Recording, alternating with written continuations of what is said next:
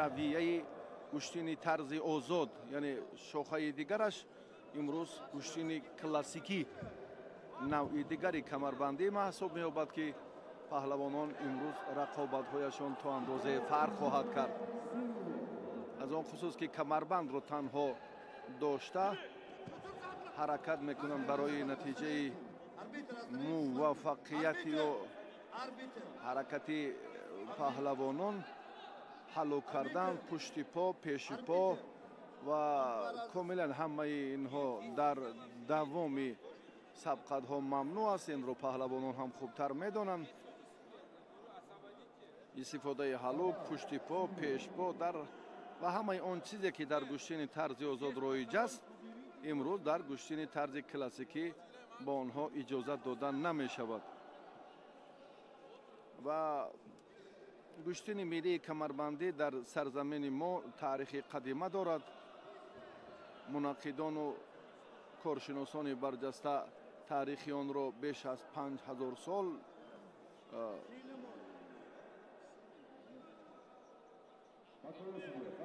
баён менамоянд, ки ҳамин гуфтаҳо дар осору адабиётҳои ва дар махазҳои таърихӣ ҳам мафҳуз аст.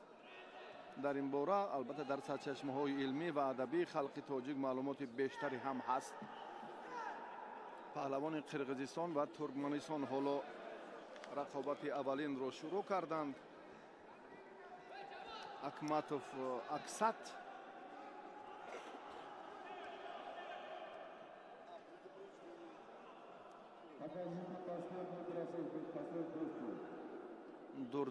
дурдигулиев намояндаи туркманистон ҳоло пешсаф аст. ин ҷо ҳам ба монанди гӯштини миллии гӯштингирӣ аввалин имтиёз бадан аст, дуюм паҳлӯ ва сеюм ҳалол.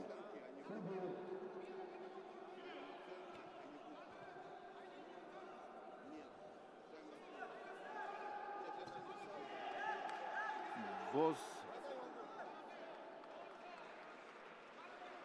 паҳлавони туркманистон ду паҳлӯ ҳарифро партофт ва дар дидори аввал бо ҳисоби бузург ё ба натиҷаи арзанда, агар гӯем ду паҳлӯ ҳалол аст дар гӯштини камарбандии навъи классикӣ ва паҳлавонони дигар акнун ба майдон меоянд.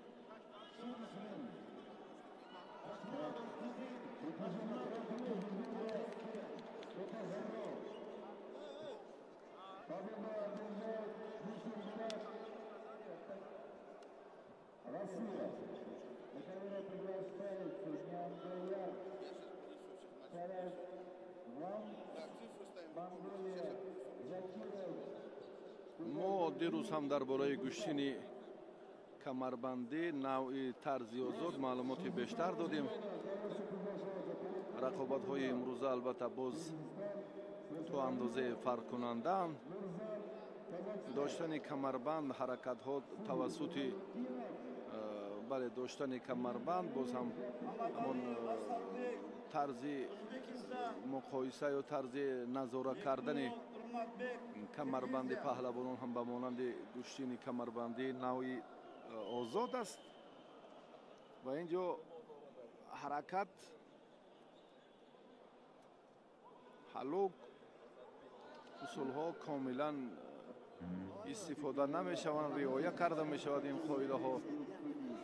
фақат камарбанд инҷо ҳам ҳангоми доштан ва баъдан партофти варзишгарон анҷом медиҳанд, ки бидуни истифодаи албатта ҳаллук ва боз дигар усулҳое ки дар гӯштини тарзи озод ба кор бурда мешаванд, дар навъи классикӣ онҳо мамнӯъанд, яъне иҷозат дода намешавад.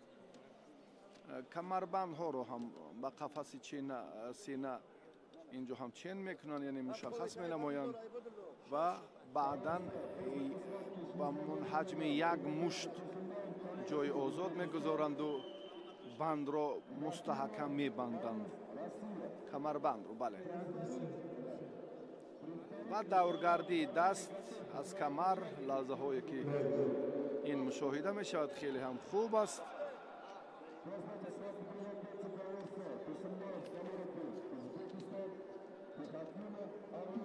солҳои охир гӯштини миллии камарбандӣ ба ду намуд ҷудо шудааст. гӯштини камарбандии варзишӣ, гӯштини камарбандии анъанавӣ. анакнун рафти сабқат хеле ҳам ҷолиб буд барои паҳлавони ӯзбекистони паҳлӯ баҳогузорӣ гардид. Маматалиев Асадбек паҳлӯ ҳалол. Зенкулов Урматбек аз Қирғизистон шикаст хӯрд ва Маматалиев Асадбек дар рақобати аввали худ муваффақ шуд. бисёр ҳам ҳаракатҳояш ҷолиб ва фарқкунанда буданд.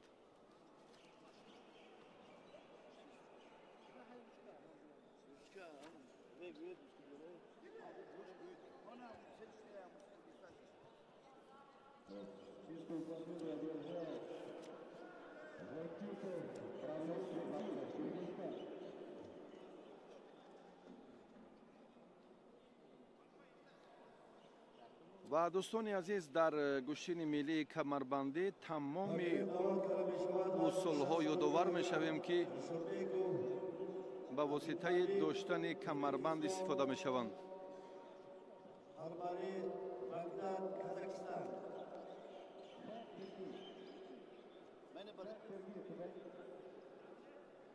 акнун варзишгарон бо тайёрии ҳамаҷониба омода ҳастанд, ки боз ҳам дар қаҳрамонии ҷаҳон миёни ҷавонон маҳорати худро нишон диҳанд ва боз намояндагони ӯзбекистону қазоқистонро мо имкон дорем, ки ба шумо муаррифӣ кунем. Дилшодбеков Абдумалик сурхпӯши дар майдон буда,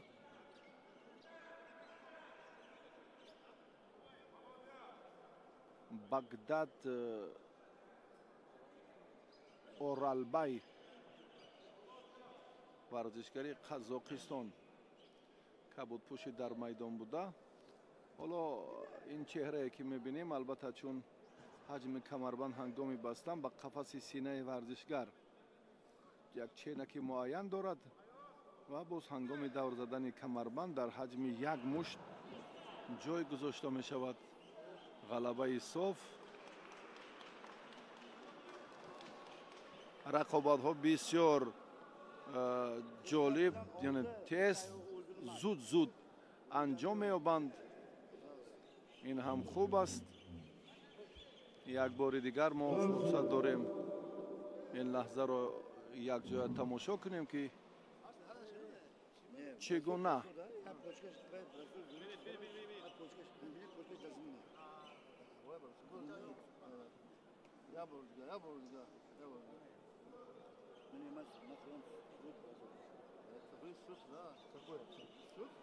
ҳангоми истифодаи усул паҳлавон ҳам бисёр аз худ як маҳорат ва ҳунари воло нишон дод. ҳалол баҳогузорӣ гардид.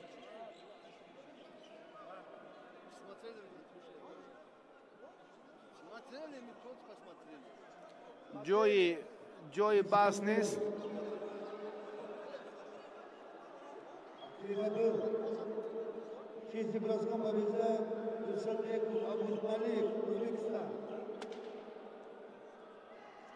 баъзе мураббиён қоидаро чандон хуб намедонанд, эътироз мекунанд. аз наворҳои такрорӣ комилан инҷо маълум аст, ки ягон ҷои шубҳа ва баҳсу гуфтугӯ нест. партофти дурусти ҳалол.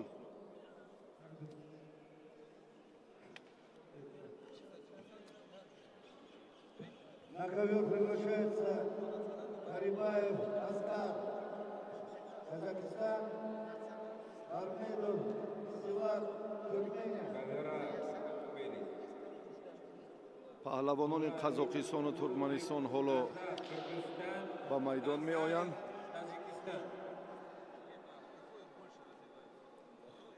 کاریبایف اسکر با همراهی سیلت байрам мамайдов از ترکمنستان.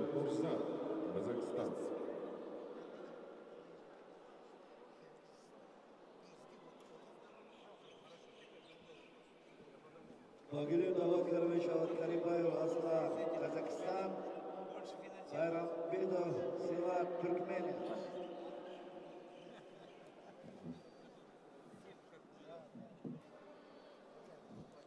چهره‌هایی که دیروز رقابت‌ها را در وزن‌های خویش انجام دادند، برخی از آنها امروز هم در میدان می‌شوند و در کشتین نوع کلاسیکی هنرنمایی می‌کنند. یکی از اینها پهلوانان ترکمنستانند که بسیار دیروز از خود متانت و مهارت والا نشان دادند. در 3 وزن تا به مرحله نهایی رفتند، در یک وزن غالب شدند و در 2 رقابت مرحله نهایی ناکام گشته جای دوم را گرفتند. اکنون امروز بسیار هنر کمربندیشان خوب. پهلوانان ازبکستان، فدراسیون روسیه، ترکمنستان حالا از جهت کسبیت و نتیجه های ارزنده فرق میکنند. غلبه پرتافتی اینجا هم حلال بها گذاری می شود. یکی از داوران پهلو میگوید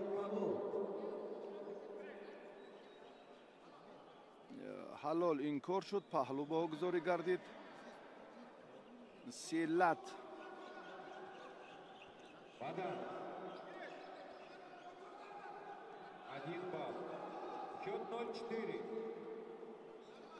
بدن است، بله، حتی پهلو هم نه.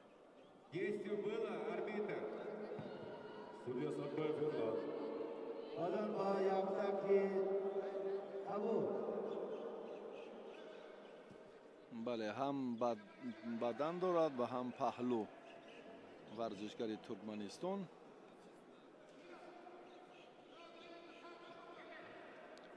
کاریبایف اسکر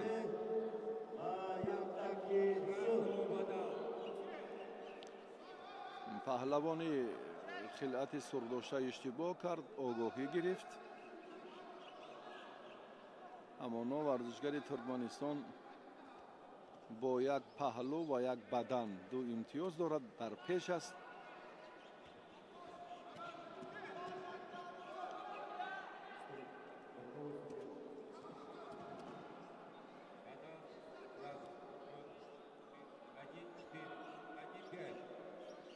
حالا این طرز گشتنگیری راستی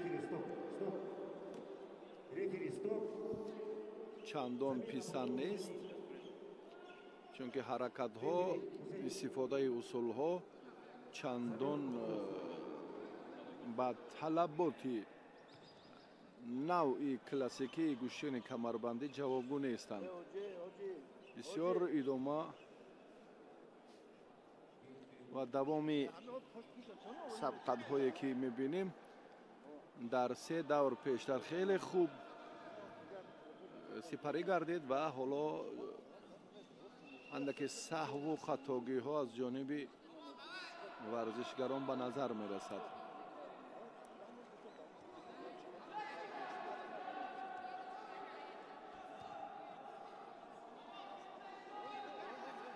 مشکل تر است مثل آنه که در گشتن طرز آزاد از پای، از کمر، در مجموع چی حرکتی که ورزشگر میتواند رایج است در گشتن طرز آزاد از کمر بالا، یعنی حرکت های حلاک و توسط پای ممنوع که هستند.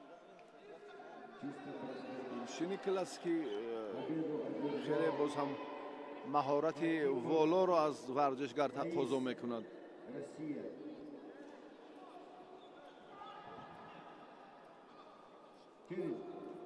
баъдан На ковер приглашается весе 5 килограммов Нуралиулы Бекназар, Кыргызстан. Хамраев, Туркменистан. Арбитры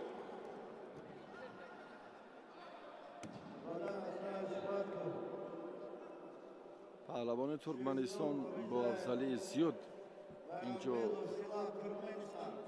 ғалабаро ба даст овард. аз марҳилаи аввали рақобатҳо ба даври дуюм рафт.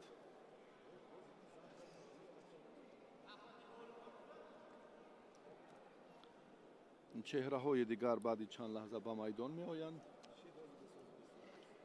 ҳоло мебинем ки идомаи талошу муборизаи варзишгарон хусусан дар ин марҳила чӣ самар овард. Чистым броском победу одержал Хакимов Фаиз. На ковер приглашается Давлетгаров. Андрей, ты сюда сядь, я тебя не видел. Честно. Россия. Гаджиев. Ахмад, Туркменистан.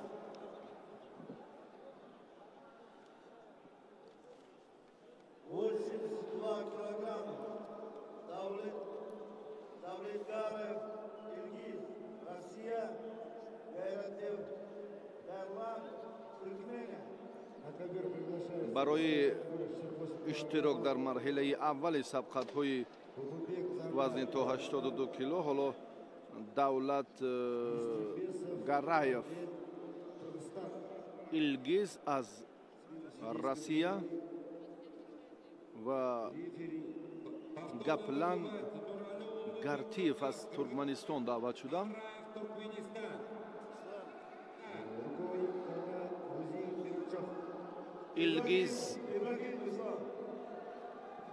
Илгиз ин намояндаи Федератсияи Россия аст. Давлат Гариев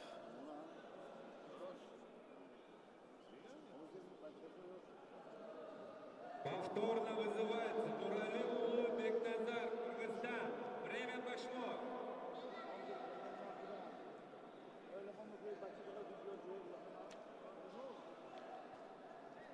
Гарлан агар дар ҳамон вақти муайян шуда ба майдон ҳозир нашавад,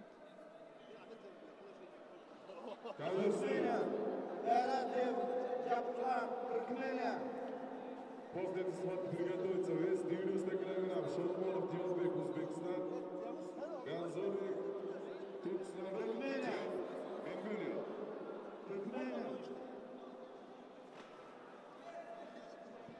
варзишгарони Туркманистонро си чандон омода нестанд. ин навъи муносибат ростӣ хуш намеояд барои дастан дар корон ва махсусан қаҳрамонии ҷаҳоне ки имрӯз чаро ин мураббӣ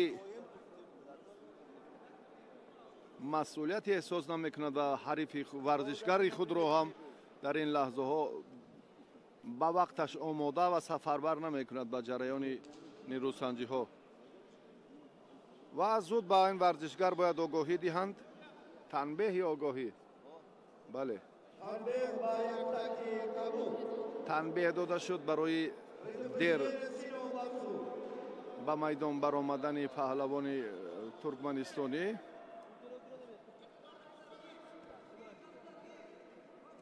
Танбех.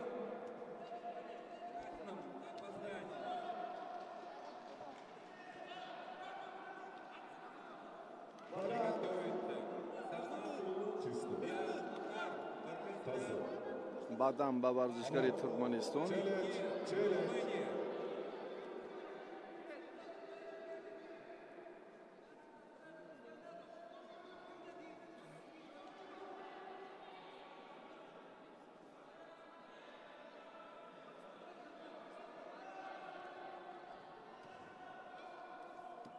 Гарлан ва Иргиз ҳар ду паҳлавоне ки ҳоло дар майдонанд.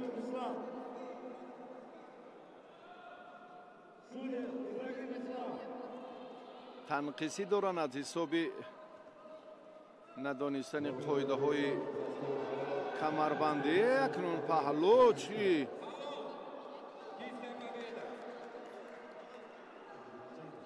баъдан баҳогузорӣ шуд варзишгари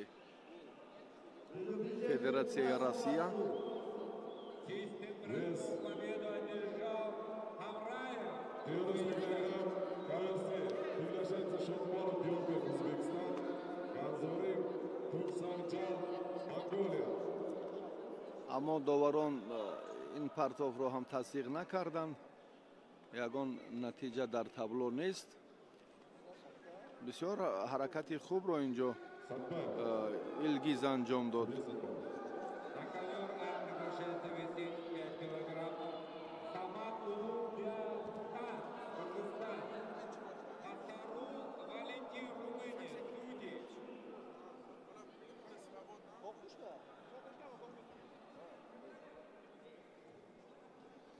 пойро истифода кард. Второе предупреждение сильному борцу. Второе предупреждение. огоҳии дуюм ба хотире ки тавассути пой ҳаракаташ анҷом ёфт. ин дар гӯштини камарбандии нави классикӣ мамнӯъ аст дар рӯзи дуюм.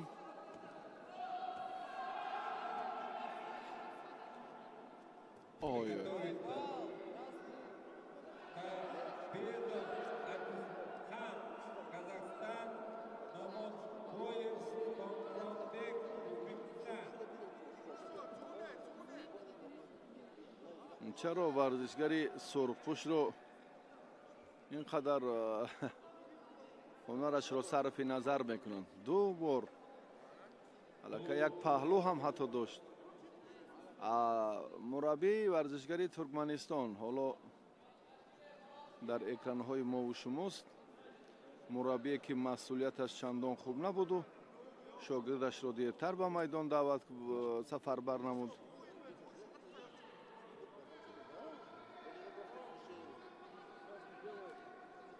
акнун дар нави гӯштини гуфтем ки ҷудо бошад аллакай музаффарият насиби паҳлавони сурхпӯш аст. дар гӯштини камарбандӣ нави тарзи озод дирӯз дидем ки ин ҳаракатҳо баръакс яъне ба нафъи варзишгари рақиб анҷом меёбанд. Сильному борцу.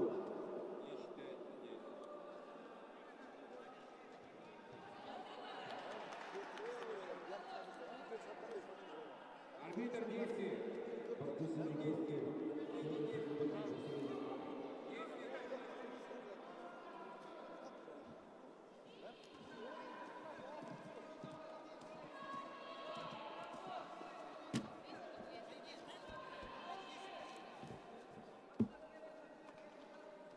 рақобати паҳлавонон идома меёбад. Тренер России. Молодец. Молодец. Подойди. Милиция.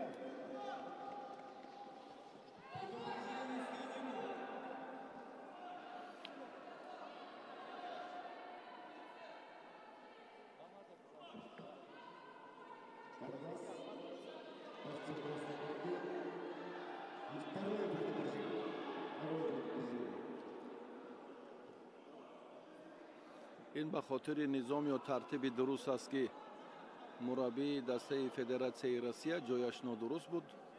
аз мавқеашонро берун карданд. мубориза боз идома меёбад.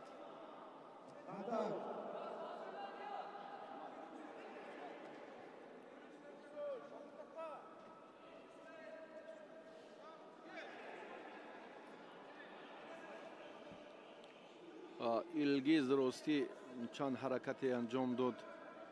ҳоло ҳам нигаронкунанда аст. истеъдодаш хуб аст, аммо аз қоидаҳои нави классикии гӯштини камарбандӣ ки чандон бархурдор нест. дидед боз ҳам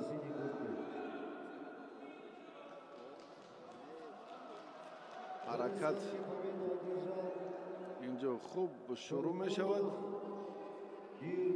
азбаски паҳлавон худ меафтад, аввалин нафаре ки ба замин меафтад ҳамон ҳисобида мешавад ва илгиз инро намедонад ва зуд таваҷҷӯҳ кард. ду бор се бор як амалро иҷро кард. ой паҳлӯ ба паҳлавони Туркманистон дода шуд.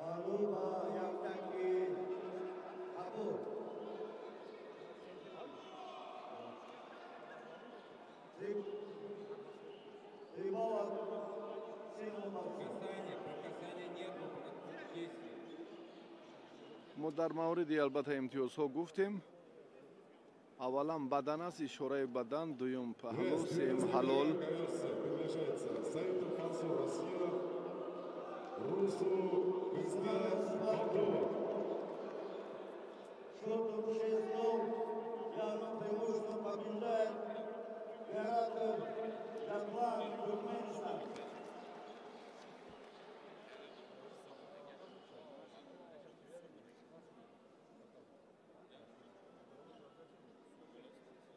Гартиев, Приглашается Саидов Мансур, Гаплан, Русу Кристиан Молдова.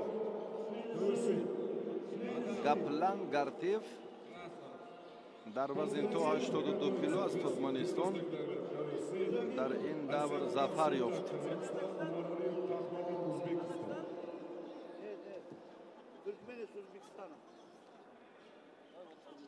Русу Кристиан Молдова есть 90 кило. Ибрагимов, Ислам Ибрагимов. Кавера пошла. паҳлавонон бояд зуд ба майдон бароянд. яке дар гилем, дар болои гилем рақобатро ки оғоз кард, аллакай ҷуфти баъдӣ омода бошад. дар ин бора дирӯз ҳам кумитаи тадорукот бархе аз он нафаронеро ҳам бо машварату гуфтугӯи На ковер приглашается ҳамаҷониба Кермен, Туркменистан, Садков, Киев. баёни сухан доштем ки барои Ибрагим Ислам. инъикос ва тавзеҳи саривақтӣ ин масъулият бисёри вобастагии зиёд дорад. Мадал.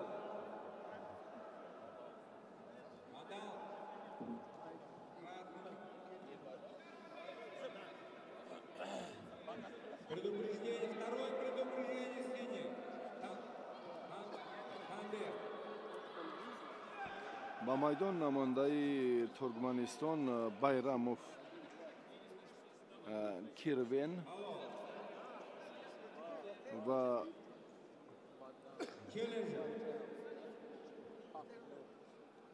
Ҷамшедбек аз Узбекистон мебароянд.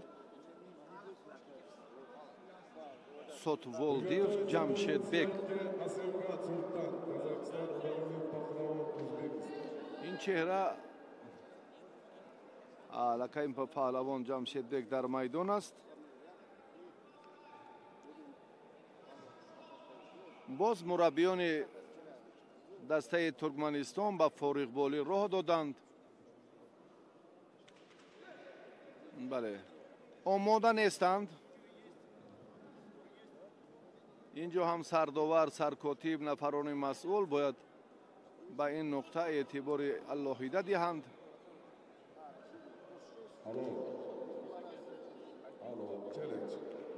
Байрамов хилъати сурх дорад. Чистым броском победу одержал Самат Улуца. Кыргызстан.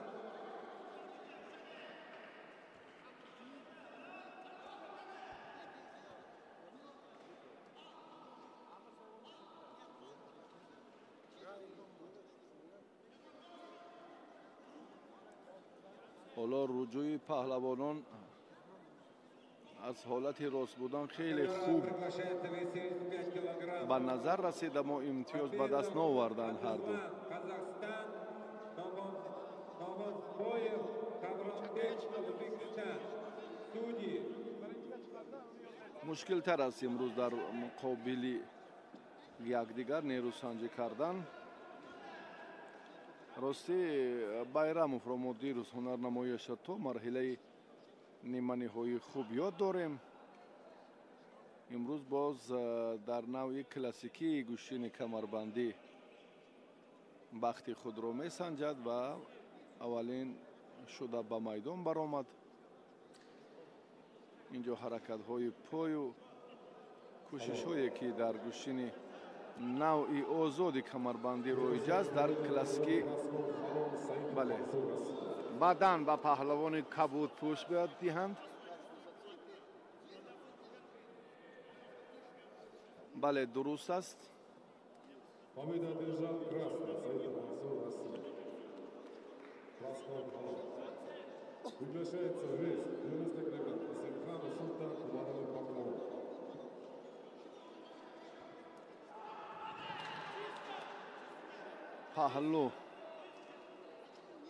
паҳлӯ дошт.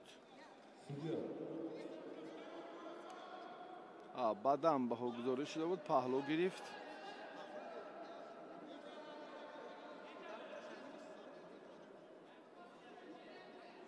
После схватки приготовить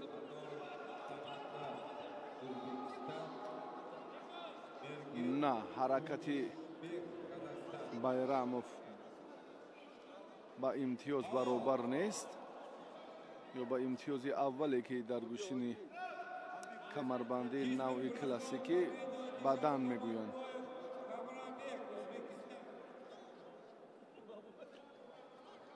гиред истед ин ҳам дар камарбандӣ ва ҳам дар гӯштини миллии мо бештар садо медиҳад ин вожаҳои тоҷикӣ. Гилебек Алибек, Казахстан, Муратбек Ула Анвар, Киргизистан. Вес 90 кг ковер. После этой схватки. На ковер я приглашаю Анваров, Самандар, Узбекистан, Еркен. ҳар ду маҳорати хуб доранд, аз якдигар имтиёз гирифтанашон мушкил аст.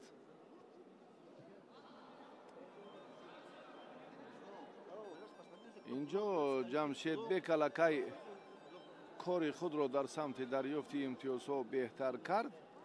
барои ҳамин дигар таваккал намекунад, наздиктар ҳам намешавад. агар ҳариф фурсатро боз ҳам як бадани дигар ба ҷамшедбек дода шуд. довари кунҷи паҳлӯ мегӯяд, довари марказ бадан.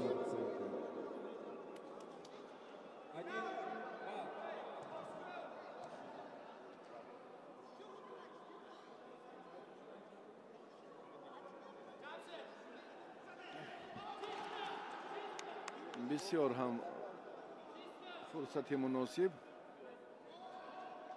ман фикр мекунам ҳаракати пой.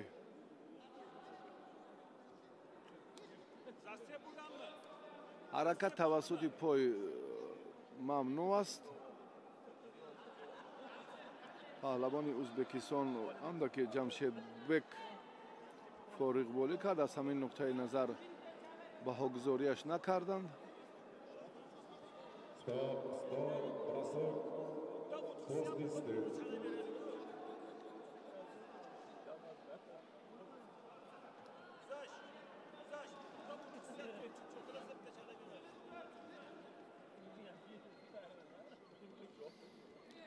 инҳо бояд наистанд, ҳаракат дошта бошанд. Павлов, Синюлин.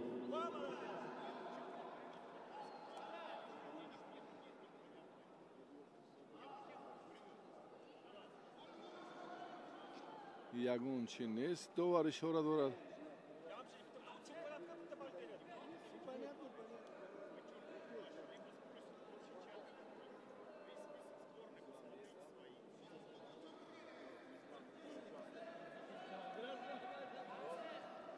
аз камари якдигар дошта интизор шудан лозим нест. ой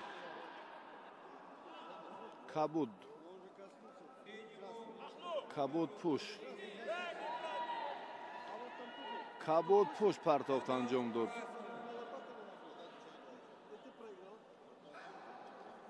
ҷамшедбек ҳаракатро инҷо хеле хуб анҷом дода тавонист.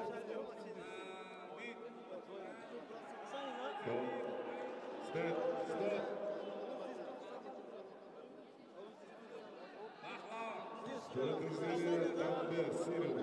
Занявидение Барко первый курс. اولین کوشش که به نظر گرفته شود اینجا بله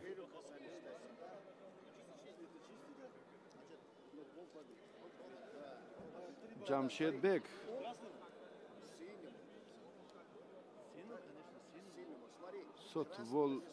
Сотволдиев.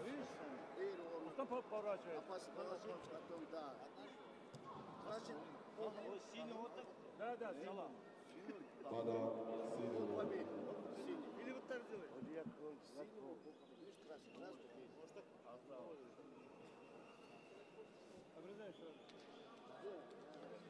توجه میکنیم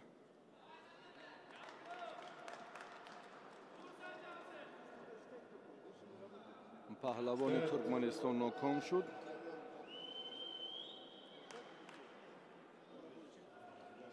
و ورزشکاری ازبکستان جمشید بک Первый курс Тамбе.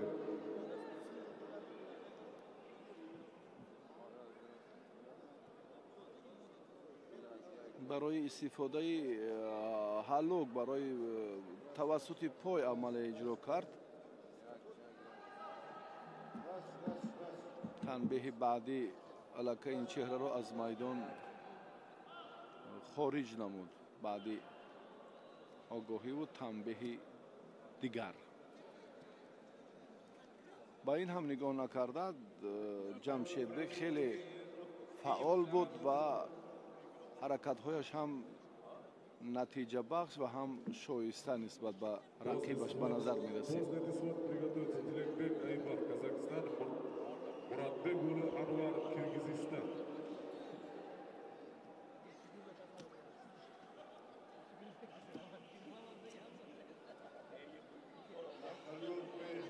Приглашается свыше 100 килограммов.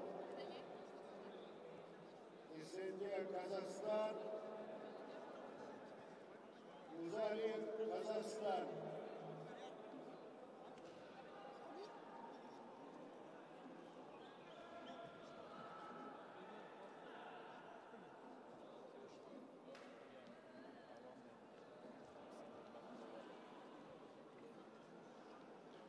در وزن دیگر حالا پهلوانان به میدان می‌آیند. در وزن تا 82 کیلو ما این چهره ها رو معرفی کردیم. در وزن جمعی 100 کیلو اکنون اسنتایوات از قزاقستان و باز حریف دیگری او اسلامبek مقوی این چهره هم از قزاقستان است.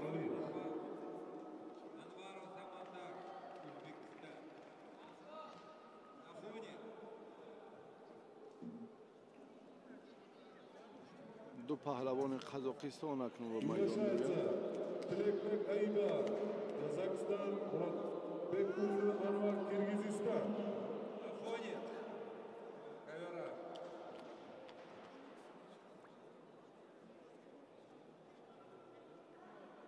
На ковер приглашаю Мырза Кор, Надид, Иран, Нургазиев, Айнур, ورزشگران قزاقستان در وزنی از همه گران Каверса приглашает جمعی 100 کیلو به میدان آمدند. Казахстан, Муратбек Улы Анвар, Киргизистан.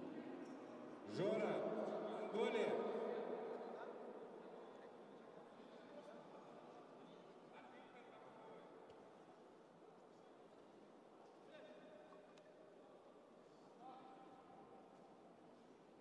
После этой схватки приготовиться Нурханметшин Азамат, Россия, Атабаев, Давлет, Ярат. کمربند رو داشته انتظار شدن لازم نیست. داور این رو هم تصدیق میکند که صورت افزایی مسئولیت باید باشد و گوشینی بله خوب نشان دهند. Next match, Boboy Khodal, Tajikistan, Ojadi Ali, Iran.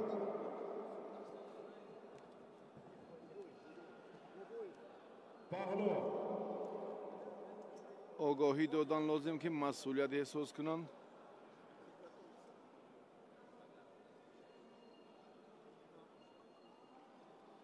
Арбитр.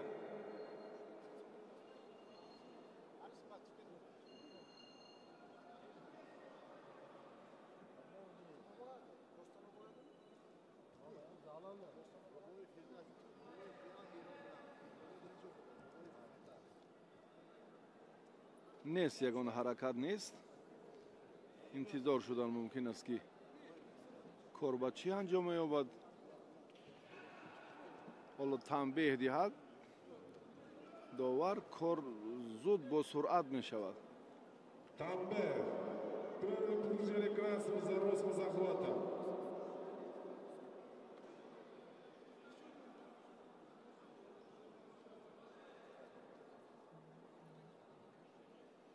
Судьи ковра. Куштингири пардоҳавонон бисёр пилгиркунанда. Судьи ковра. лаҳзаҳои ҷолиб кам ба назар мерасанд.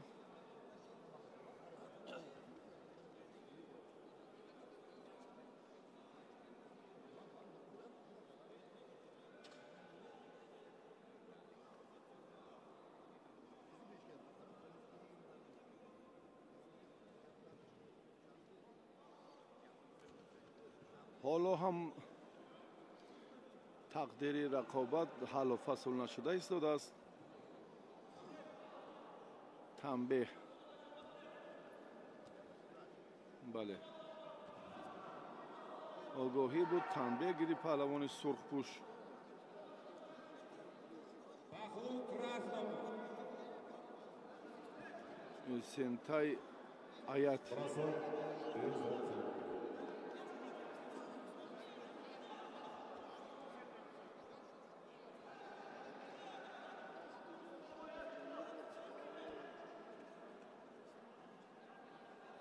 Стоп. Красному. Работа ног. Предупреждение. Тамбех. дилгиркунанда чаро инҳо партофт анҷом намедиҳанд. довар ҳам акнун ба ҳар ду танбеҳ дод. Красного за рост захвата. ба ҳар ду танбеҳ дод. фикр мекунам якеро хориҷ кардан, танбеҳи сеюмро додан. ин лаҳза ҳам фаро расидааст. маълум аст ки акун иштибоҳ гӯшти нагирифтан аст танҳо ва танҳо.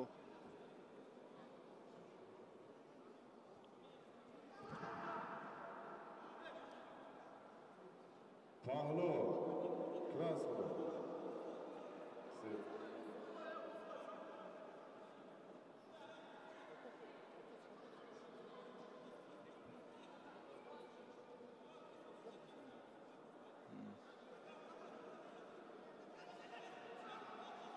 то ба охир бояд ин корро анҷом диҳад. Пахло. Твой Пахло. Победа держит. Тилекбек Айбар, Казахстан.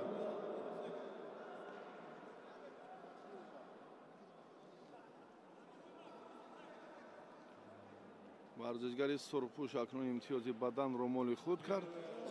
як қадам наздик шуд ба қуллаи музаффарият. Тогда приглашается по бою футбол Таджикистан. эсентай аят.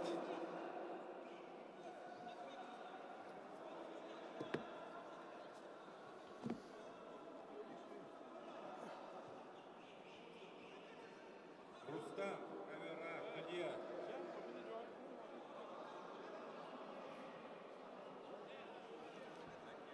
ба пеш рафтан лозим. боз ҳам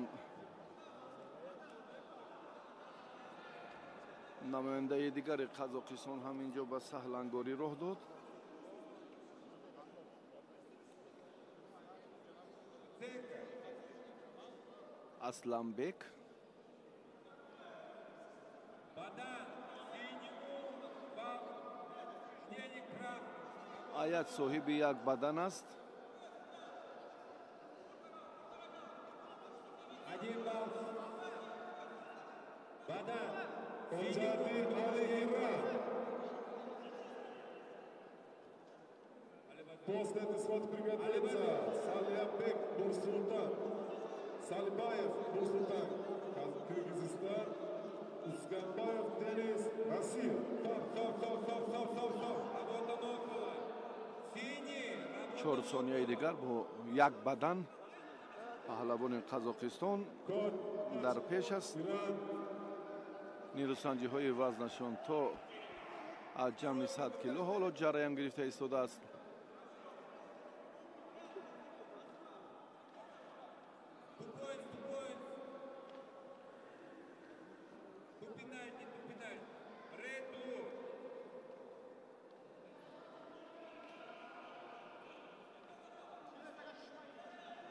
وقت به انجام رسید.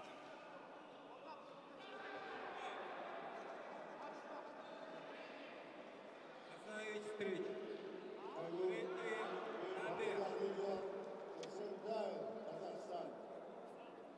Badan. Победу одержал Тукалиев Айнур Россия. با امتیاز یک بدن آید اسنتای این مرحله را به پیروزی جنبست کرد و به دوری بعدی رقابت های وزنی تا جمعی 100 کیلو رفت.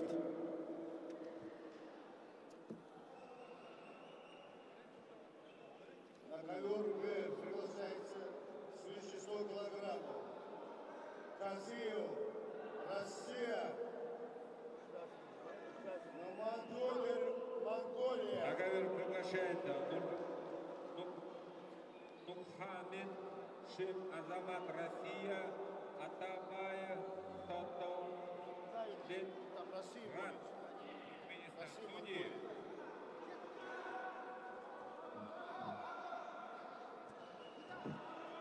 Казиев, Ислам, Россия. Наурен, Аманбатар, Монголия. Ваше мнение? Badan. باز پهلوانان ترکمنستان هم در گلمی دیگر رقابتی آنها صورت میگیرد. Приготовиться. Бокир, Дуев, Богир.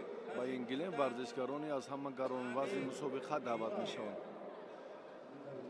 Pускай Рома развязал голову. اینها نمایندگان روسیه و مغولستان.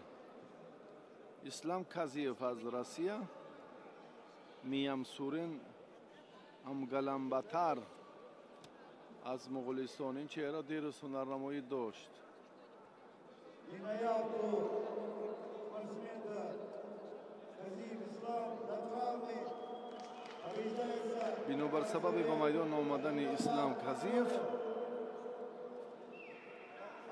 میان سورین امگلمباتر بدون مبارزه غالب آمد. Badan. Turkishleri Tambe. Zaten Таджики.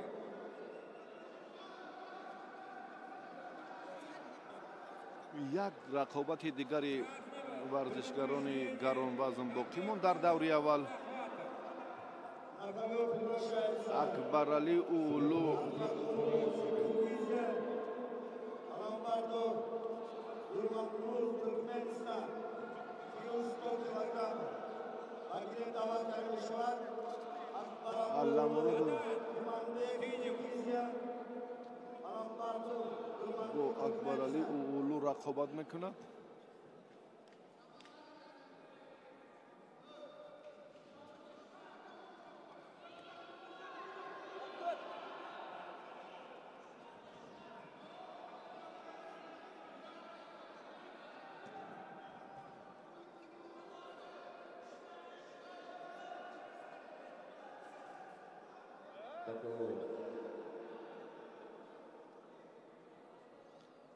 پهلوان ترکمنستان حالا در میدان است و نماینده قرقیزستان وارد میدان نمی شود.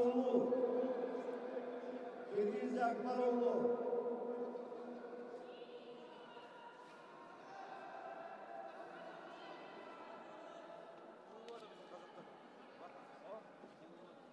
Kirgizya. На ковер Бейсов.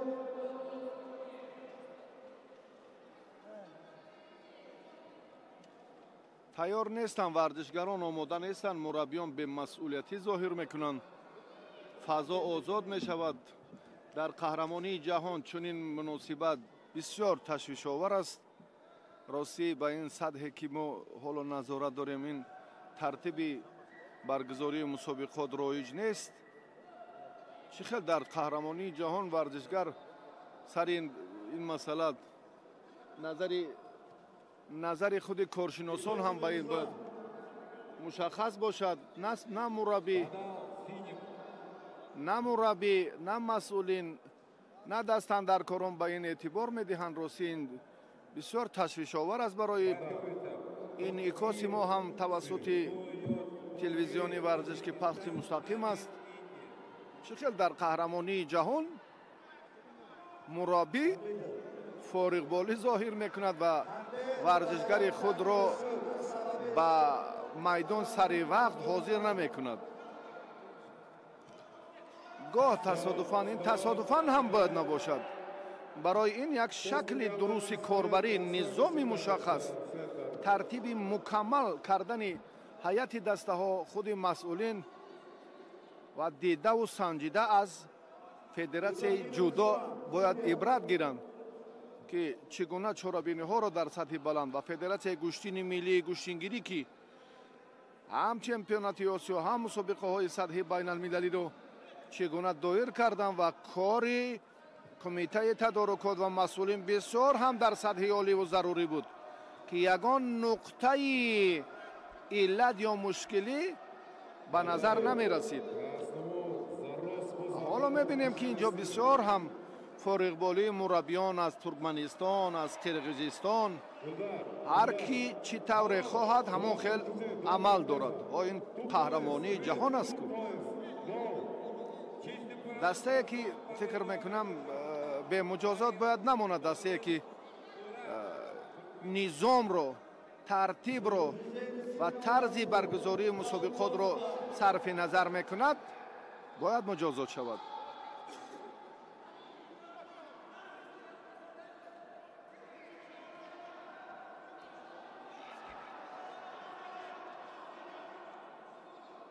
акбарали оълу хилъати сурх дорад.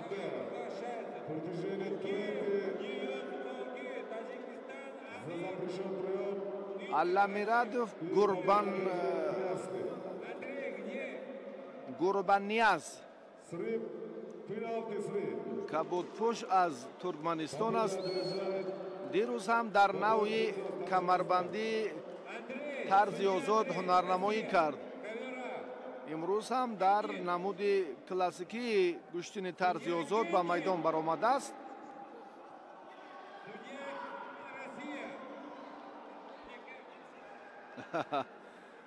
қувва ҳаст вале намедонад чӣ кор кунад.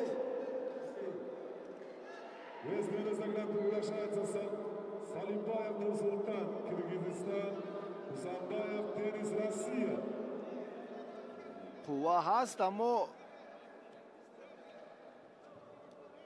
чун ақлу қувва якҷо шаванд ки фалсафаи ғании варзишро таблиғ мекунанд.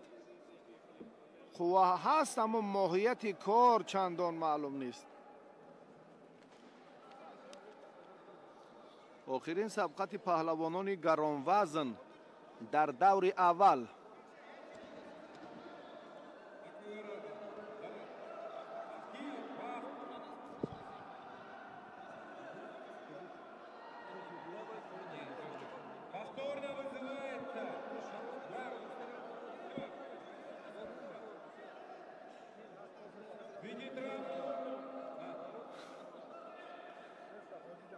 ҳаракати паҳлавони кабудпуш ҳоло бадан баҳогузорӣ шуд.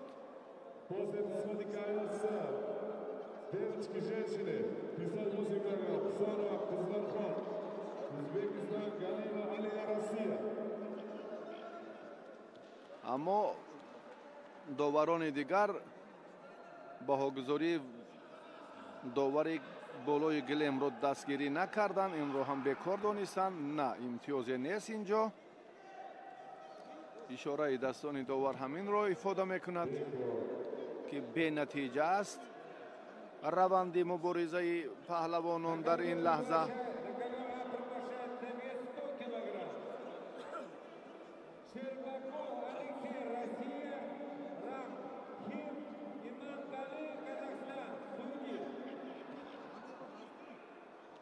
наздик шудан, камарбандро доштан. бубинед бисёр мушкил аст акнун нисбат ба сабқатҳои дирӯза. рақобатҳои имрӯза мушкилтаранд. ба шикам афтидан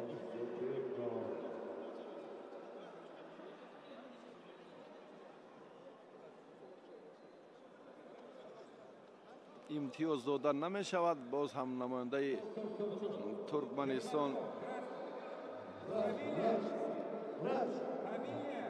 аламирадов гурбанияз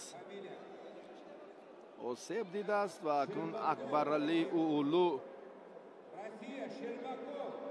кубаничбек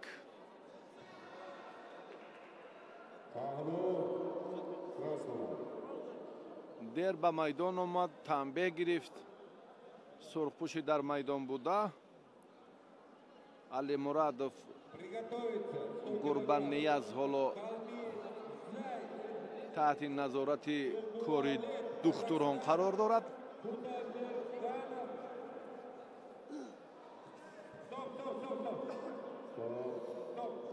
рақобатҳои паҳлавонони гаронвазн одатан чунин сурат мегирад. тайёр шудан лозим аст. омода будан бадани худро барои нерӯсанҷиҳо омода кардан лозим. гарм кардан лозим. оҳиста оҳиста ҳаво ҳам то андозаи сард аст дар ин толори бо ҳашамат. мураббиён ба ин нуқта бояд эътибор диҳанд ва корро дар ин замина ҷоно кунанд.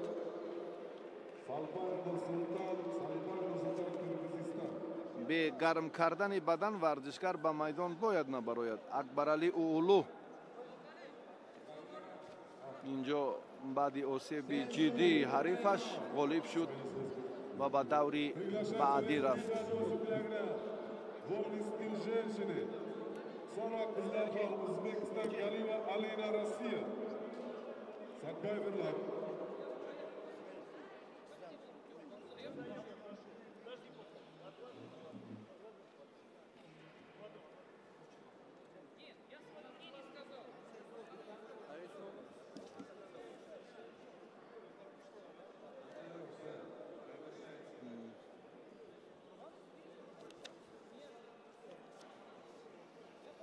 оё имконпазир нест ки чанд нафар масъул ҷуфтҳоро омода созанд ва вақт чунин кашол наёбад, фазои озодӣ дар майдон пайдо нагардад.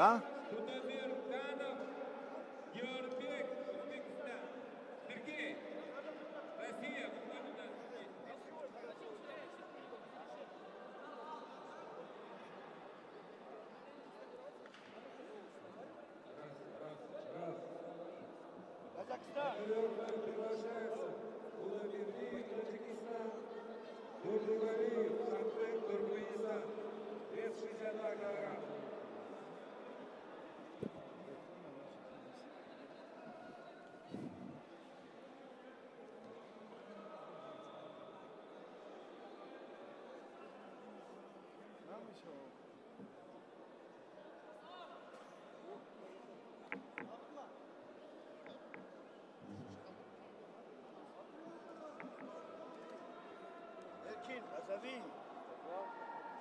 Два раза позвал.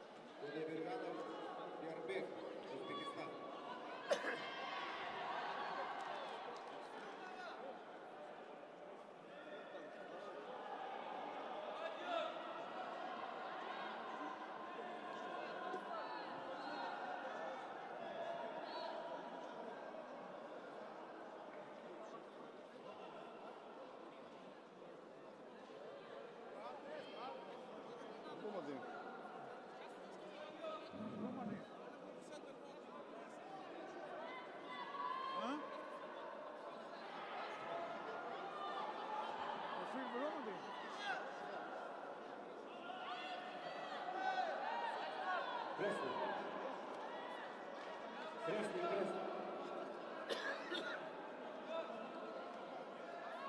Стоп. Рефери. После этой встречи приготовиться. Амангулаев, Узбекистан. Аймонтор, Монголия. рақобати варзишгарони вазнашон андаке сабуктар инҷо шурӯъ гардид.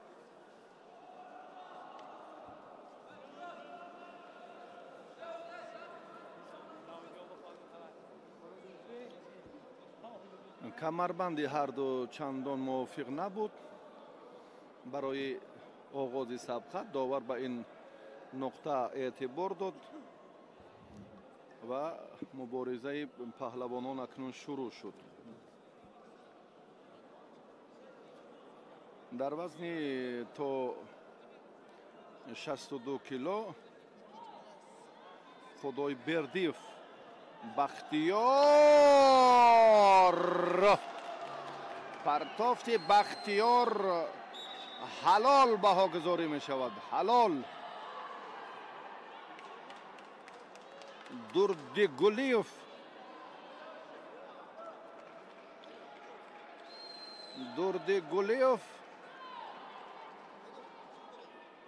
бисёр ҳам зери чанголи ин ҷавони 20 солаи ӯзбекистонӣ тоҷикистонӣ қарор гирифт ва бахтиёр худойбердиев. биёед як бори дигар бубинем.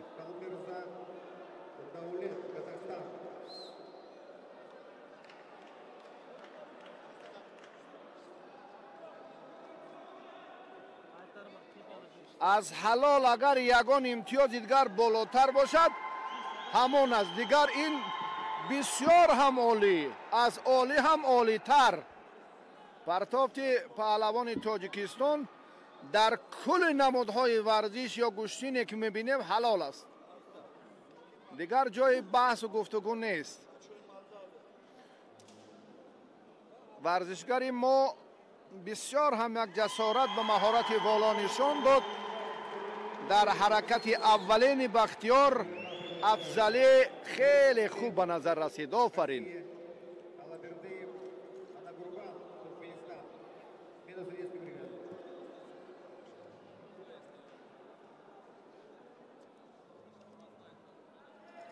На дорогу приглашается Мамат Диев, Узбекистан.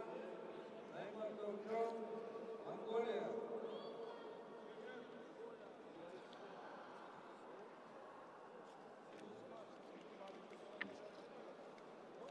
После этой встречи приготовиться Алибоев, Таджикистан, Ильшотбеков, Узбекистан.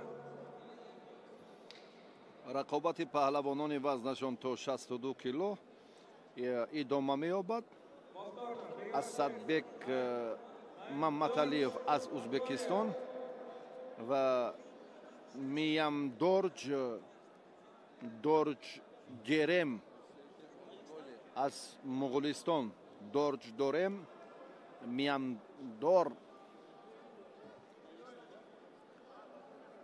миямдорҷ. ҳоло варзишгари муғулистонӣ ба майдон набаромада истодааст ва таъкид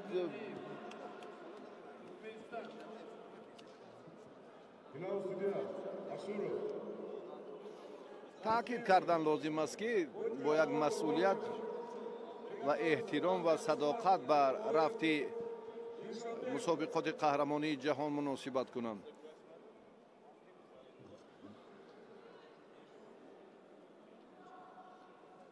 маматалиев асадбек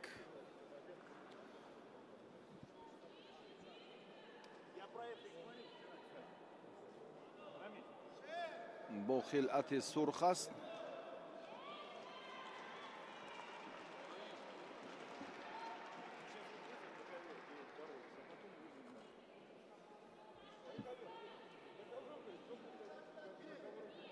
миямдорҷ асадбек бисёр ҳам با سرعت این لحظه یک پرتافته انجام داد. بیاید یک بار دیگر این لحظه رو ببینیم که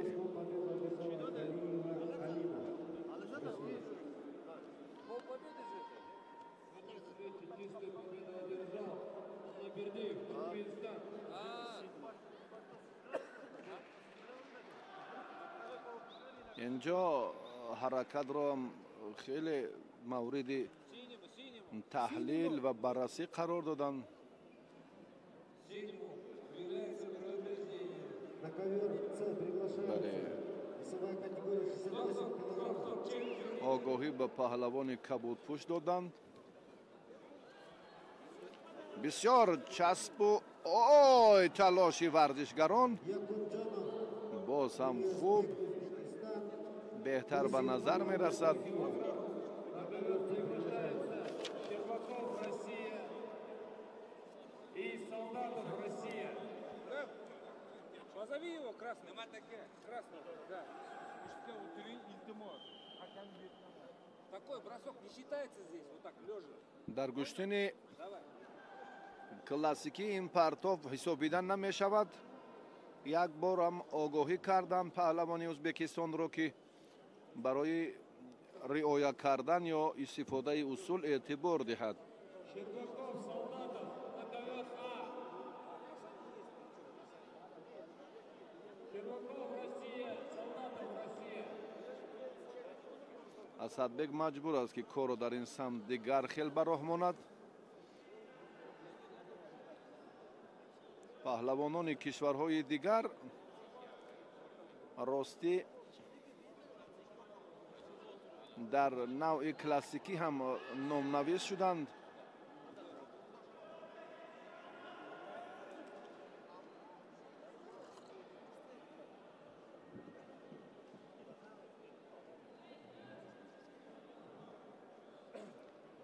Синему борцу объявляется второе предупреждение. Скажите ему второе. ورزشگری مغولستان بار دوم است که به خطاگی راه می‌دهد. تنبیه گرفت، تنبیه دوم. اصول‌هایی که استفاده می‌کند البته غیر پایدار در نوع کلاسیکی گوشتنی کمربندی. Россия, секундант. Есть?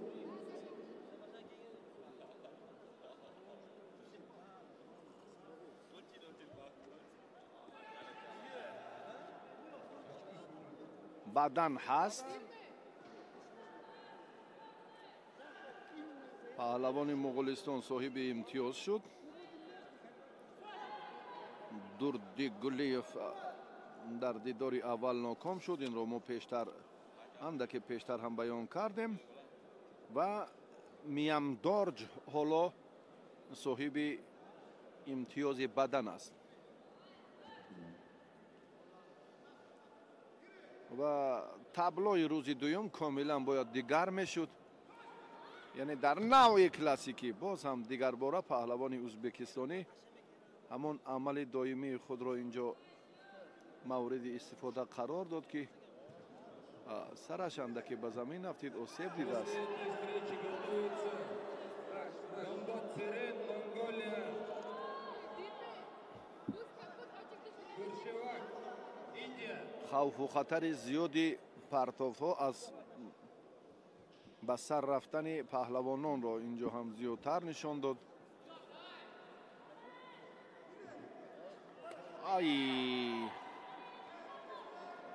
Гамбат-Церен, Монголия.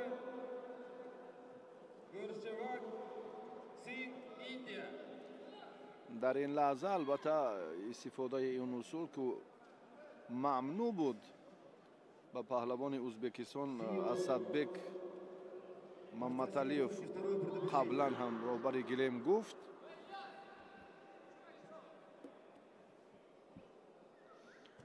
و دیگر بار این عمل را اجرا کرد. میان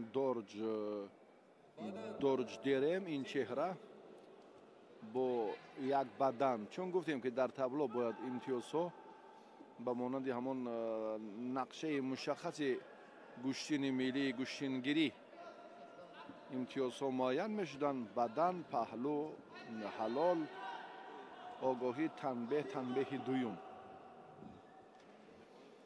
اما این تنها همان روز اول رو به این نوبت گرفتن که در نمود گشتین کمربندی نوعی طرزی آزاد بهاگذاری بود و در روز دویمش الکی این طبق طلبات نیست.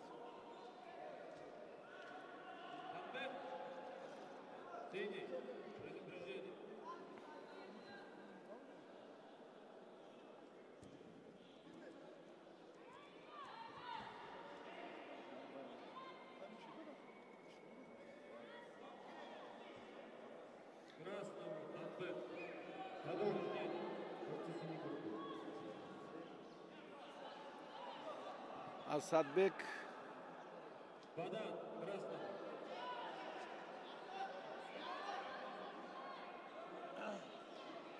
хатогиҳояш зиёд шуда истоданд. 3 бадан дорад. биёед акун тавассути табло ки мо ба шумо шарҳу тавзеҳ медиҳем ҳамин хел баён кунем беҳтар аст.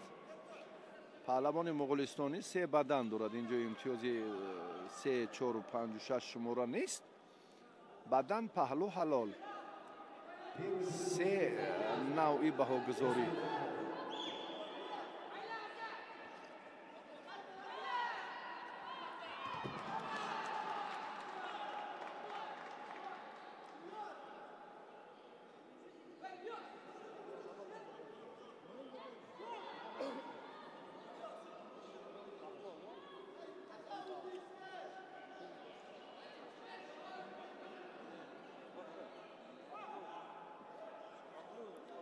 طرز استفاده اصول از جانب اسدبек اندکی بهتر شد.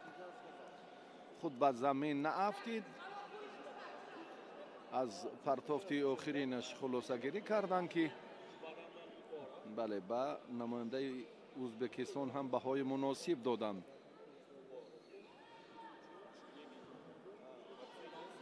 پهلو خیلی امتیازی خوب است.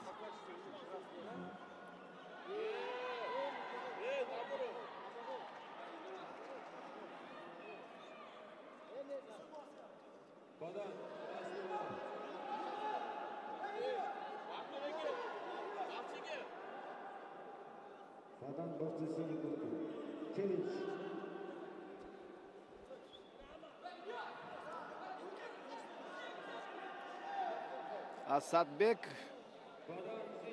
در مقابل میامدورج قرار دارد.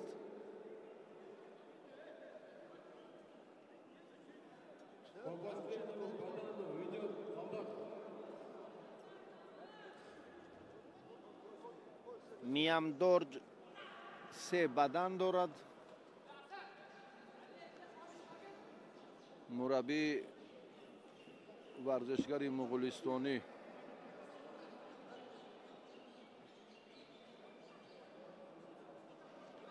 اعتراض دارد.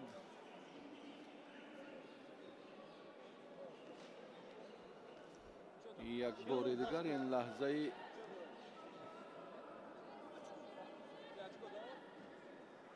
بحث برانگیز رو هم منظور کردند.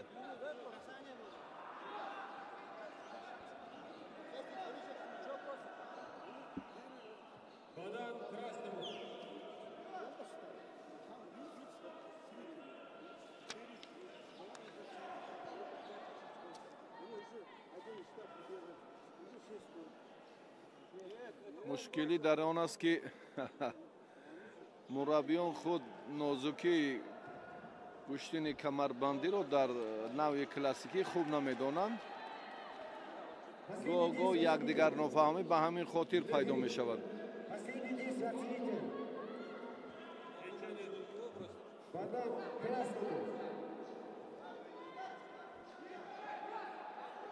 رقابت ادامه می یابد.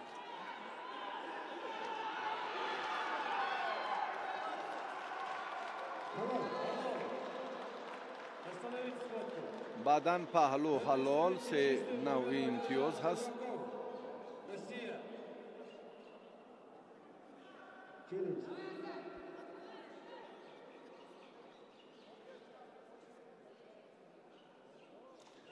هر دو این پهلوان هم با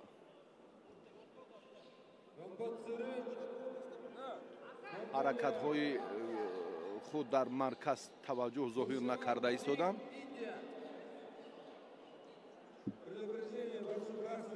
бале, мубориза бояд дар маркази майдон ҷараён гирад, на дар он минтақаҳое ки мамнӯъ аст. хати муайяншуда ҳаракат албат аз ҳамин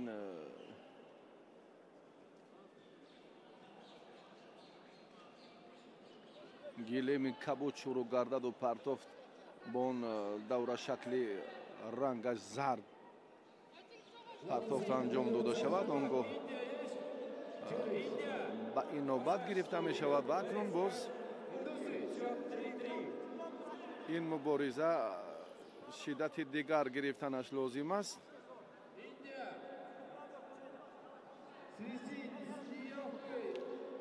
асадбек аз майдон дур бояд нашавад. ҳаракатҳои худро инҷо ҳам тавассути доштани камарбанд боз ҳам тезонад шиддати дигар диҳад.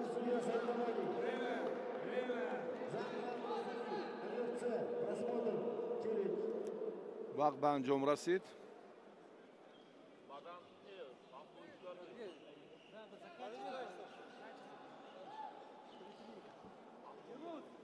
ҳаракати охирин фикр мекунам барои ҳаракати охирин аз ҳисоби имтиёзе ки паҳлавони ӯзбекистон дорад,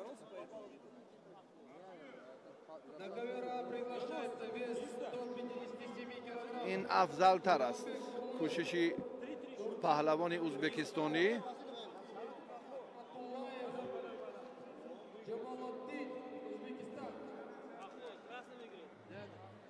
бале, ҳаракати охирини паҳлавони сурхпӯш паҳлӯ хоҳу нохоҳ ғалаба мекунад. се бадан як паҳлӯ дорад паҳлавони ӯзбекистон.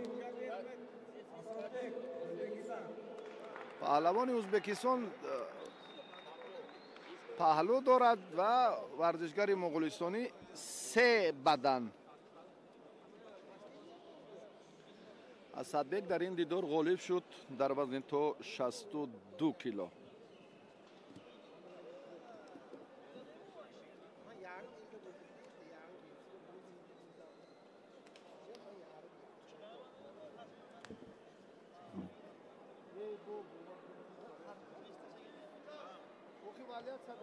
На ковер приглашается Алибоев, Таджикистан, Ильшабеков, Узбекистан. Последнее действие. Донбасс, стоп. Стоп. Разница. 6 баллов. Борца. Красной куртки 6 баллов. После этой встречи на ковера готовится Беридалиев. Кто первый? Остановить ход. Чисто. Туркменистан. Арбитр. Счет 6-2 в пользу борца красной куртки. Арбитр. Арбитр. Кто первый? рақобати паҳлавонон ҳам дар вазни 62 кило идома меёбад.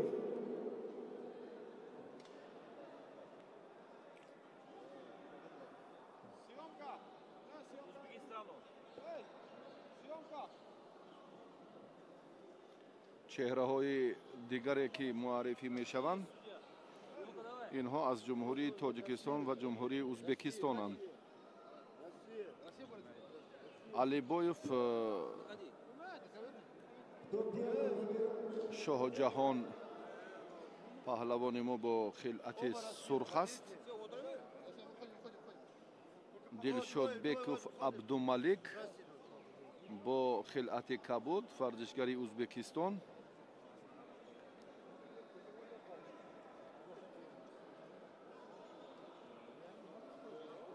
як лаҳза таваққуф шуд, доварон иваз гардиданд. После этой встречи приготовится Байрамамедов, Туркменистан, Победу взял Балтийская Россия. Джукубджанов и Узбек, Узбекистан. бештари паҳлавононе ки тоҷикистонро маърифӣ карданд аз ноҳияи Ҷабор Расулованд.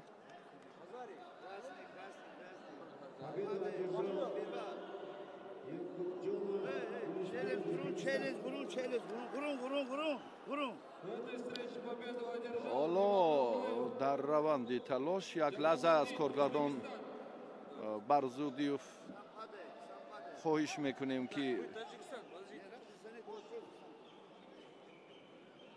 ин ҳолатро ба мо манзур кунанд.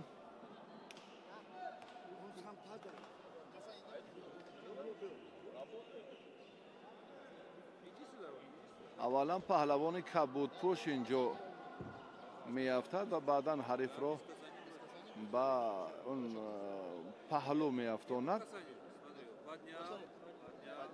Вот он бросил. Он вместе с ним упал. Нет, вместе с ним упал. Вместе с ним.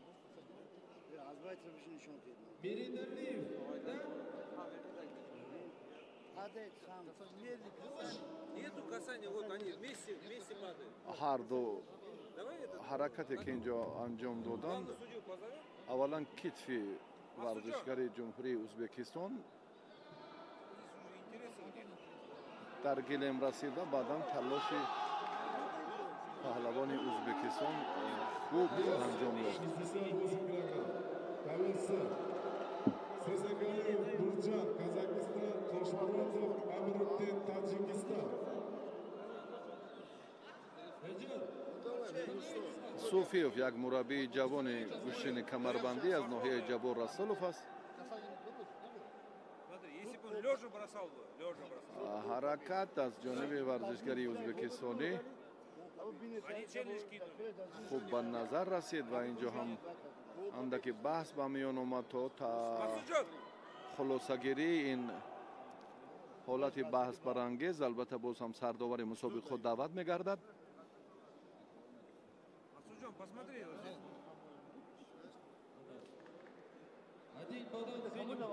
Мы пахло синим, синему дали. Он не коснулся же, он оторвал, смотри. Вместе с ним падает. Вместе с ним падает, вон смотри. Он же не лежа бросил. мураббиёне ки имрӯз ҳам дар марҳилаҳои омодагӣ як таваҷҷӯҳи алоҳида барои касбияти хуби варзишгарон доштанд ва махсусан он чеҳраҳое ки ҷавононе ки дар вилояти суғ машқварзӣ мекунанд дар ноҳияи Масчоҳ, шаҳри Истаравшан, ноҳияи Ҷабор Расулов, се мактаби хеле мукаммале ки инҷо варзишгаронро дар риштаи камарбандӣ омода месозанд. ҳоло онҳо аз як марҳила ба марҳилаи дигар роҳ меёбанд, хусусан рақобати паҳлавононе ки дирӯз Сомониёв хеле беҳтар ҳам буд. После десант приготовится Нурбердиев, Бекан, Туркменистан, Хакимов, Ваиз Расил.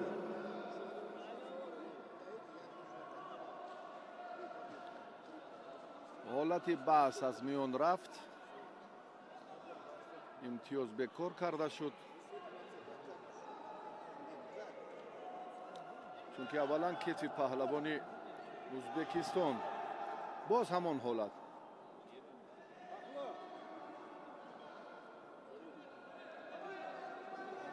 бале, паҳлу ба варзишгари Ӯзбекистон дода шуд. Дилшод Беков.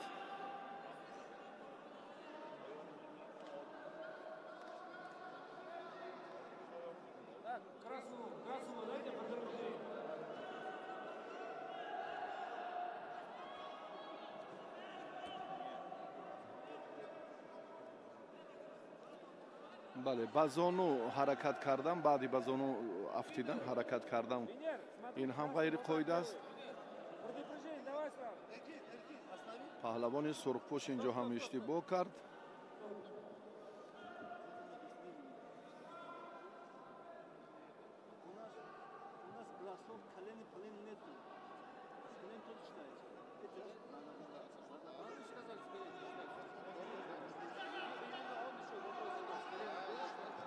ба зону партофтан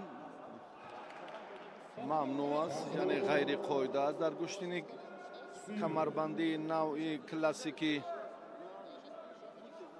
қоидаҳои алоҳидаи худро дорад, на ба монанди куштини тарзи озод ки ҳаллук, партофтҳо, сари зону ва дигар. аз сари зону ҳам дирӯз ҳисобида намешуд дар куштини тарзи камарбандии навъи озод ва дар классикӣ ҳам ин амал ғайриқоида аст.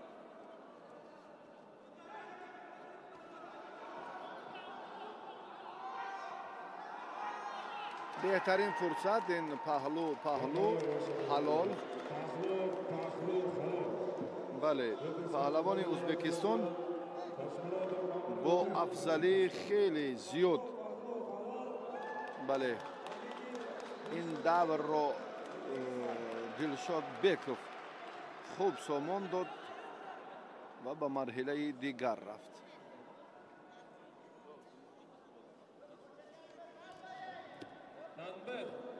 Вес 68 килограмм приглашается.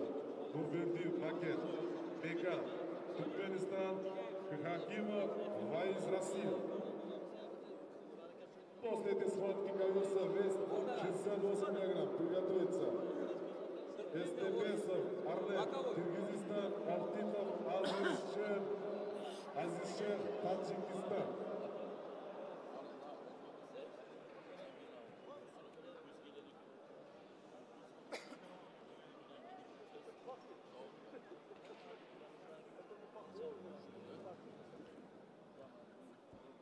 паҳлавонони дигар ҷуфти охирини вазни то 62 кило дар марҳилаи аввали сабқатҳо ҳоло даъват мегардад намояндагони Туркманистону Федератсияи Россия.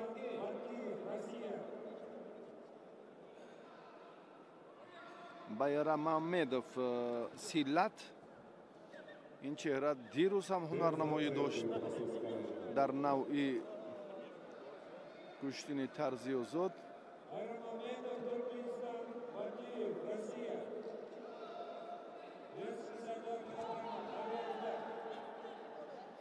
Пахлов, Сир.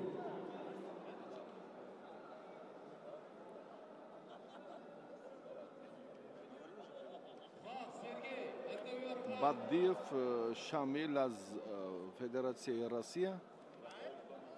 Баддиев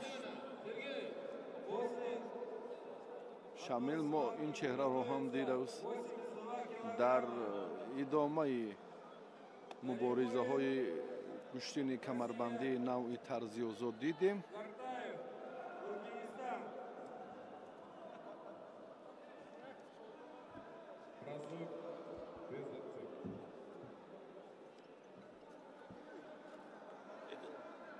Это не нужно вам?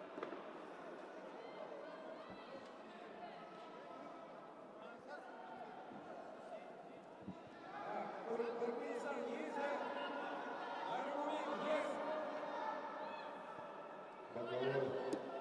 Роскос, первый камбэ, движение Сирину, за роскос захвата. Алло, остановите.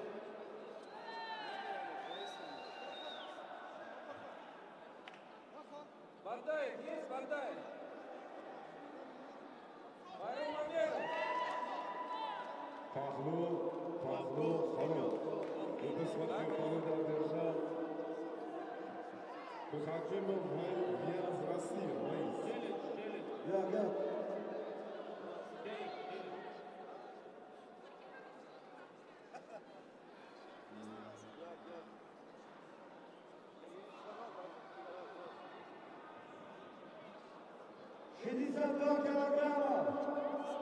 Ahmed Silah Turkmenistan. Владимир Шамил, Россия. Приглашается Шестидесятый. Эстепесов Арнет, Кыргызстан, Артипов, Азизшер, Таджикистан. Вес 68 количество. Передалиев. Тегиш, Туркменистан.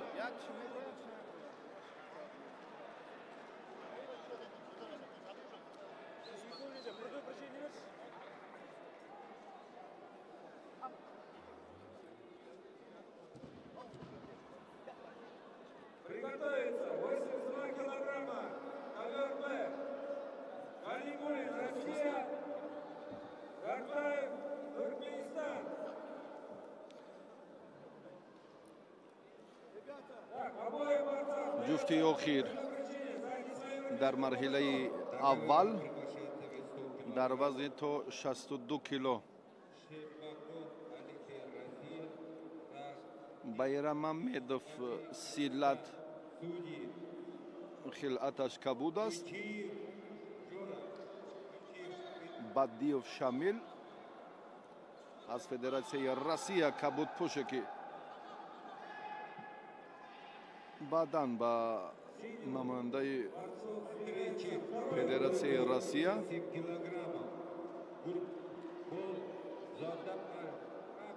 Tacikistan, Şam,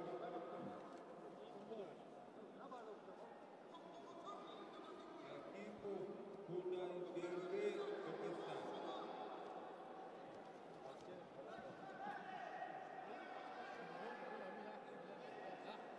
بدن دویم با پهلوانی فدراسیون روسیه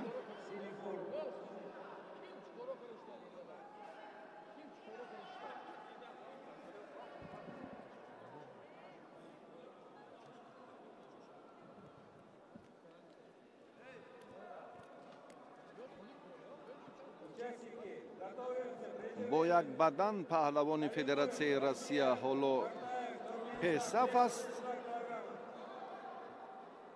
پشتناکی اینجا حرکت البته در نوع کلاسیکی گوشین کمربندی غیر قاعده است، امتیاز دادن نمی شود. پهلوانان اکنون به خطاگی زیاد راه داده ایستادند. یکی آگاهی گرفت، دیگری هم آگاهی و بعداً تنبیه. باز هم یک امتیاز بدن و نماینده روسیه داده شد با دو بدن.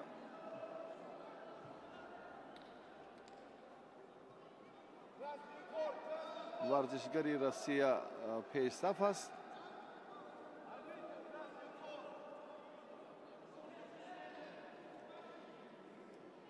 После этой схватки приготовится вес 48 килограмм. Ковер женщин, девочки.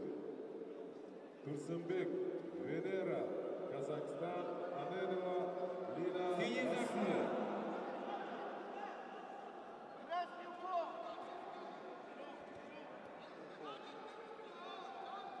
پهلو به پهلوان ترکمنستان داده شد. Красный упирает. داوران اینجا باز هم اشاره بدن کرده ایستادند.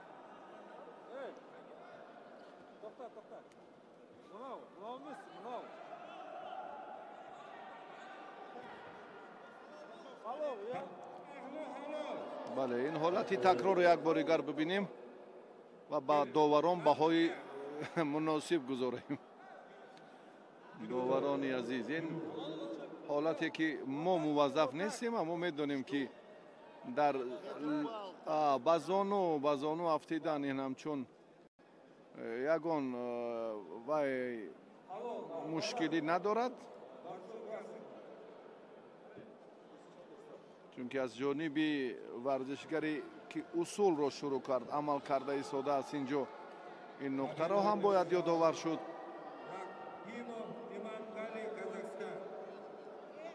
همانا بدن که بها گذاری شد کار در همین زمینه.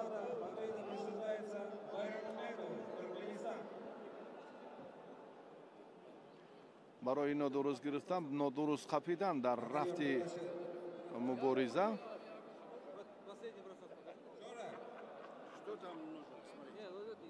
На ковер приглашается вес 57 килограмм.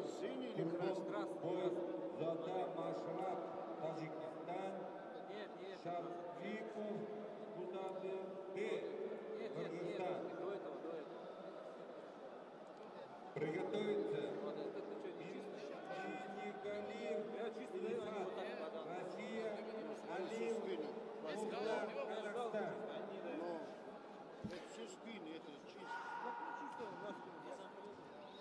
اشتباه رو داوران نو احساس کردند.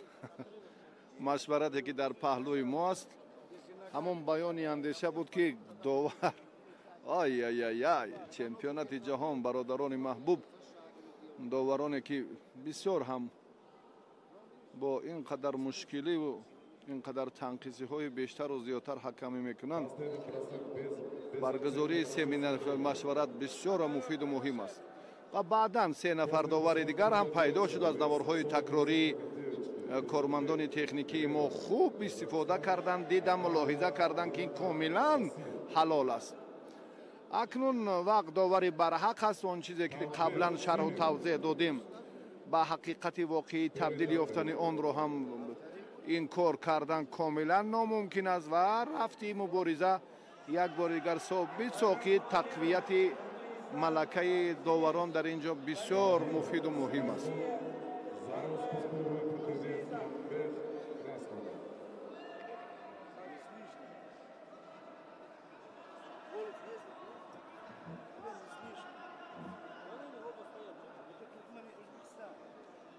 Туркмения, Таджик, Jamla, Туркмения, Туркмения.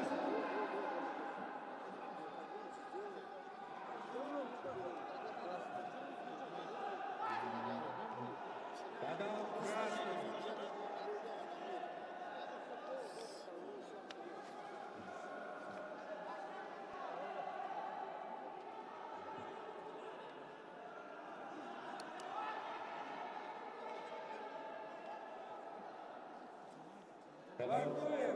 Красного банана. Приготовиться! Мелсон, Казахстан, Искандарзада, Таджикистан.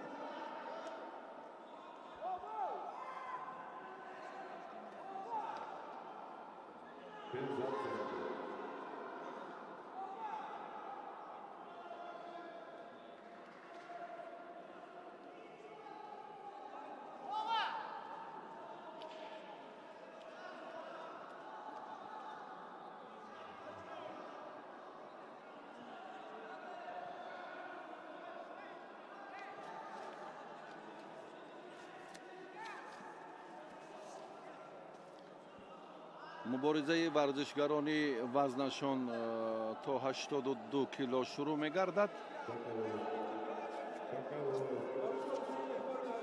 Каково ваше мнение?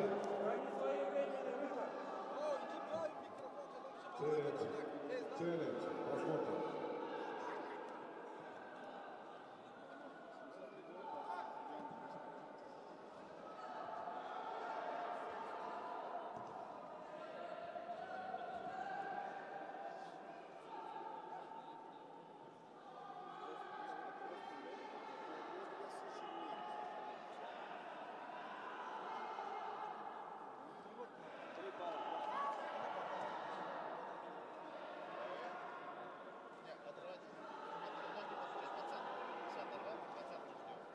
Приготовиться! Мелсон, Казахстан, Искандарзада, Таджикистан.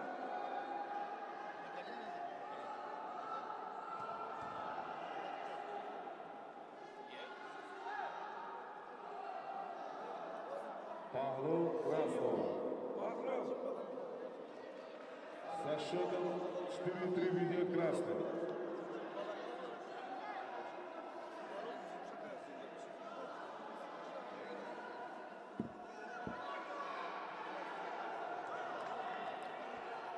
در روند مبارزه پهلوانان راستی اکنون کمی افضلی دیده شد نسبت به وزن تا 62 کیلو که کمی پیشتر بود بی‌طرفی و بی‌مسئولیتی و بی‌نظارتی در سبقت‌های پیشینه خیلی برملا بود و راجع به این مسئله باید کمیته تدارکات باید اون افرادی که موظفند به کار به نظام به دعوت به سفربری که فاصله باید کاملا از بین برده شود و زود با طور مشخص و مکمل که قهرمانی جهان است رقابت ها صورت گیرند یکی به میدان میبراید چون دیدیم که پهلوان مغول мураббиёни Туркманистон ҳам ба ин нуқта бисёр беэътиноӣ карданд ва муҷозот бояд шуд ва рафти ҳар як сабқат, рафти ҳар як нерӯсанҷие ки назму тартиб ҳар куҷоест пойдор ва зиндагиву кор мегирад барор. Ин ҳама барору муваффақият аз ҳамон низом ва назму тартиби мушаххас аст. Без оценки просрок без ва чун мо дар ин марҳилаи хеле ҳассосу ҷолибу ҳалталаби рақобатҳои қаҳрамонии ҷаҳоне камарбандӣ қарор дорем, ин нуқта ҳаллу фаслаш барои кулли он афроде ки моро тамошо доранд муҳим аст.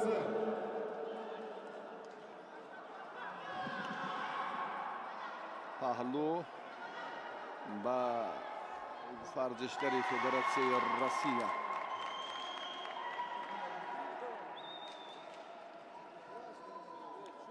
аммо боз ҳам инҷо доварони кунҷӣ аз ин минтақа назари дигар доранд.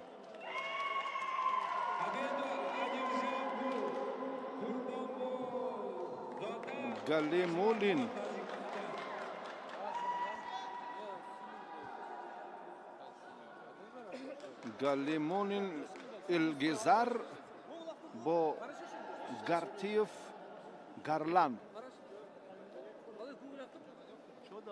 ҳоло як лаҳза таваҷҷӯҳ мекунем ба ҳамон партофти охир, ба навори охирине ки бед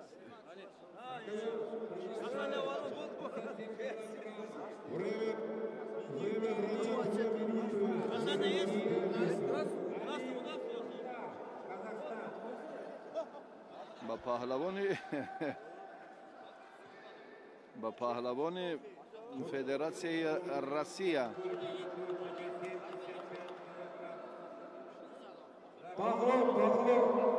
Халал. В этой схватке победу одержал Галимуллин, Россия. паҳлӯ ҳалол Галимуллин дар ин дидор комёб шуд. вақте ки мо баҳогузорӣ кардем, шубҳаи гоҳ тамошобинон ҳам ба миён меояд ва лаҳзаҳое ки наворҳои такрориро ва дақиқан коршиносон инҷо васф мекунанду боз ҳам мавриди назар қарор медиҳанд, ҳамин гуфтаҳоро тақвияти дигар мебахшанд. чунин ҳам дар партофти Галимуллин ба мушоҳида расид. паҳлӯ ҳалол аст ва варзишгари Федератсияи Россия дар даври аввали рақобатҳои вазни 82 кило зафар ёфт. акнун боз интизор мешавем ҷуфти дигарро.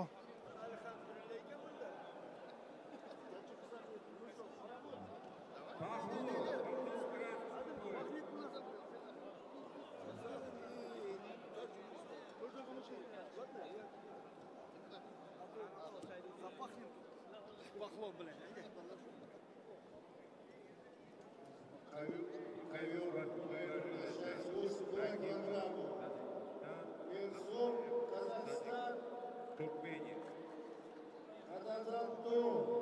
Таджикистан.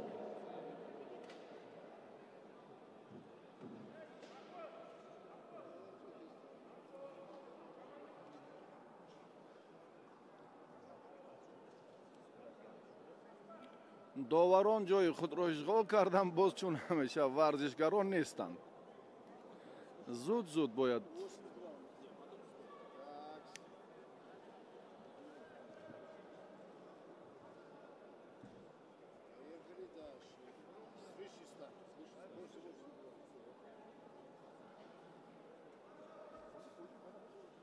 Время врачей.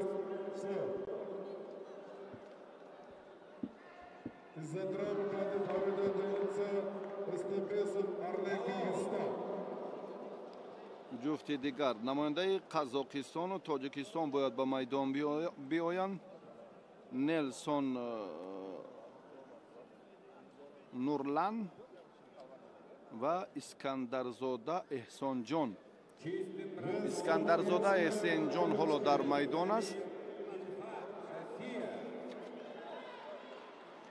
кабудпӯше ки ҳоло аз ин минтақа мо мебинем. варзишгари Тоҷикистон ҳузур дорад ва намояндаи Туркманистон, Қазоқистон ҳоло ба майдон набаромадааст.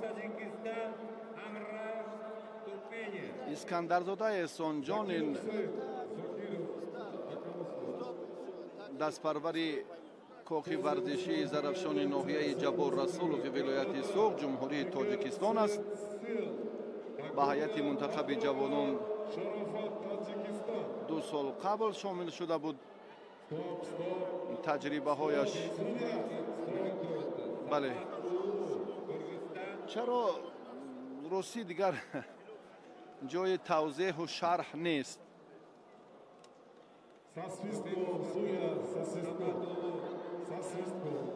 дар дигар намудҳои варзиш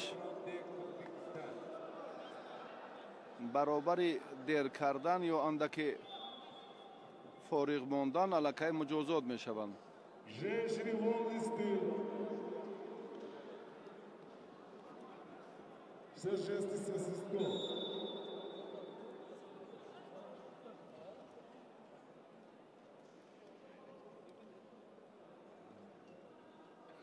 Нелсов Нурлан ҳатто огоҳияш ҳам надоданд. танбеҳ як тараф истад. чӣ гуна метавон дар ҳамин лаҳзаҳо боз софдилона ва одилона ба варзишгарон муносибат кард. ҳар касе кадом лаҳзае хоҳад ҳамон фурсат ба майдон меояд.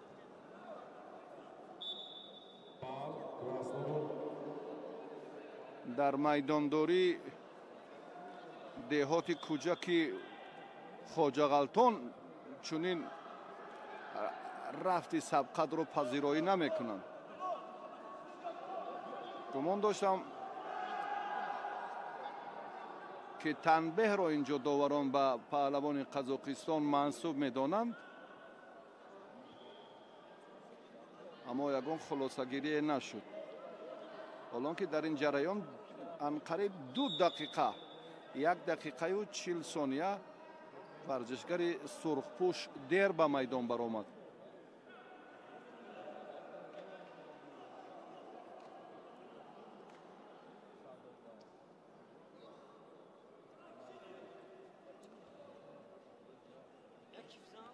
дар ҷудо 30 сония вақти мушаххас аст. агар чемпиони бозиҳои олимпикӣ бошид, дигар қоидаву қонун дар назди ҳама як. паҳлӯ ба варзишгари хилъати кабуддошта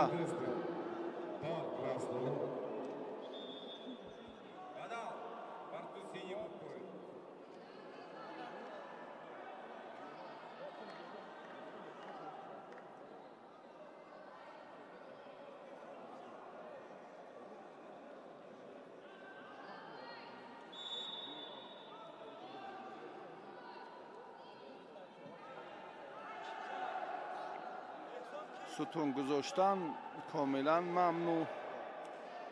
ҳаракатҳои пой, ҳаллук, пушти по, пешпо, тамоми ҳаракатҳое ки дар гӯштини тарзи озод роиҷанд дар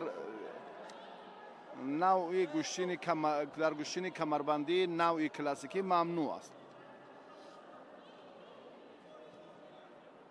як ҷиҳати фарқкунандаи навъи классикӣ аз тарзи озод ҳамин аст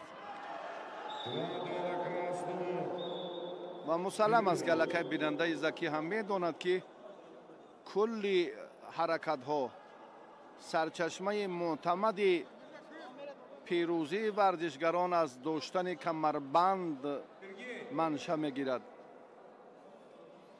бидуни доштани камарбанд ягон ҳаракат, ягон усул истифода карда намешавад. ҳаҷми камарбанд ҳангоми бастан ба ҳамон қафаси синаи ҳар як варзишгар як ченаки муайян дорад ва як ҳаҷми як мушти дигар ҷои озод аст ва баъдан гире карда мешавад ки муносиб барои тоб додани dastoни паҳлавонон дар лаҳзаи аввале ки якдигарро меқапанд. ой بسیار هم رفتی نیروسنجی شدتی دیگر گرفت به احسان بدن بهاگذاری کردند و احسان آگاهی هم دارد.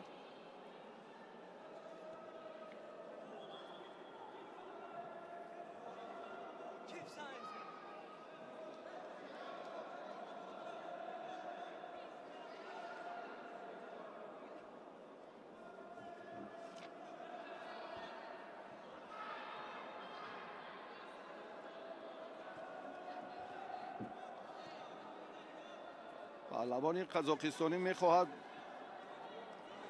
با زانویش چی عملی را چی کاری را که دلش میخواهد انجام دهد، اما باز فکر اینجا هم زود به یادش میآید که در گوشتین کمربندی نوع کلاسیکی این حرکت مجازات خواهد شد. بعد این عمل، بعد این حالتی که ورزشگر قزاقستانی نورلند نیلسوف خود میخواهد.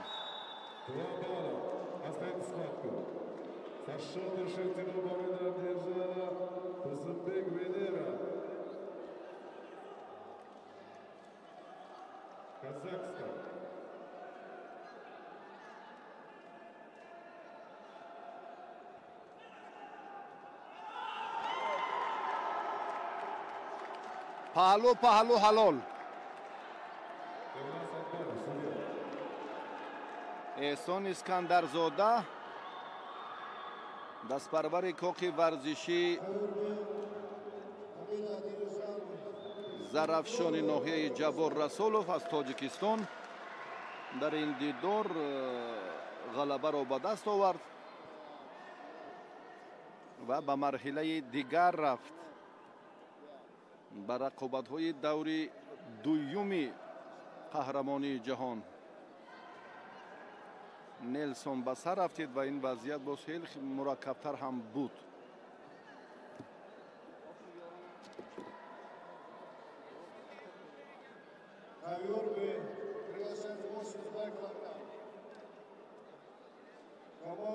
Uzbekistan, Karim, Kazakhstan.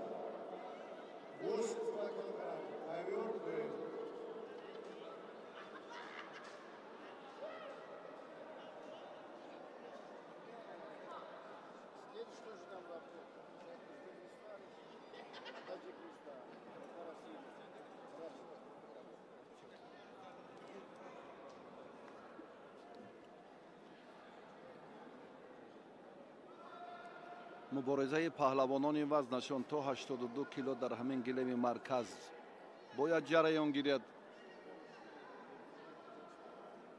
باز همان علت پیشینه انتظار میشویم به میدان برآمدن سریع وقت به میدان برآمدن ورزشکاران را. نمایندگان جمهوری ازبکستان و قزاقستان حالا باید به نیروسنجی شروع کنند و کریم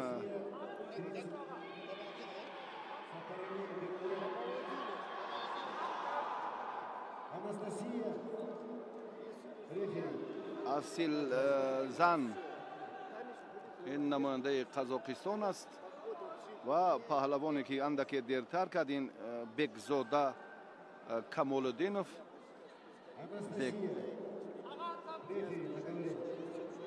بهزاد بک کمالالدینوف بهزاد بک کمالالدینوف بله اکنون کمربند همان به قفس سینه ورزشگران یک چینکی الهیده مخصوص خود را دارد. ضرورتی تکرار کردن در هر یک دور نیست، چون گفتیم که در این حالت دستی راست از تک دستی چپ و دستی چپ از بالای دستی راست حریف میگذرد. بندی دست را زیر کمربند در آورده از بیرون کمربند میقپند. انا همین طرزی که باز دیروز هم با قپیدن یا آغاز سبقت ها توجه الهیده داشتیم و امروز هم در نوع کلاسیکی ҳамин қоида роиҷ аст. Ой, паҳлӯ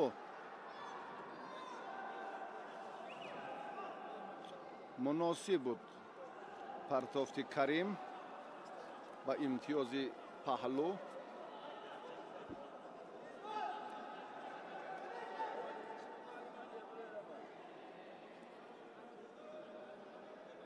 Barcha siyning ko'zga keluvchi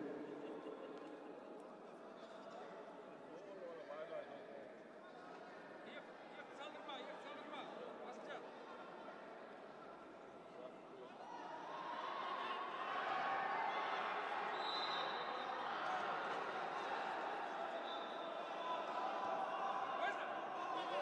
як бори дигар ҳам дар идомаи сабқат беҳзодбек аз худ ҳунари андаке беҳтар нишон дод, аммо натиҷаро баробар накардааст. беҳзодбек соҳиби имтиёзи бадан ва Карим паҳлавони кабудпӯш соҳиби имтиёзи паҳлӯанд. ҳарду дар амалҳои анҷом додаашон андаке афзалиро мо ҳам мушоҳида кардем. доварон ҳам ба онҳо баҳои сазовор доданд ва акнун рафти мубориза боз нишон хоҳад дод. андаке мушкилтар аст рости раванди талоши инҳо. паҳлӯ ба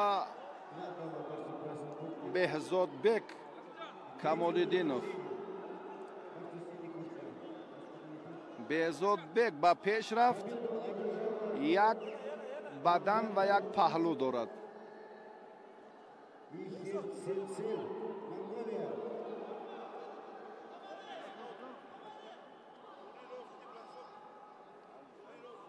Конец соревнований. Куда ник договаривал?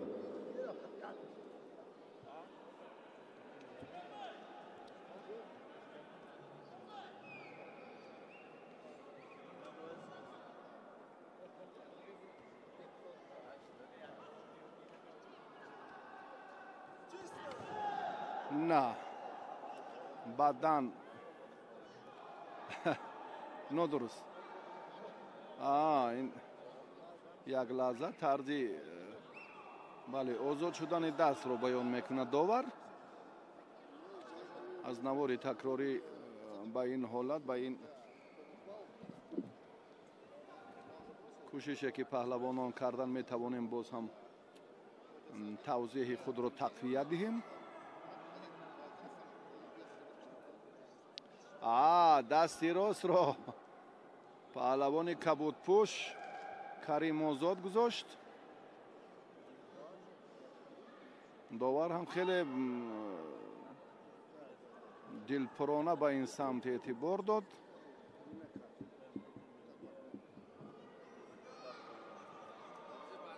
ва беҳзодбек соҳиби имтиёзи бадан шуд. кор дар ин замина ҳалли худро ёфт. паҳлӯ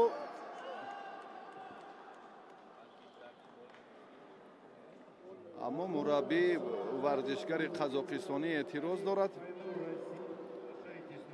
партофтани ҳамин бале эътирози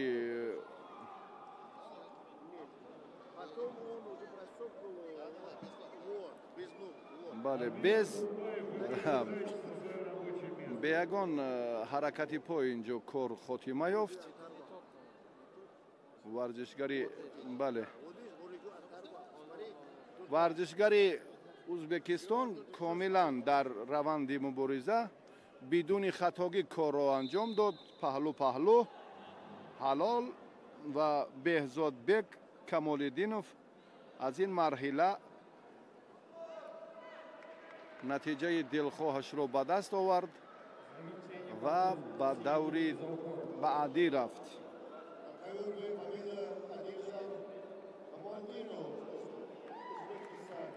از واخوری‌های چهار یک نهایی کمال‌الدینوف ба рақобатҳои ниманиҳоӣ рафт. рақиби Камолиддинов баъди андаке маълум мешавад дар нерӯсанҷиҳои ниманиҳоӣ бошанд паҳлавонони Федератсияи Россия ва Тоҷикистон дидор анҷом медиҳанд.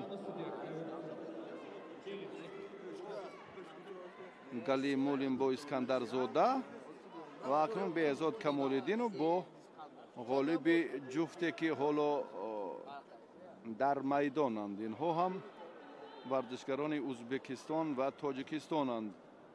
Ҷамшедбек Сотволдиев ва ин паҳлавони мо Шоҳрухҷонзода Шокирҷонзода Бузургмер ин ҳам аз кохи варзишии Зарафшони ноҳияи Ҷаббор Расулови вилояти Суғд аст.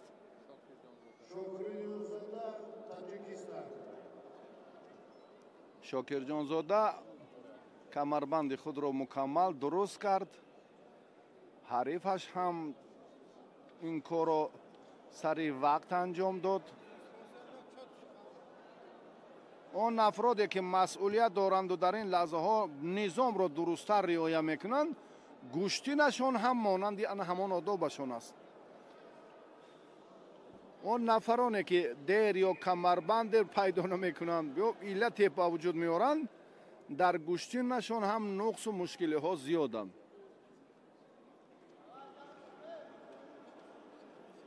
акнун дақиқаи аввали талоши паҳлавонон дар марҳилаи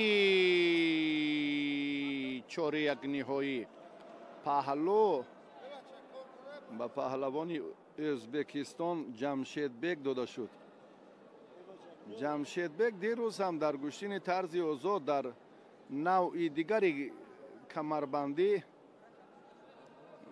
аз худ як маҳорати хуб ҳам нишон дода буд. мо гуфтем ки бархе аз он чеҳраҳое ки дирӯз дар камарбандии навъи тарзи озод рақобат карданд, имрӯз ҳам ба суратмаҷлис номи худро дар суратмаҷлис ҳам дарҷ карданд ва дар навъи классикӣ ҳам нерӯ хоҳанд санҷид.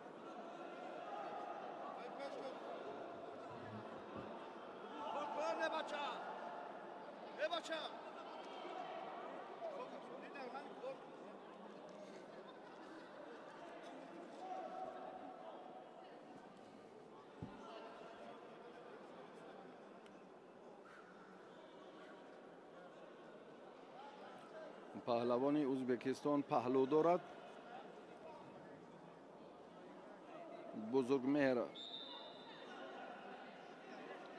شاکرزاده رقابت را باخته ایستاده است.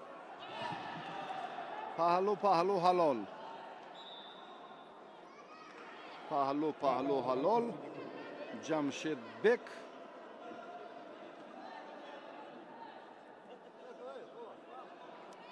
ساتولدیف در دوری چهار یک نهایی غلبه را مال خود کرد و به مرحله نیمه نهایی رفت. اکنون دو پهلوان ازبکستان کمالدینوف و ساتولدیف در واخوری های نیمه نهایی با هم رقابت خواهند کرد.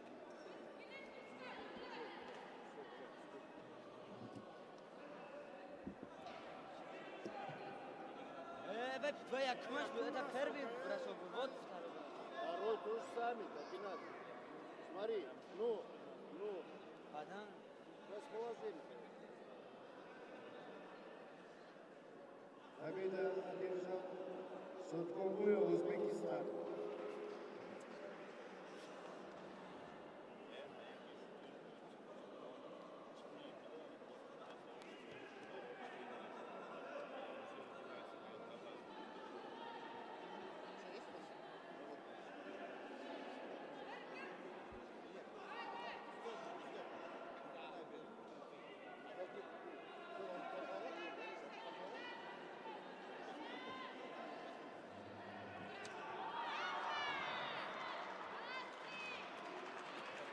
Остановите встречу.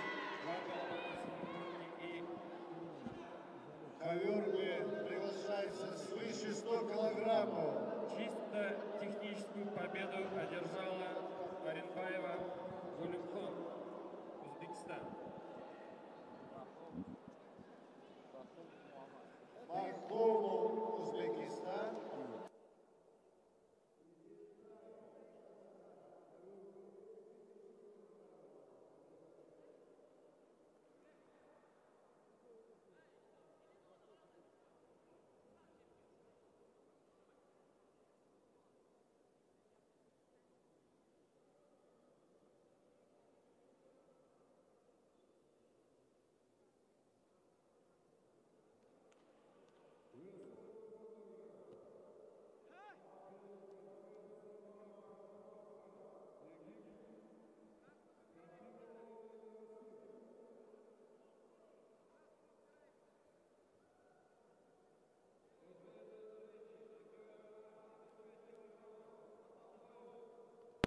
Туркменистан, Бокиев, Таджикистан. Готовится.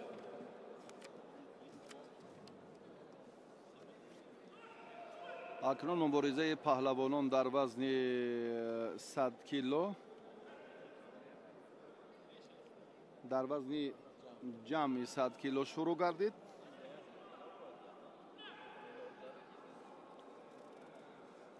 رقابت‌های چهار یک نهایی هم که ما تماشا داریم. محمد وهابوف از ازبکستان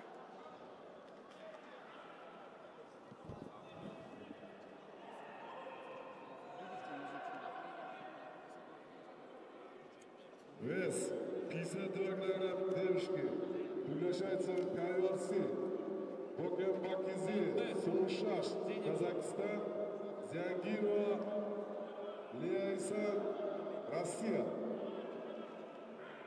اسینتای آیت ورزشگری قزاقستان حالا در مقابل این چهره که خیلی هم جرأت خوب نشان داد یک لحظه و صاحب امتیاز اول بدن شد.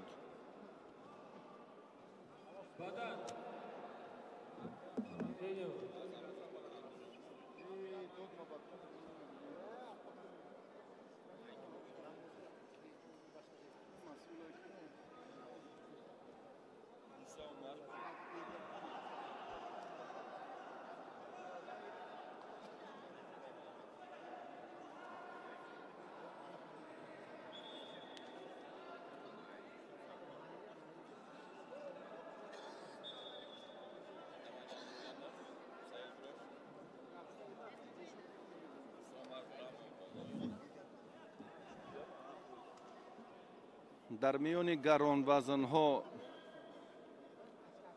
حرکت‌های با سرعت خیلی کم است. این رو هم ما باز هم خوبتر و بهتر می‌دانیم. 52 килограмм ковер С.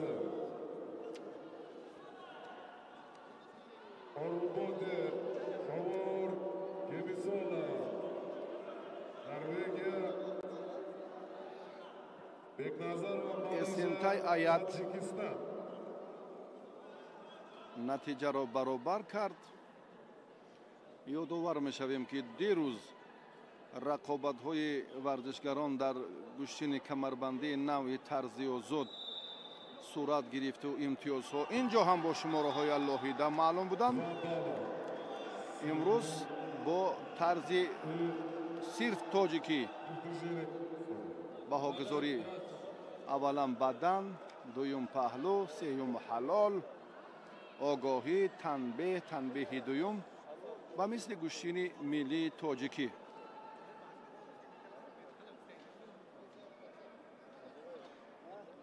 اعتراض مربی پهلوان ازبکستانی برای پرتافی آخرینه که در این جریان ما مشاهده کردیم. Чистый бросок победы одержала Бекам Бакизи, Сулушаш, Казахстан. مربی پهلوان قزاقستانی در ادامه سبقت на танҳо ин шогирдаш 52 килограмм. бисёр Назарова Марижа. бисёр ҳаракати ҷолиб буд аз ҷониби муҳаммад. ин навояндаи Қазоқистон аст, Эсентаи Аят. Последний схваток приготовится. Бардашевич Диана, Белоруссия. Жамаратова Мадина, Казахстан.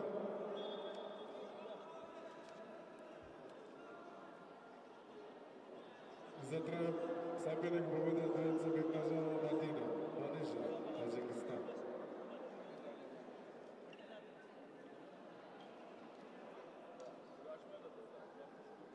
баъди ин ҳаракат аллакай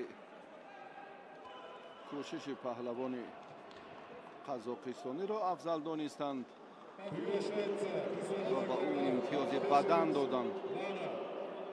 Диана, Белоруссия. Жаматова Мадина, Казахстан.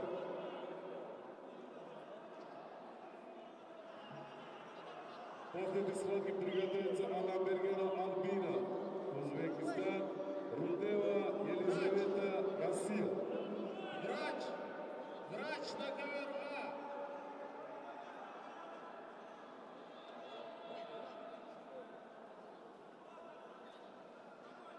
гиред бисёр Приглашается Бардашев, бошаи Диана, хубу маъмул Жомартова Мадина, аз забони доварон баланд садо медиҳад. довароне ки аз федератсияи россияанд, аз дигар кишварҳоанд ва монанди гӯштини миллии гӯштингирӣ, чун гуфтем ки бештар таърихи ғании гӯштини камарбандӣ аз фарҳангу фалсафаи шоистаи ин навъи варзиш дигарбора дарак медиҳад. На ковер А приглашается Атабаев. ва таърихи қадима низ дорад. ой ба сар рафтидан бозандаки мушкилист. Юзбаки, баъдан Таджикистан. ба паҳлавони ӯзбекистон дода шуд. 55 килограмм. муҳаммад ваҳобов натиҷаро боз ин ҷо ҳам акнун баробар кард.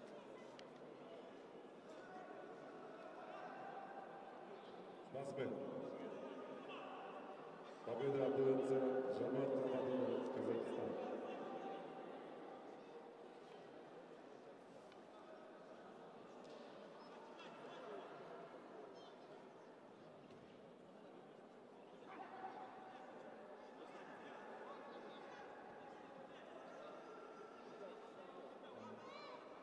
Вес 58 килограмм Аламбергена Альбина, Узбекистан, Рудева Елизавета, Россия.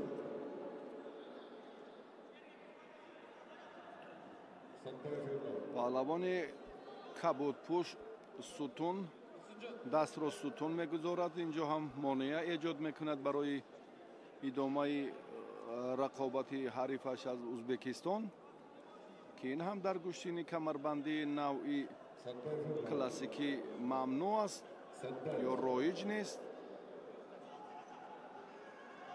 Судья Сатпаев Иран. Судья Сатпаев Иран. Уважаемый судья Сатпаев Иран.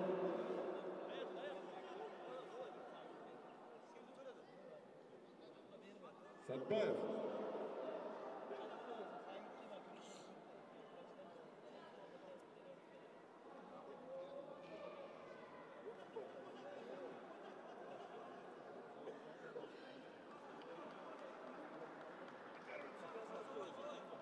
дар вазни гарон ҳаракатҳо хеле сустанд. ин ҷо амалҳои зиёд вуҷуд надоранд ки паҳлавонон ё усулҳое ки усулҳои зиёд аниқтар аст ки мавриди истифода қарор гиранд. маҷбур мешаванд ки тавассути камар банд, камару банд.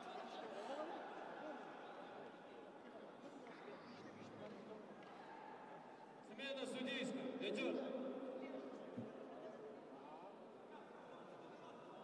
банде ки дар миёни паҳлавонон аст. Камар кулли ҳаракатҳоро тавассути камарбанд, акнун бо мафҳуми дигараш ҳамин аст, истифода мешаванд.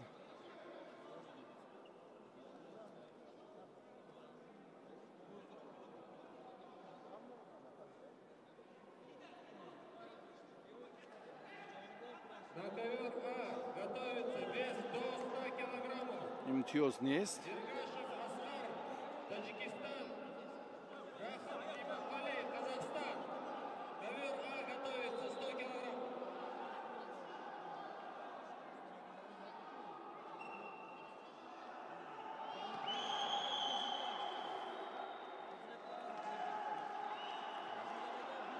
Пахлов.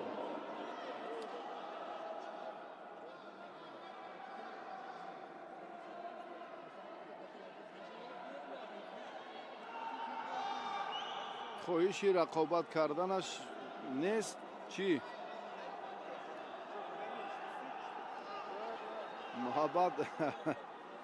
муҳаммад худ чандон ба пеш ҳаракат накарда истодааст.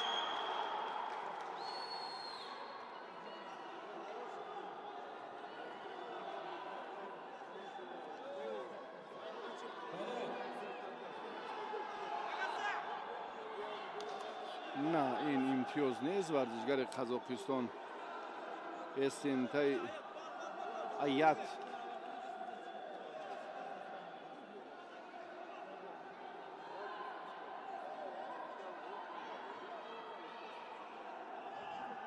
аят ҳам бемадор шуд.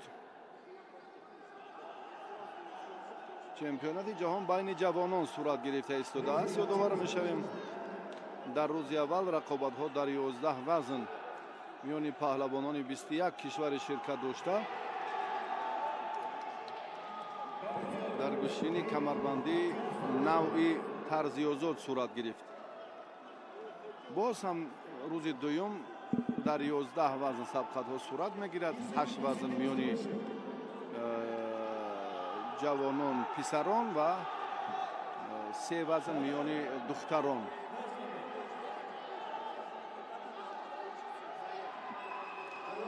ҳаракати охирин,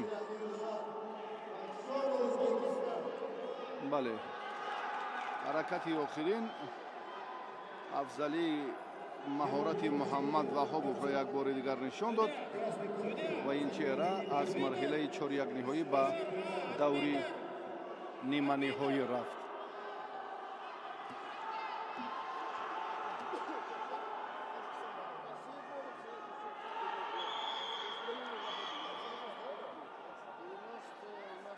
Остановите, арбитр. Освобождение. Боковой судья. ЦК. Фаул, судья. 2 балла по сушению куртки. Стой.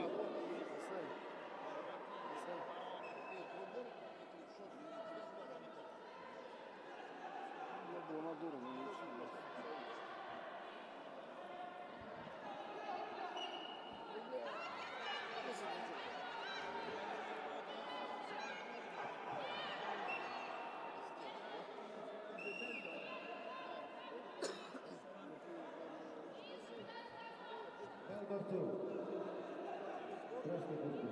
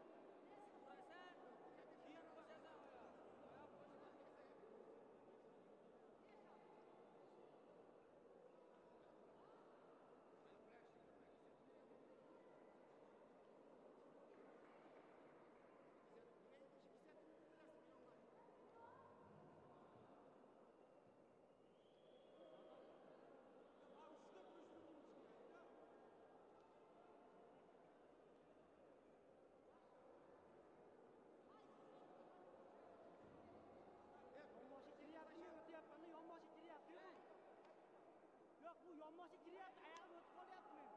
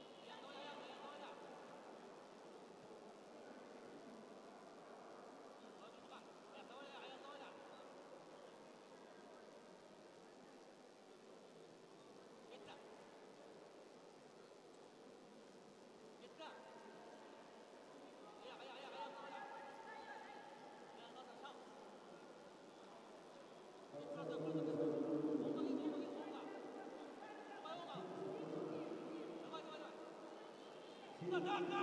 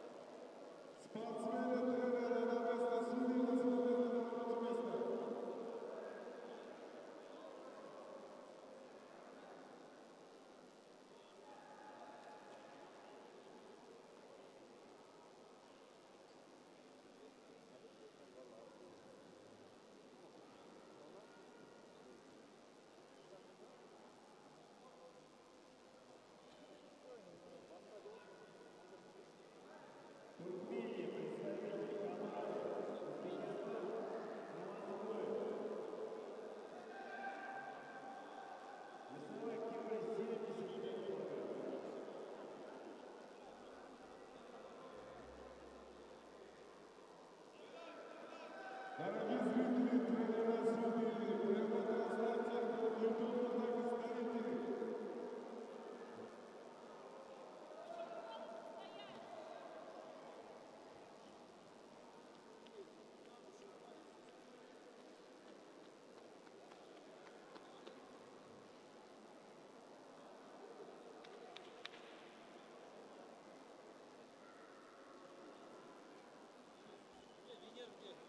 Дагестаните.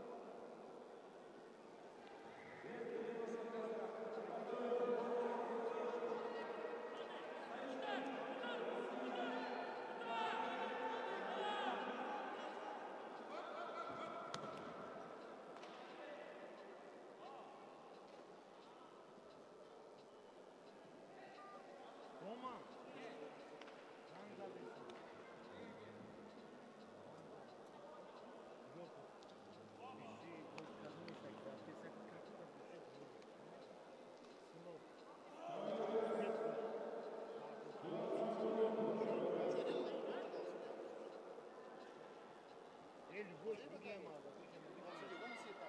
Любовь бросок, сам знаешь, бросок какие.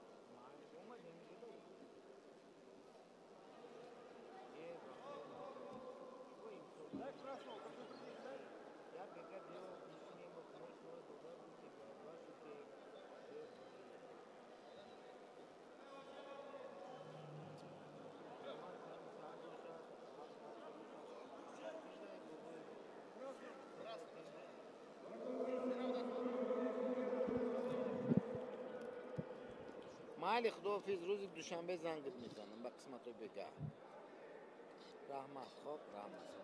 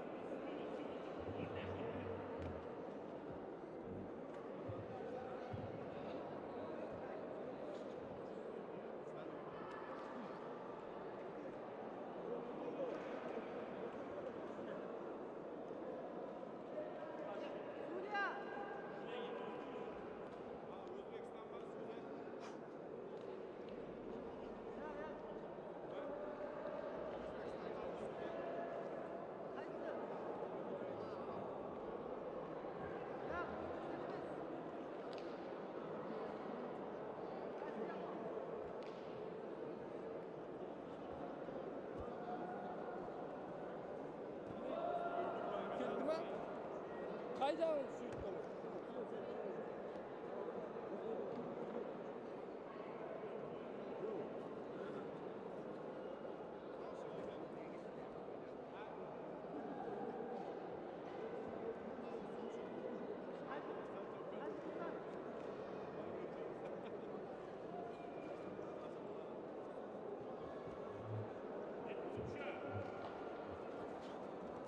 Giret!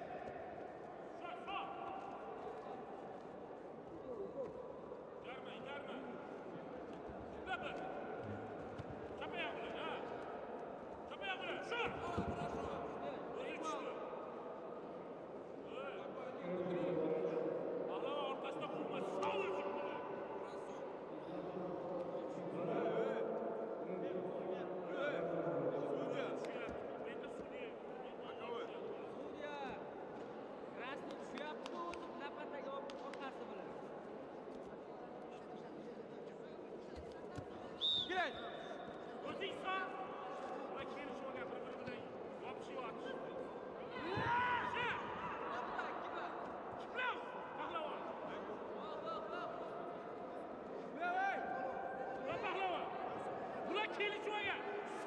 ikiga olasan.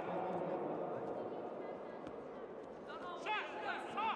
O'zing ketishlar. Pahlavon. O'zingni shilingni ishla bilan bo'ldi. Oyog'ingni zo'rg'a olib yur. Sağ. Hali olish kerak tanishadi. Davay, pahlavon. Chiqma. Chiqma. Mana shunday. Chiqma. Pahlavon chiqma.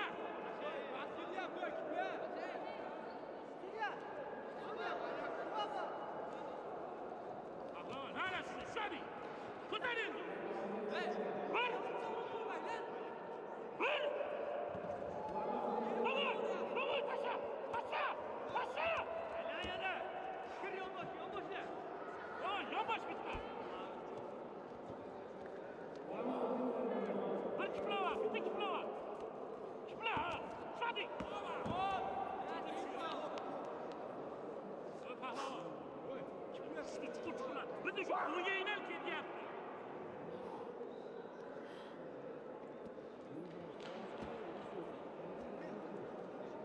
Chuqur nafas ol.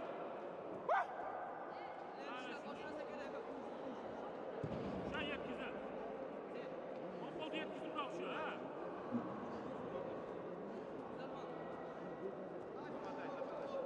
Yelkangni ko'tar, qo'lingni.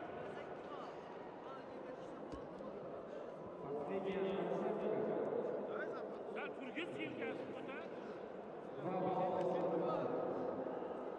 Oshilma, yukyapsan endi.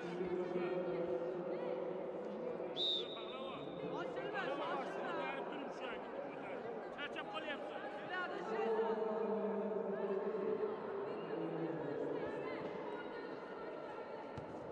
Ketdi, qo'rqma. Tur. Chiqma. Ana shunday. Shoding, shotini ichiga olib kirayapti. Olib kirib ko'tar. Opa, ko'tar. Tasha. Chizma. Qo'l qo'ydi.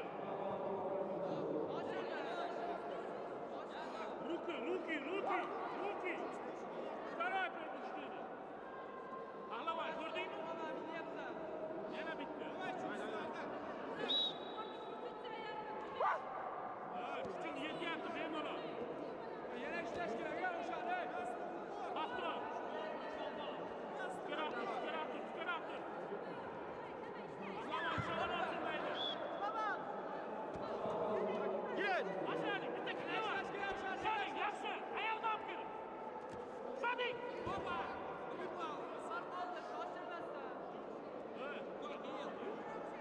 Pahlavon, seniki shu bola bitta ishla. O'shani ishlagin. Kuchli to'pla, shoshilma. Ha. Gel. Shodim, olib kir oyoqni. Hey! Vuy! Charchab qoldik.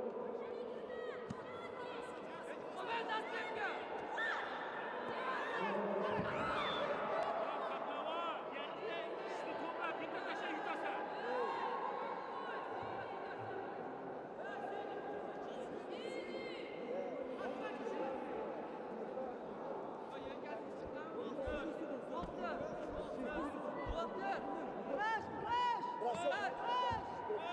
Baba çiz babadan metin.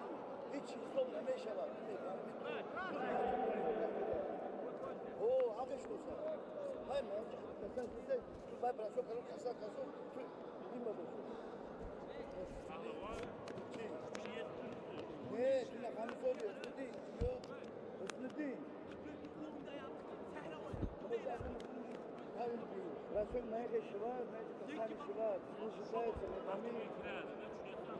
Shodim, bir kimdagi kirishni boshlaydi. Uni yoqda bitta ketadi, pahlavon, bo'ldi seniki. Straypga ketib qolyapsan, o'zing ishla. Burunga nafas ol, og'izda chiqadi. Burunga nafas ol, og'izda chiqadi. Tur o'rningda. Davay.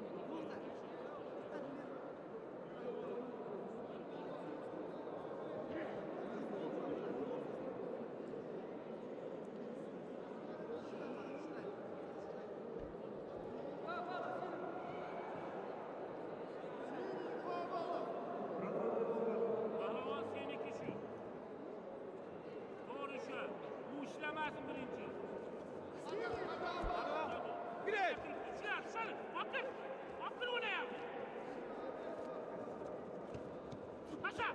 Kaşa! Şuna! Basma! Basma!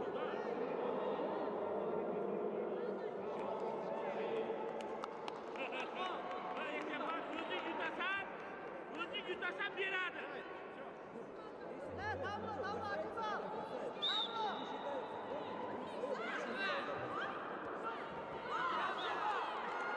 Özü yutasan beradi, o'zi bermaydi. Turama. O'zi ikki.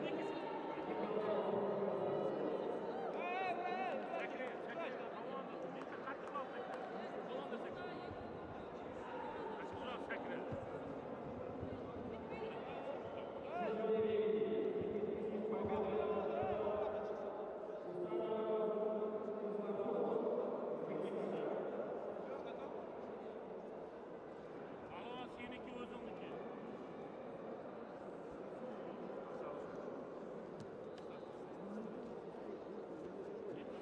Bitta deydi.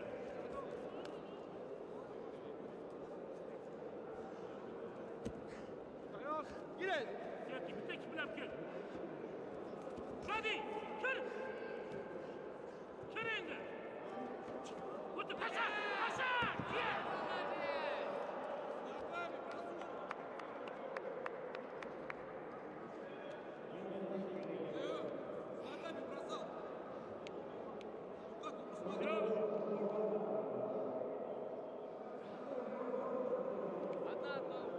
O'zi oraya.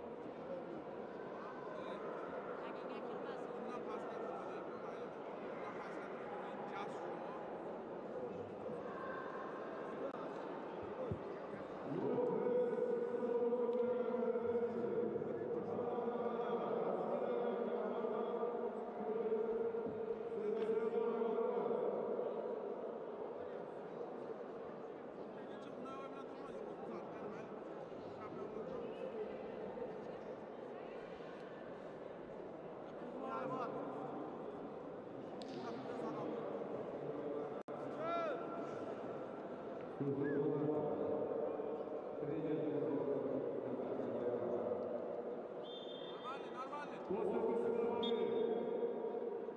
Şuna biraz birinci şuna. Şuna birinci. Başka taşa.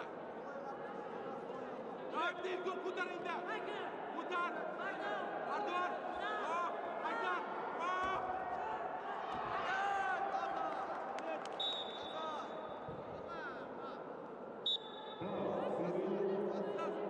Karşı durma. Ağzını da bitti. Biraz dakansa işte ağzını gider. Evet. Haydar vur. Haydar vur. Birle. Bir dur birle.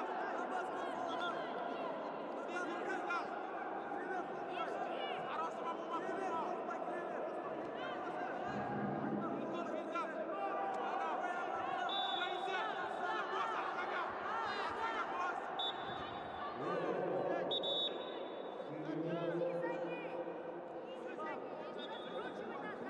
Gözünü kıyasla. Ben sizin bir de buğulayı çıkarttım. Yıllar. Ya şu şöyle. Şu yıllar ya. Ya malum bu buğulayı çıkarttı. Nerede Firdevs?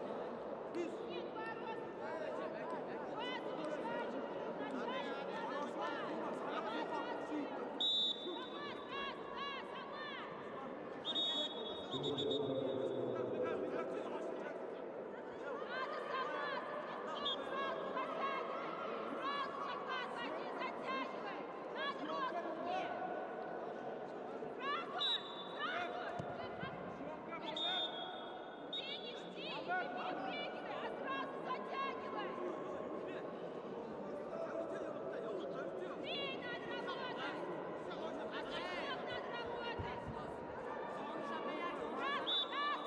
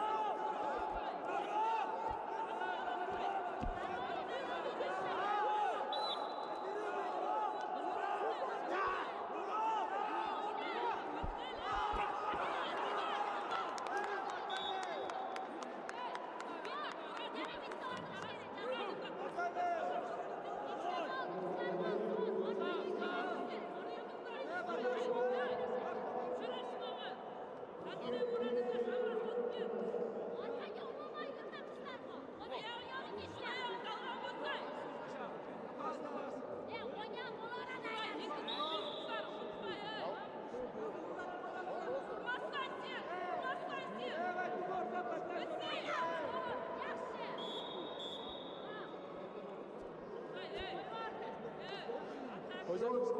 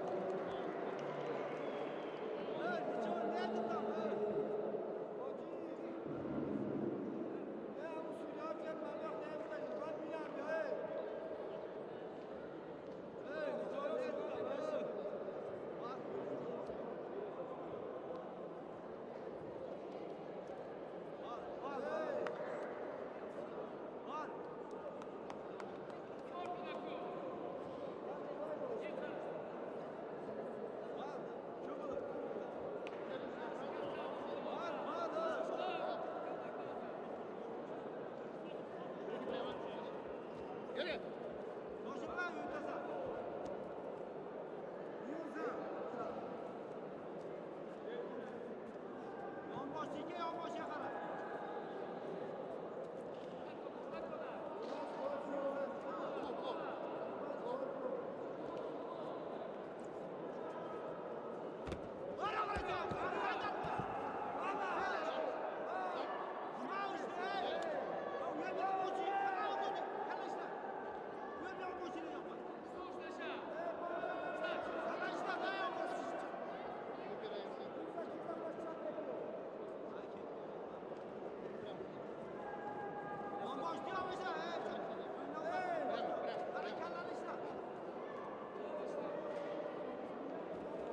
Yürü.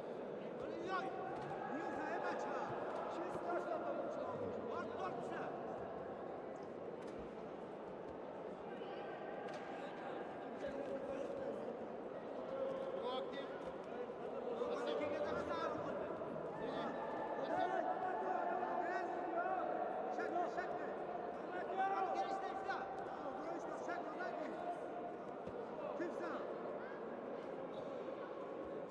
Burada aktif.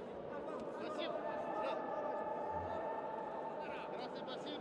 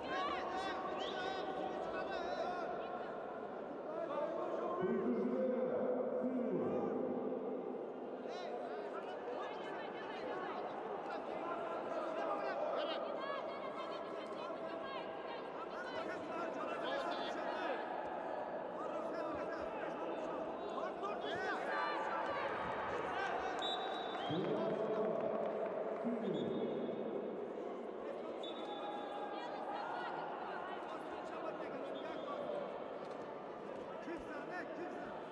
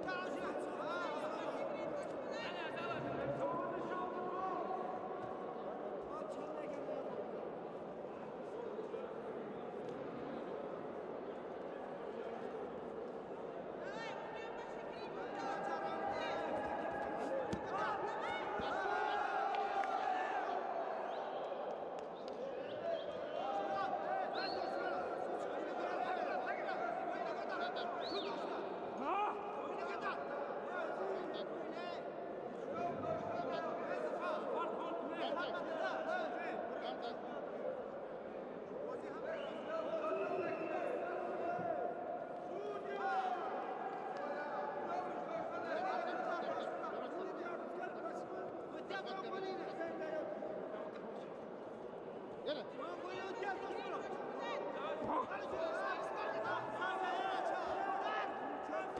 İstet. Stop. Gol.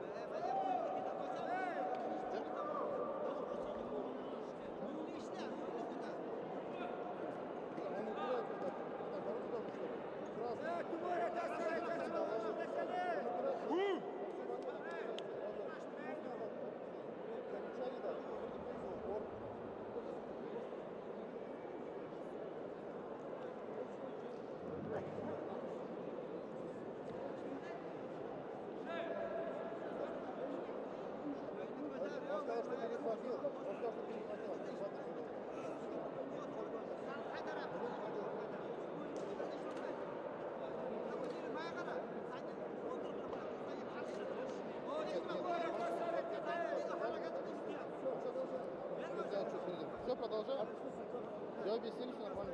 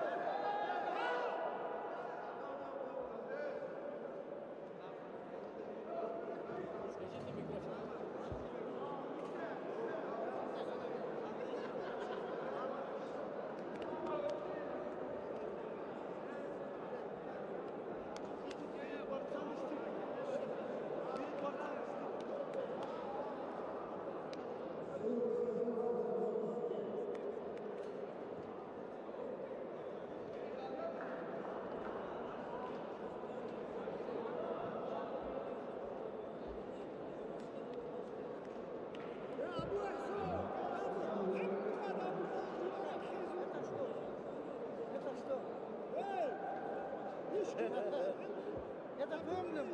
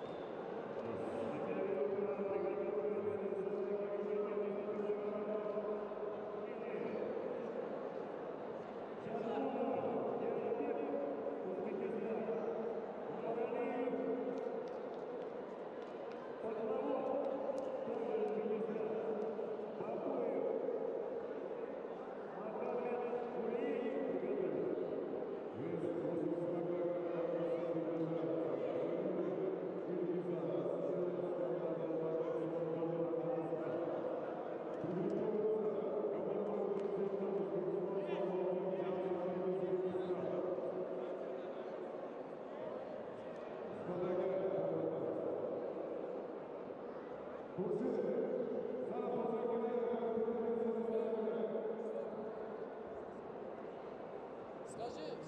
полностью в зал, полностью, пусть выходит, да? Сейчас камера идет, вообще нет, сейчас выходит, потом на лишние ребята, давайте.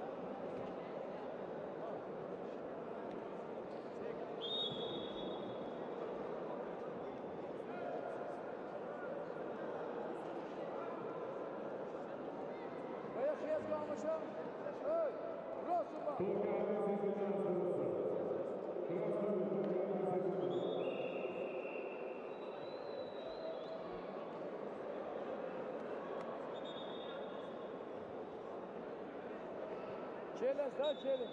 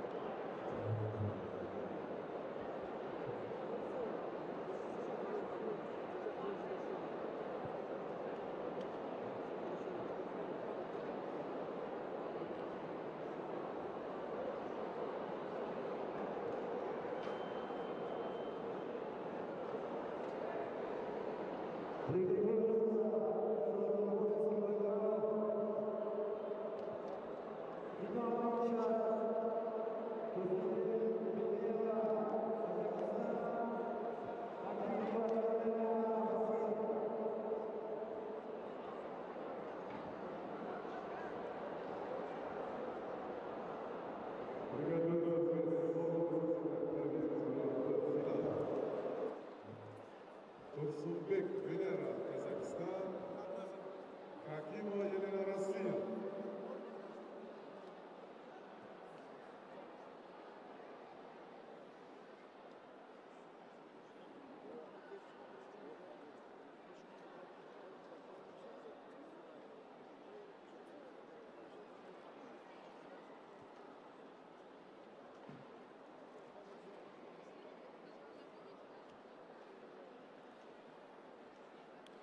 Monga tabu guki sarkni. Sarkı bu guki. Şimdi kadar. Oo, Sudiya Roma bu. Ha bak joy gapay bırak bagamna gibre. Sarkı ola oğuz vay kora toda. Ona me bırak peşoz. Sudiyala kotriler yani. Tamam. İyi.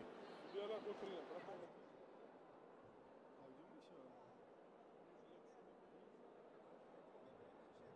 Вес 48 килограмм, сразу приглашаем.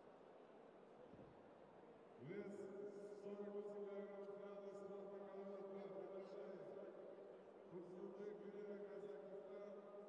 Hakimova Yelena, Россия. Olmadan bu sart ya bu gay.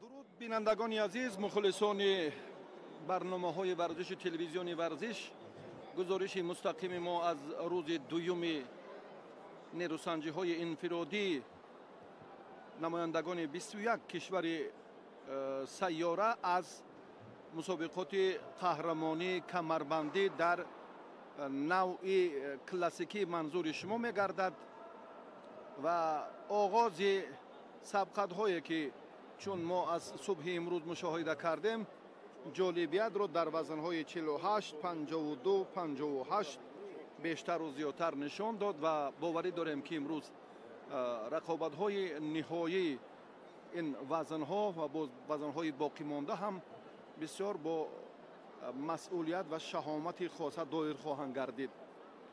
در نوع ورزش یا گشتین کمربندی نوع کلاسیکی باز هم قاعده های علاهیده خود را دارد، اندکی مشکلی، یعنی بدون استفاده حلوک بیرون داخل پیش با حرکت هایی که قبلا در طرز آزاد در رویه طرز آزاد گشتین کمربندی انجام میدادند، آنها در این نوع ورزش طرز کلاسیکی کاملا ممنوعند. یعنی اینجا بسیار مشکلی برای ورزشگران به میان خواهد آمد، چون که از کمر هنگامی که داشته بعدا کوشش میکنن اینجا یک قوه و متانت قوی هم لازم است. فکر میکنم به ما و شما پسند میاد به توجه میکنیم به معرفی ورزشگر بانوانی که در وزن تا 48 کیلو به میدان آمدن. تورسونبک ونرا در لحظه خیلی مناسب هم نماینده قزاقستان و همچنین ورزشگر بانوی روسیه حکیمووا الینا خیلی جسارت خوب هم نشان دادند و بیاید یک لحظه هم با این حالت توجه میکنیم به این اعتراض مربی ورزشگر بانوی خلعت سرخ داشته.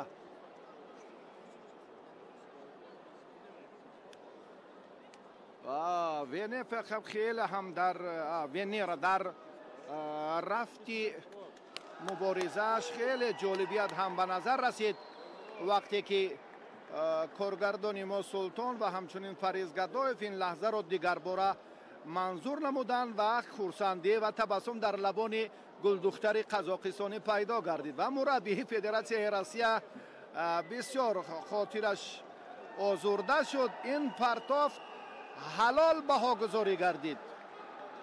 در مرحله نهایی وزن تا 48 کیلو اکنون ونرا قهرمان جهان اعتراف شد. ونرا تورسونبک از قزاقستان برنده مدال طلا گردید. الینا حکیمова ورزشگر بانوی روز جای دوم را گرفت. از این خرسنده، از این نشاط برای ورزشگر دیگر چیزی نیست. مسئولیت وطنداری، پرافشانی پرچم در این لحظات خیلی هم خوب است. حالا فرصت هیجان آور و لحظه های خیلی جالب رو یک بار دیگر تماشا میکنیم.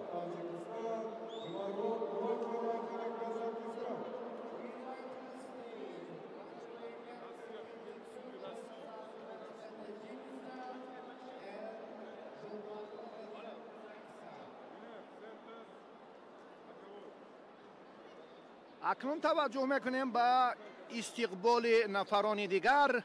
گلدختر تاجیک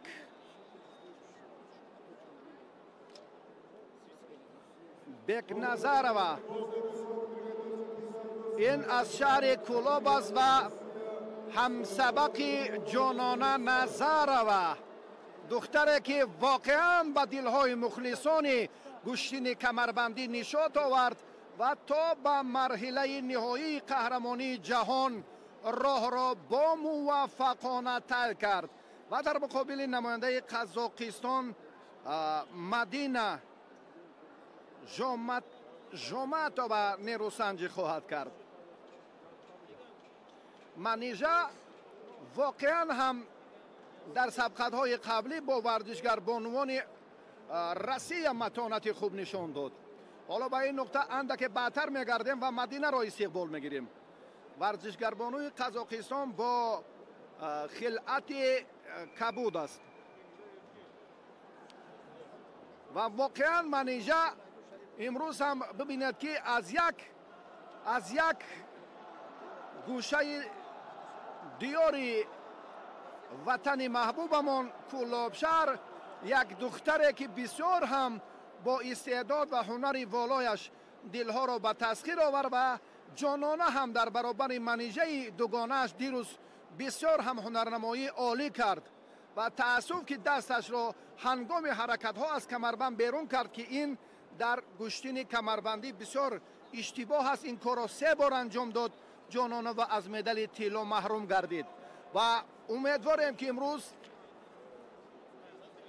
منیژه به دلهای مخلصان تماشابینان تلویزیون ورزش نشاط و شادی می آورد و مرحله نهایی رقابت وزن تا 52 کیلو را ما تماشا خواهیم کرد. حجم کمربند هنگام بستن اما با قفس سینه مشخصاً معین می گردد و باز هم برای دور زدن کمربند در حجم یک مش جای گذاشته می شود و بعدا آن گره کرده می شود و بندی این حالت دست راست از تگ دست چپ و دست چپ از بالای دست راست حریف میگذرد. بند دست را زیر کمربند در آورده از بیرون کمربند میقپند. جهت فرق کننده کمربندی و نامش هم اکنون خاص است به همان حرکت هایی که ما میبینیم. مدینه و منیژه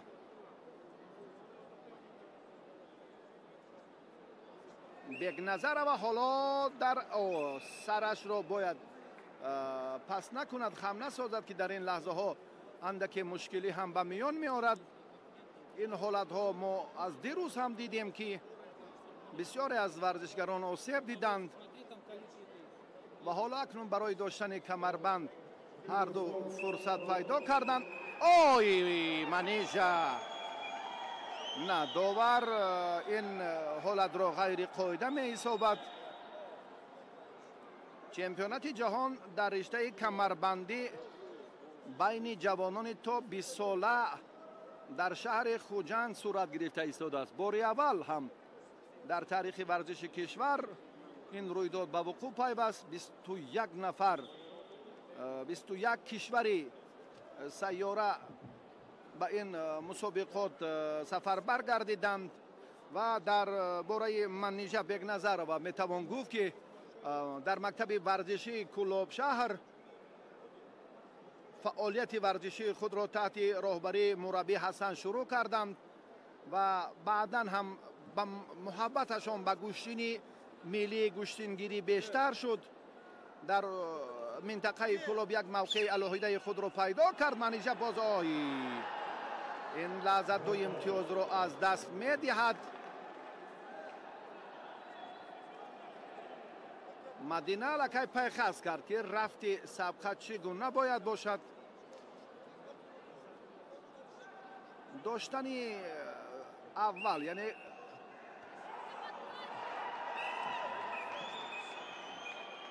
фикр мекунам як имтиёз ҳаст. бале довар инро ҳам тасдиқ месозад. Манижа агар қасди нокомии дугонаашро имрӯз ситонад ба суфраи зафар барояд ва унвони қаҳрамонӣ ҷаҳонро дар риштаи камарбандӣ ва дар навъи классикӣ ба даст оварад.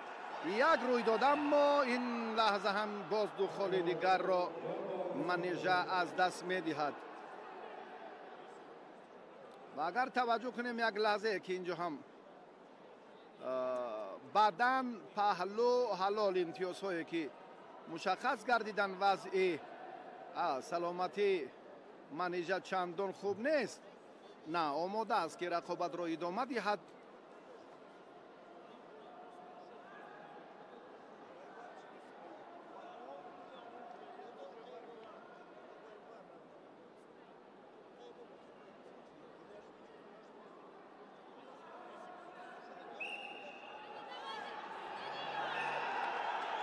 بسیار هم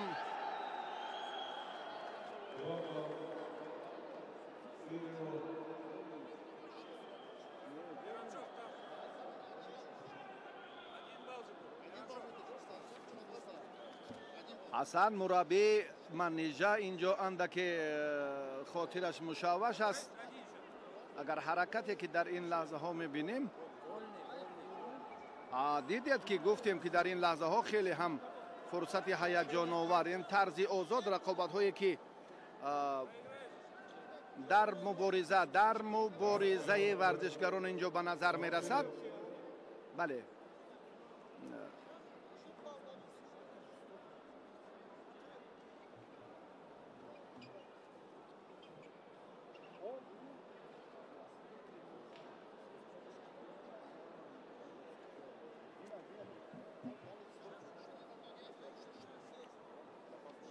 бале 6-1 дар навъи тарзи озод рақобатҳо сурат гирифта истодаанд. мо аз шумо маъзарат мехоҳем, чунки аллакай бинандаи закӣ ҳам мушоҳида кард ки ва рӯзи дуюм комилан сабқатҳо дар навъи классикӣ сурат гирифтанд, ба истиснои бонвоне ки ҳоло дар майдонанд. натиҷа 6-1 барои Манижа. як қадами дигар монд ки наздиктар ба имтиёзҳои рақибаш, яъне боз як қадами устувор гузорад дар марҳилаи ниҳоии қаҳрамонии ҷаҳон. 1-6. ҳоло бисёр ҳам футуват, матонат ва ҳунари волое ки мушоҳида кардем акнун یک خال به منیژه داده شد. 4-2 نتیجه سبقت بانوان. بله، یادآور میشم که تنها بانوان امروز در نوع طرز آزاد میدانداری میکنند در مرحله نهایی و دیگر همه جوانان مردان در نوع کلاسیکی. برخی از رقابت‌های دیروز باقی مانده در مرحله نهایی به امروز گذرانیده شدند. بسیار هم روند مبارزه شدت دیگر میگیرد. مدینه هم تجربه خوبی پرتاب‌های هر خیله را دارد. یک خال را به دست آورد و هر دو آگاهی نیز دارند. ستون گذاشتن در گوشین کمربندی چی در رویه طرز آزاد و کلاسیکی غیر قاعده است. نه، اوی اوی اوی، باز هم به نماینده قزاقستان یک امتیاز داده شد و منیژه تنها صاحب 2 خال است و تنبیه گرفت. ندانستن قاعده ها اندکی با رفت سبقت منیژه باز مشکلی ایجاد کرد. براستی مثل آنه که دیروز جانانه کمربند رو داشت و در رفت مبارزه فراموش کرد و دستش رو آزاد گذاشت. سبب محروم شدن از مدال طلا همین بود. منیژه یک حرکت دیگر را باید انجام دهد. نه، فرصتی بود که افتیدن هر دو هم در این جریان بدون امتیاز.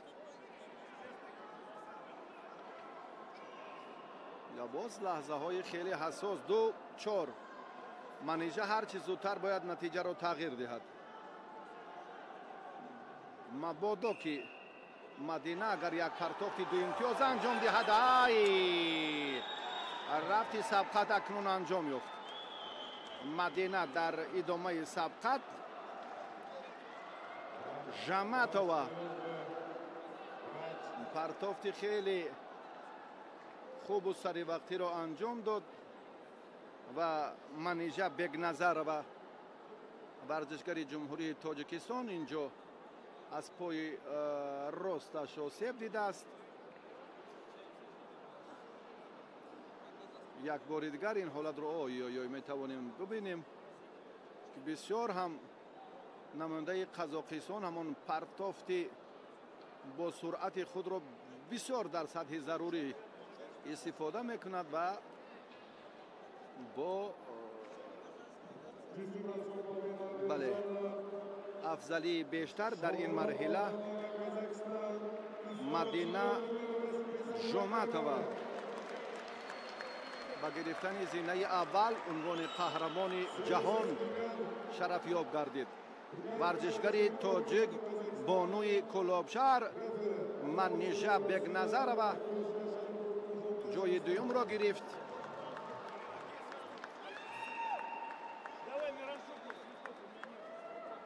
فکر میکنم برای یک گل دختره که باری اول با این مرحله راه یافت مدال نقره هم نتیجه شایسته است و اکنون فرصت دیگر بار دیدن همان لحظه های خیلی جالب مرحله نهایی فرا رسید.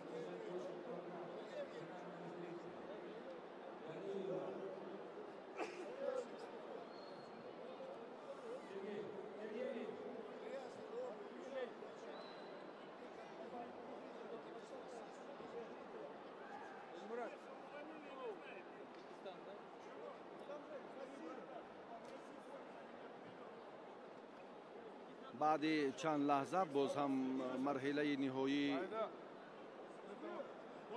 وزن تا 58 کیلو صورت میگیرد.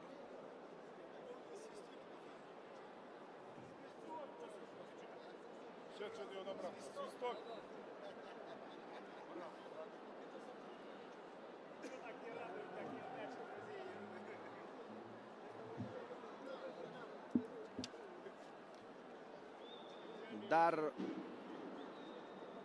تلاش ورزشگر بانوان بیشتر هم یک مسئولیت و مخصوصا بانوان روسیه بسیار هنرنمایی جالب کردند. اسماعیلова دلارام خان از ازبکستان در مقابل الینا گلیeva قرار دارد.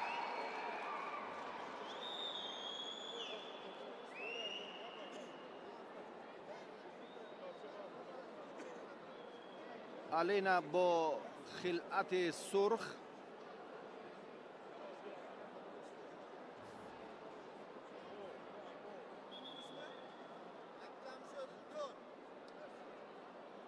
کمربند رو باید هم مشخص درست کند، بندی دست حجم کمربند رو، چون گفتیم که معین است و بعدا هنگام برای دور زدن کمربند در حجم یک مشت جای گذاشته می شود.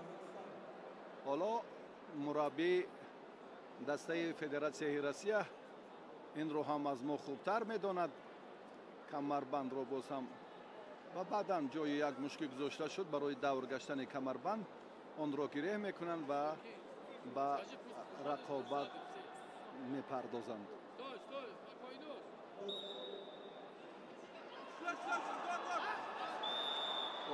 بسیار هم جرأت و هنر جالب را هم دلدارخان نشان داد، صاحب یک امتیاز شد. در گشتن کمربندی نوعی یا رویه طرز آزاد دختران امروز هنرنمایی میکنند و در نوع کلاسیکی تنها پسران. دیروز همه رقابت ها در نوع طرز آزاد صورت گرفتند.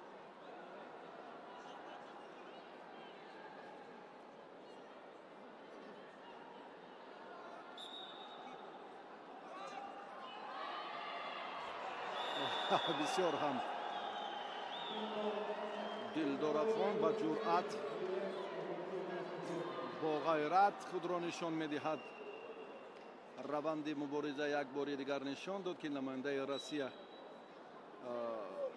بله تنبیه دوم گرفته است، اشتباه میکند.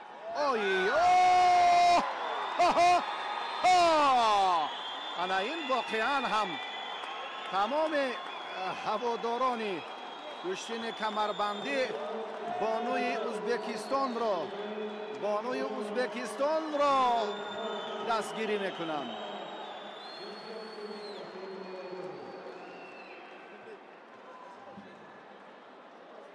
نگذاشت که داور دستش را بردارد، به احترام اشاره کرد که خورد دستم را بالا میکنم و پرچم جمهوری ازبکستان به شرافت پیروزی دلدارخان اسرائیل جانووا برافراخته شد و اکنون این بسیار هم لحظه و حالت خیلی خوب و جالب متنتن آفرین. بسیار هنری بهتر نشان داد، استعدادش هم خوب بود. یک بار دیگر به نوارهای تکراری توجه میکنیم که خیلی در سطح بلند استفاده گردید.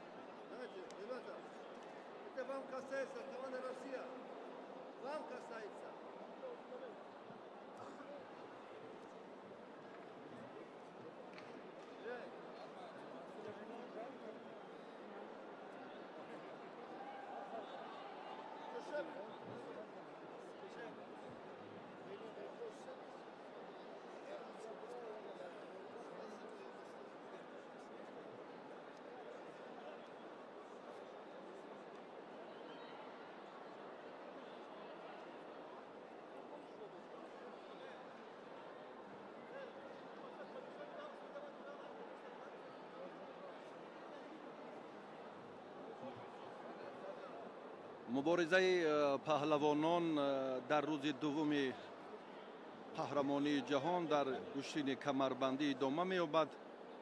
бонувонро дидем ки дар навъи тарзи озод имрӯз сабқатҳои боқимондаи марҳилаи ниҳоияшон ҳам сипарӣ шуд. се марҳила, се даври хеле ҳассосу ҷолибро дар марҳилаи ниҳоӣ мо тамошо кардем. имрӯз ҳам теъдоди мухлисон, ҳаводорон хеле зиёданд.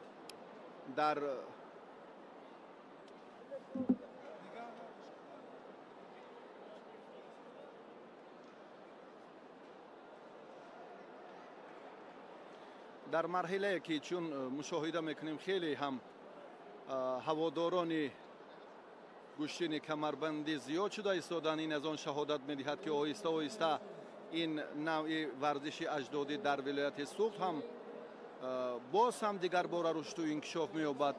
боз ҳам таваҷҷӯҳи ҷавонон, ҳатто бонувон ҳам ба омӯзиши гӯштини камарбандӣ ки ин ҳам бештар хос ба мардуми шимол аз ин минтақа бисёр камарбандиро пазироии хуб доранд ва дар ин минтақа ҳам ҳамаҷониба рушд кардааст ва таърихи варзиши меҳан ин гуфтаҳоро дигарбора собит месозад ки сарчашмаҳои мӯътамади рушдёбӣ ва боз ҳам таърихи ғании ин навъи гӯштини аҷдодии мо ҳам агар камарбандӣ ҳам як навъи варзиши миллии аҷдодӣ маҳсуб меёбад. ва чун гуфтем ки агар дар минтақаҳои дигари кишвар ҳам дар ҷанубу ҳам дар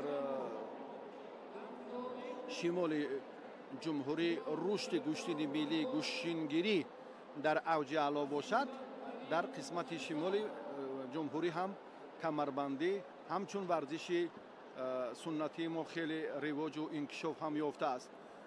мураббиён Шоҳин Гулов, Суҳро ва чандин мураббиёни кохи варзишӣ Зарафшон, шогирдонашон ки ба марҳилаи ниҳоии ин давр омаданд, албатта интизори оғози ин сабқатҳо ҳастанд ва баъди андаке боз варзишгарони дигар, паҳлавонони ҷавону умедбахши кишварҳои ширкатдоштаи қаҳрамонии ҷаҳон даъват мегарданд ва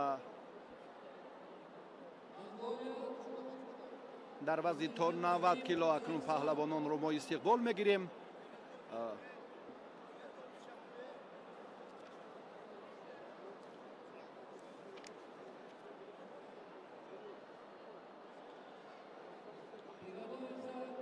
паҳлавонони муғулистон ва қазоқистон ҳоло ба майдон меоянд дар вазни то 90 кило.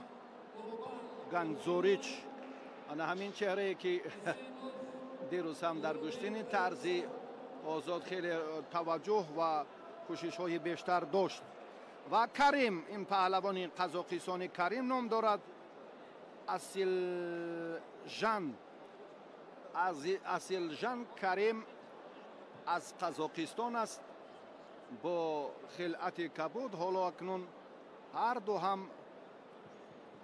муборизаро дар марҳилаи ниҳоӣ оғоз мекунанд. аз ҷумҳурии Тоҷикистон чандин нафар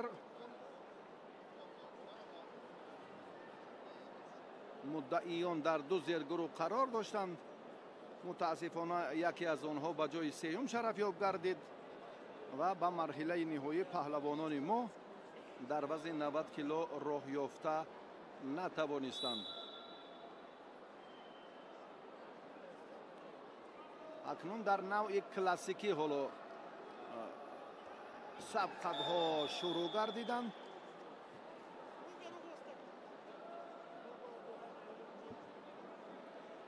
як имтиёз ба паҳлавони муғулистон дода шуд.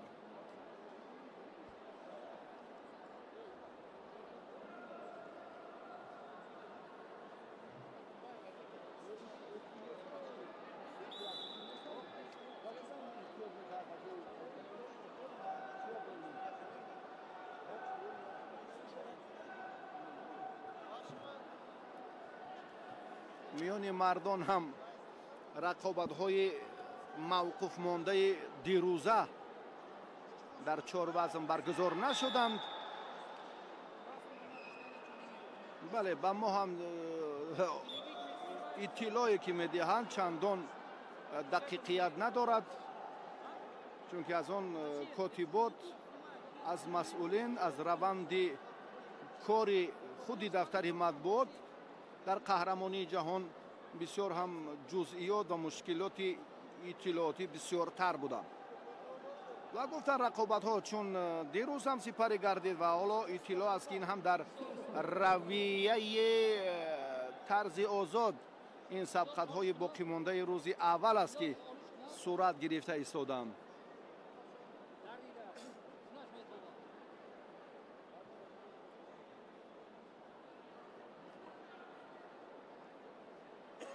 پهلوان مغولستان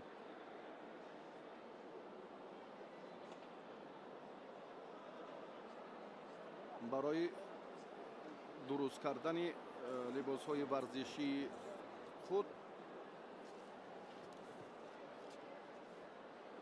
از میدان چون داور هم دستور داد که بله این ترتیب درست رو هم به این نوبت گیرند. پهلوانان قزاقستان و مغولستان هم ورزشگرانش امروز خیلی خوب هنرنمایی کردند. دیروز هم و این گل دختره که هم در کشتین کمربندی نوعی طرز آزاد و کلاسیکی هم هنرنمایی کرد. این چهره بسیار هم دو دفعه گریه کرد که در مرحله نهایی و دیگر در به دست آوردن مدال برنجی. آن هنرنماییش دیروز خیلی جالب بود. بررسی از ورزشگربانه ازبکستان دچار شکست شد در وزن 76 کیلو اگر اشتباه نکنم یا جمعی 76 وزن از همه سنگین بانوان در گشتن کمربندی رویه طرز آزاد. این غلبه صاف است. بسیار هم در رفت مبارزه یک هنر جالب خود رو هم اینجا منظور کرد پهلوان مغولستان.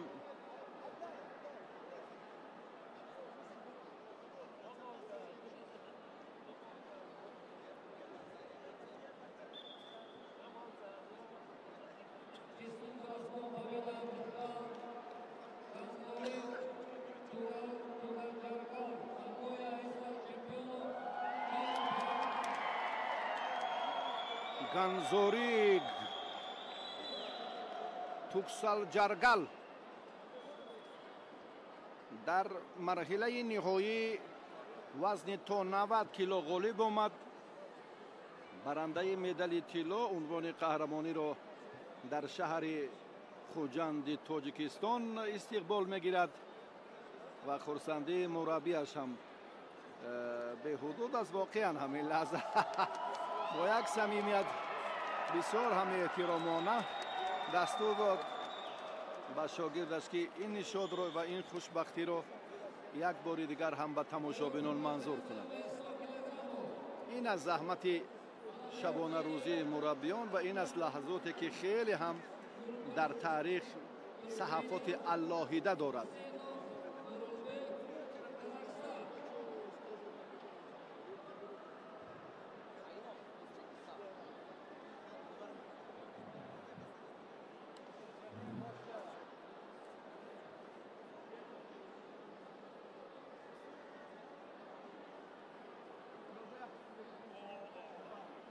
رقابت پهلوانان این هم در گشتین کمربندی و رویه طرز آزاد صورت میگیرد، چون که در وزن تا 100 کیلو این دو پهلوانی که حالا از ترکمنستان و قزاقستان به میدان دعوت میگردند این 4 وزن باقی مانده روزی اول مسابقات است.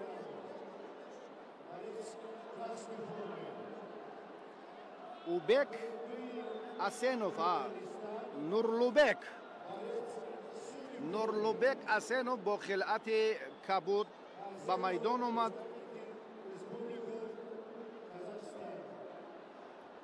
و الابردیوف اناگوربان خلعت سرخ دارد.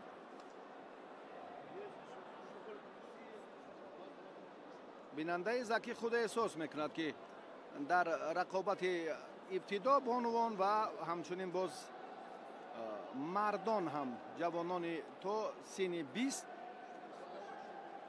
حالا که ما شرح و توضیح داده ایستادیم در گوشین کمربندی رویه طرزی آزاد است که اینجا توجه میکنیم هم حلق هم حرکت و با استفاده اصول های دیگری که چون در طرزی آزاد رایج است. بیاید یک بار دیگر نظر افکنیم در همین رو و این غلبه صاف خیلی همالی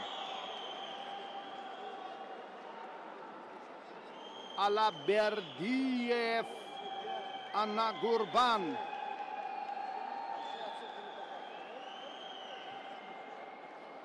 رقیب را بسیار هم در حالت خوب دریافت.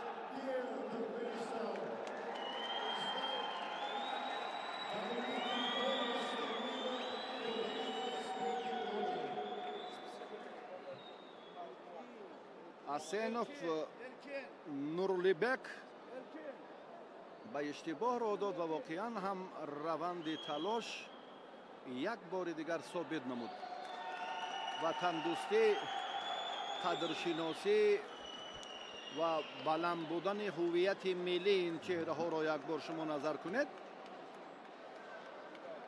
که احترام خاصه و پرچم میگذارند، پرچم را بوسه میکنند. این صداقت وطنداری پهلوانان ترکمنستان را یک بار دیگر نشان داد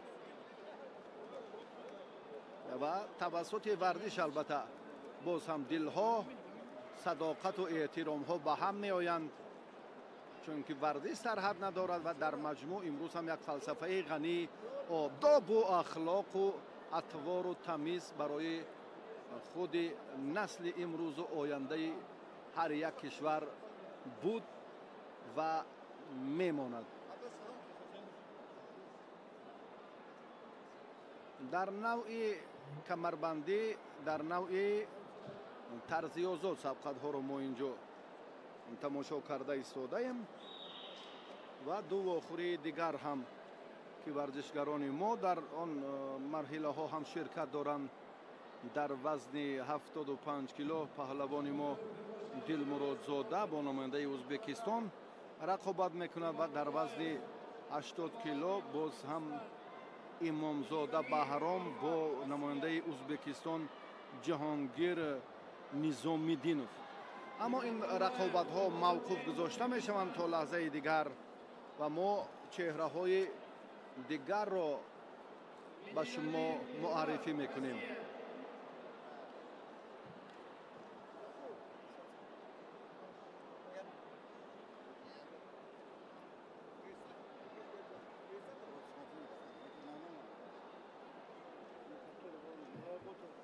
اکثر تماشابینان جوانان هواداران گوشتین کمربندی دانشجویان که امروز واقعا هم برای تماشای مرحله نهایی این رقابت ها آمدند.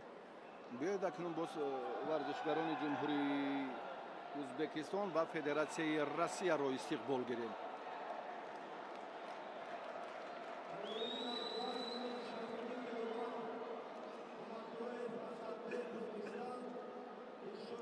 در وزن تا 57 کیلو حالا ما الفت رو میبینیم. منگالیف الفت از فدراسیون روسیه است. در وزن تا 57 کیلو این چهره هم به مرحله نهایی آمد و نعمتاللهیف جمالالدین حریف این ورزشگر از ازبکستان به حساب می رود و حالا اکنون در تلاش پهلوانان وزن تا 57 کیلو باوری داریم که باز هم چابکی و چالاکی و باز هم مسئولیت دوچند احساس می‌گردد. گوشتین پهلوانان در نوع کلاسیکی صورت می‌گیرد. اینجا امتیازها بدن پهلو حلال است ana همین اشاره بدن است. این مربی در ادامه تلاش مربی از مغولستان بود این چهره رو کارگردانی ما از کجا پیدا کرد. در دیگر سمت این لحظه ها رو تماشا دارد. من گمان کردم که سونیا سنجی یکی از این ورزشگران رو پیدا کردن. لحظه که خیلی هم فشار برای پهلوانی ازبکستانی بود، اما اینجا به این نوبت گرفته نشد به خاطر اونه که اینجا قوه اضافه یعنی حرکت زانو اینجا ممنوع بود، اون رو صرف نظر کردن. یگان حرکت اینجا به این نوبت گرفته نمی شود. در طرز کلاسیکی استفاده هلوک، پشت پا، پیش پا، همه آن چیزی که در گوشتن طرز آزاد رایج است در گوشتن طرز کلاسیکی اجازه داده نمی شود. یک جهت فرق کننده همین است. ستونگذاری خود در نوع کلاسیکی در نوع طرز آزاد ممنوع، این مجازات میگردد. گبهای قبه، سرکشی، این تنبیه هست و ورزشگری فدراسیون روسیه الفت نام دارد و اکنون جمال الدین آماده است که باز رقابت رو ادامه دهد. نعمت اللهیف پهلوان روسیه یک بدن دارد. در نوع کلاسیکی جمال الدین رجوع میکند و نه، بدن با الفت داده شد. منگالیوف الفت خلعتش کبوت است، بسیار چابک است. آی آی آی، حرکت جمال الدین هم خیلی خوب بود.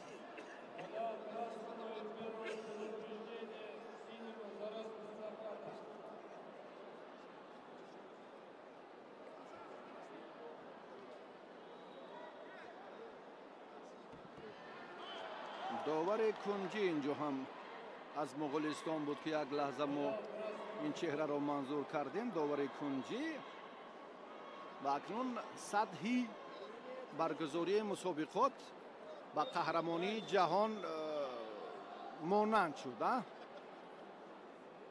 الفت به سر رفتیدند که آسیب دید. منگالیوف جمال الدین انتظار می شود این لحظه را ببینیم که چگونه به عمل آمد. اوی اوی اوی، بسیار هم خطر داشت، هم به ضرب سر علتی باز هم دیگر یا مشکلی که اینجا هم میتواند برای ورزشگر چون گردنش هم آسیب بیند. یک تاب خورده پرتافتی انجام داد که موفق نشد و وضع سلامتیش خوب است. داور حالا امر نکرده است تا زمانی که پهلوانان از کمربند یکدیگر باز هم مشخصتر داشته توانند. دستی راز از تک دستی چپ و دستی چپ از بالای دستی رازی حریف میگذارند. بندی دست را زیر کمربند در آورده از بیرون کمربند میقپند. بدن نوع کلاسیکی گوشتن کمربندی حالا جریان دارد. برخی از ورزشگران در نوع طرزی آزاد به استثنای بانوان آن رقابت‌های باقی مانده روز اول را منظور کردیم. باز دو قوازمایی دیگر در وزن 75 و 80 کیلو میان پهلوانان تاجیکستان و ورزشگران ازبکستان باقی مانده است از دیروزه. آن هم در نوع طرزی آزاد صورت خواهد گرفت بعد اندکی. البته الفت آسیب دیده است. دیگر چی ضرورتی ادامه قوا آزمایی مربیش باید به خلاصه آید و اینجا دستور ندهد که الفت رقابت را ادامه دهد. این مشکلات را ما دیروز بسیار مشاهده کردیم. дар рақобати варзишгарони дастаи федератсияи Россия, хусусан дар марҳилаҳои ҳассоси ниманиҳоӣ ва ниҳоӣ.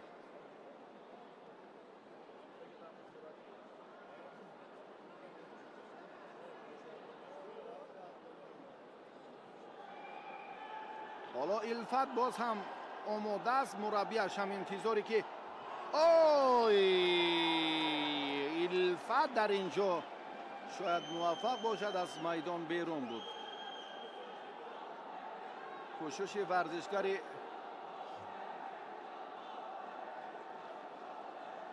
узбекистон ростӣ аз ҳамон доираи муайяншуда берун буд.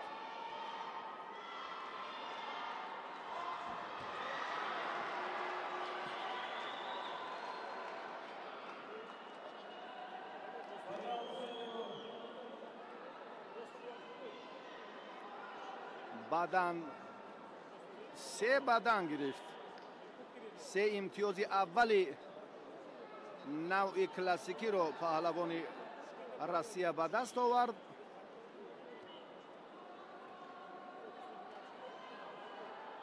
қувваи зону, ҳаллук, ҳаракат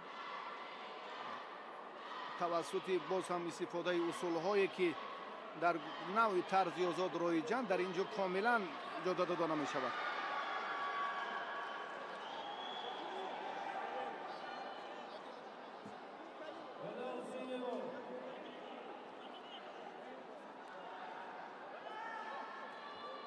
чорумин баданро паҳлавони Россия Илфат ба даст овард.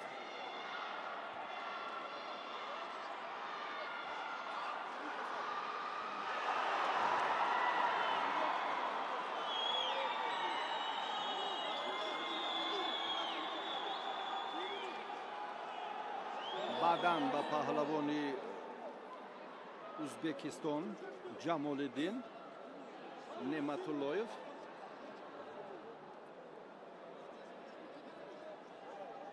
як бори дигар фурсат дорем ки ин лаҳзаро бо ҳам бубинем. мураббии Илфат бисёр ҳам нигарон аст, лекин рафти мубориза бисёр бо шиддат аст. осеби сар ва гардан ин ҷо ҳам бисёртар ба қайд гирифта мешавад, бо он хотир ки акнун махсусан ҳам дар навъи тарзи озод ва ҳам дар навъи классикӣ ҳамаи партофтҳо ҳаминро тақозо мекунад. бибинед як бори дигар ой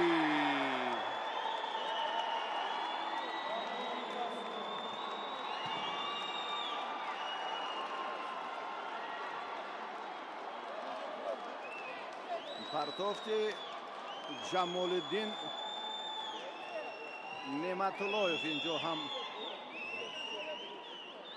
яке ҳалол баҳогузорӣ мекунад, дигаре паҳлӯ. доварони кунҷӣ ҳолати такрорро акнун як бори дигар мебинем. чӣ лаҳзае буд, чӣ партофте ин ҷо анҷом дода шуд. бед таваҷҷӯҳ мекунем як бори дигар ба ин ҳаракат. воқеан ҳам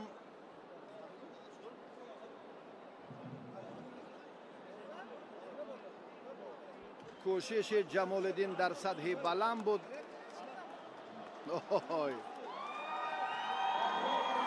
Ҷамолиддин хеле ҳам маҳорати хуб нишон дод ва қаҳрамони ҷаҳон дар гӯштини камарбандӣ шуд.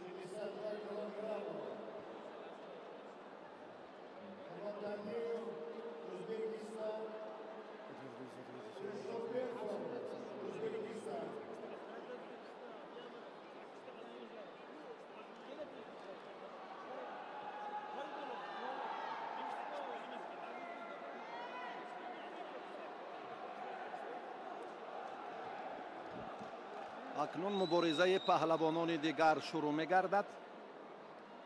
در وزن تا 62 کیلو نمایندگان ازبکستان اینجا از همه مهارت والا و شایسته منظور کردند و هر دو حق مبارزه را در مرحله نهایی پیدا نمودند. اینها اسدبک محمدعلیوف و دلشادبکوف عبدالملیک.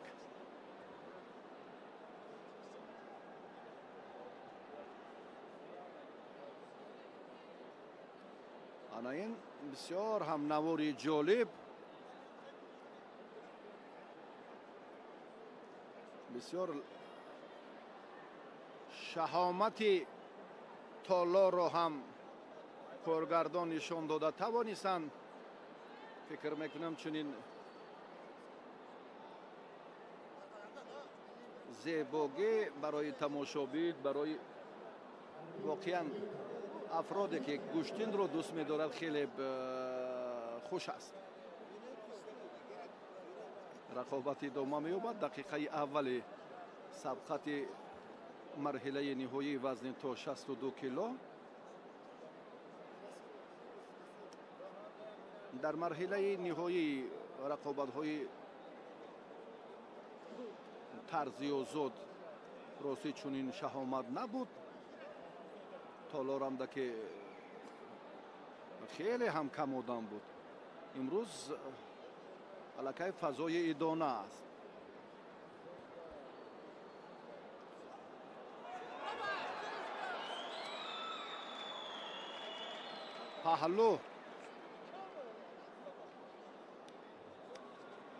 پهلو با عبدالملیک دلشادبکوف داده شد.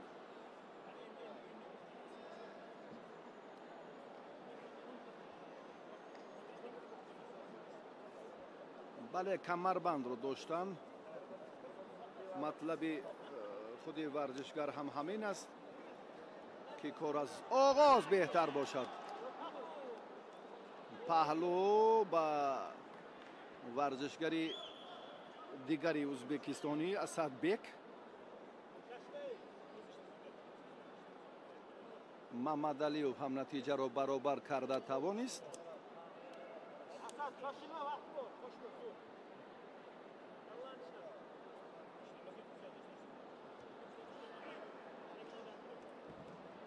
حالا هم یک کوشش دیگری اسدبک ثمرآور خاتمه نیافت. در قوقند و در نمنگان و در فرغانه و در سرخندریا کمتر، در این سه شهر دیگری ازبکستان کمربندی خیلی رشد کرده است. امروز جوانان کشور همجوار ما هم زیادتر آمدن به این چمپیونات جهان. این حرکت پهلو است. پهلو حلال. بسیار هم سری وقتی بود، فرصت مناسب بود. فکر میکنم جای تحلیل و بررسی نیست. اسدبک محمدعلیوف در این لحظه خیلی هم از خود یک مهارت والا نشان داد. اعتراض مربی عبدالملیک دلشادبکوف برای همین پرتاب کرد. من فکر میکنم یگان جای بحث نیست. 100% این حلال است. در گشتین کمربندی نوعی کلاسیکی نیست.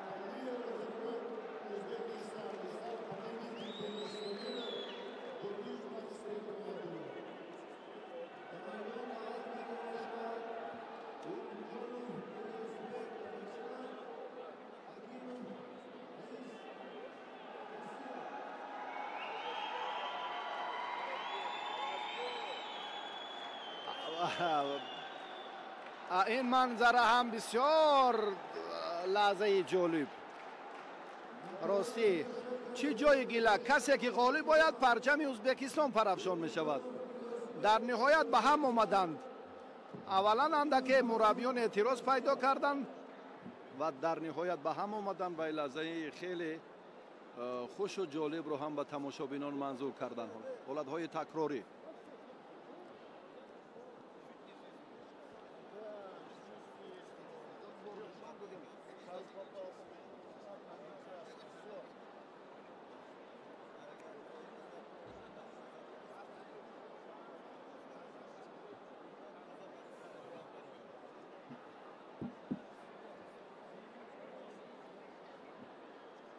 دوستانی عزیز اکنون بعد یک لحظه دیگر حالا فرصت داریم که چهره های موفق تا این لحظه نرو به شما معرفی سازیم.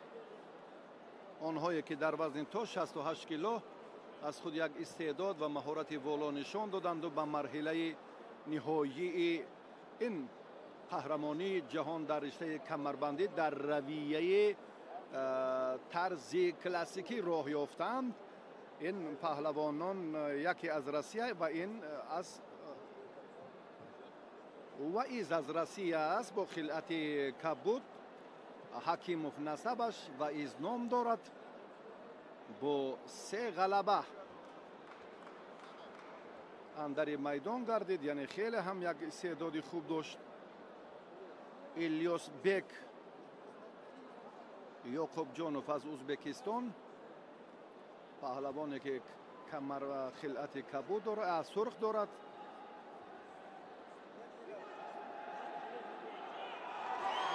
بسیار و بسیار غلبه من فکر میکنم پرتوف حلال است.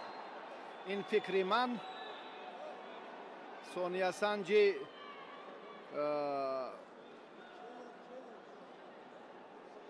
پهلوان ازبکستانی اعتراض دارد. خورشید شریپوف این هم قهرمان جهان در کمربندی است. داوری که حالا اینجا بهاگذاری کردن پهلو. حالا فرصت داریم که این حالت رو ببینیم یک جای. توجه میکنیم بسیار هم مالی حلال است. حلاله و حلاله و حلاله حلال است. از این دیگر حلال در نوع کلاسیکی یگان پرتوف نیست. شایسته احسن و آفرینش بود. بسیار عالی.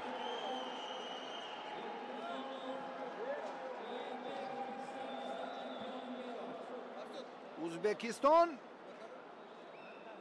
دسته ازبکستان اکنون 3 قهرمان جهان رو حالا از این دسته ما معرفی کردیم در وزن 57 62 و 68 کیلو.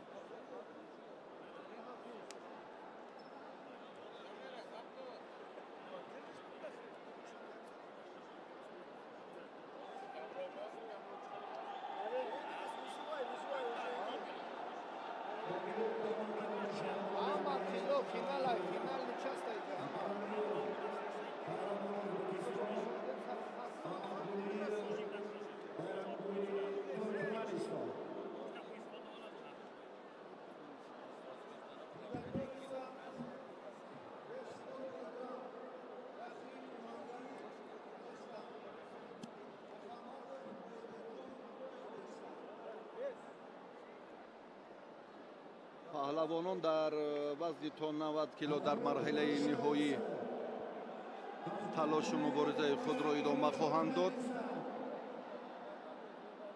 باز هم نمایندگان ازبکستان و ترکمنستان به میدان می آیند. عمر علیف پهلوان و از ترکمنستان مامد گولیوف. مامد گولیوف خیلی هم رقابت‌های انفرادی خود را تا این مرحله خوب پشت سر کرد. بایرام گولی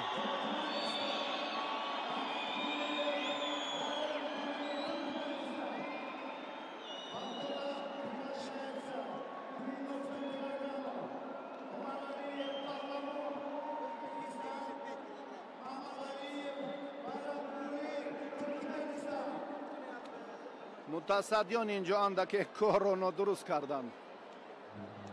روند تلاش رو باید با این نوبت گیرند.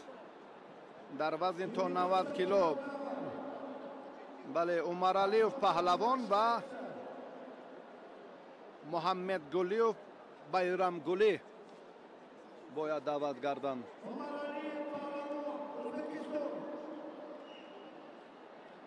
سیاف میزروب حالا مرحله نهایی این سبقت ها را هم تماشا دارند و امروز هم روزنامه‌نگاران و هم آن نفرانی که بیشتر توجه به ورزش های سنتی دارند، آنهایی که در خوجند شهرند، بی‌طرف بودن نمیتوانند و واقعا هم امروز فضای خیلی بزرگ ایدانه، لحظه های جالب و تاریخی را ما یک جای تماشا داریم. عمر علیوف به میدان آمد و محمد گلیوف بایرام گلی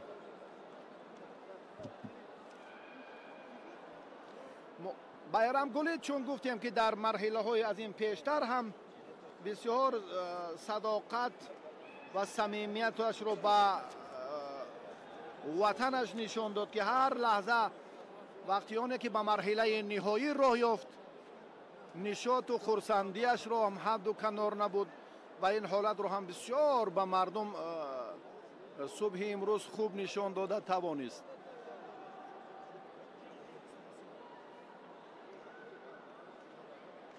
هر دو کمربند رو اکنون باز هم قوی تر می دارند. هر دو انتظار آغاز سبقت بودند که آن هم فرا رسید. در وزن تا 90 کیلو حالا مبارزه نتوانست. بسیار شوق‌انگیز، جالب.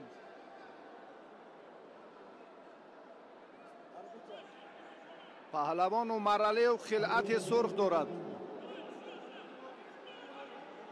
محمد گلیوف ورزشکار ترکمنستان با خلعت کبود است. یکی تا این مدت 2 غلبه، دیگر 3 پیروزی، چون که یکی در دوره اول آزاد بود. این هم باشد پهلوان عمر علیوف می باشد که اوه لحظه ای که حالا فکری داور بعداً به پهلوان ترکمنستان داده شد.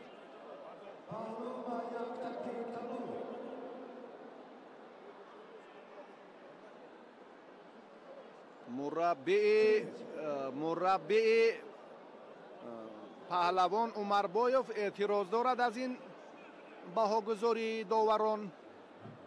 این امتیاز بدن بود، حرکت پای را اینجا به این نوبت گرفت. به این نوبت گرفتن لازم نیست.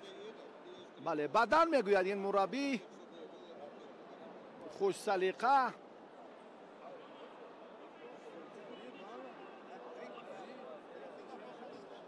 نه اینجا پهلوان ترکمنستان بعد زانو حرکتی انجام نداده است.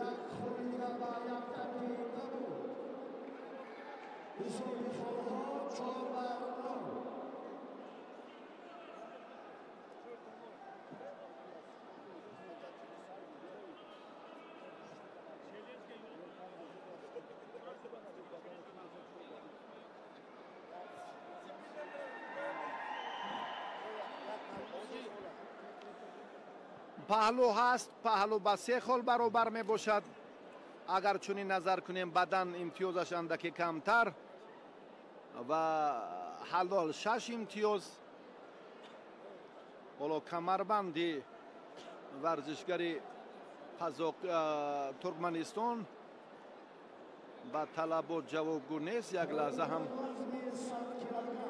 مربی برای دریافت کمربند اکنون به گوشه دیگر میشه تا بعد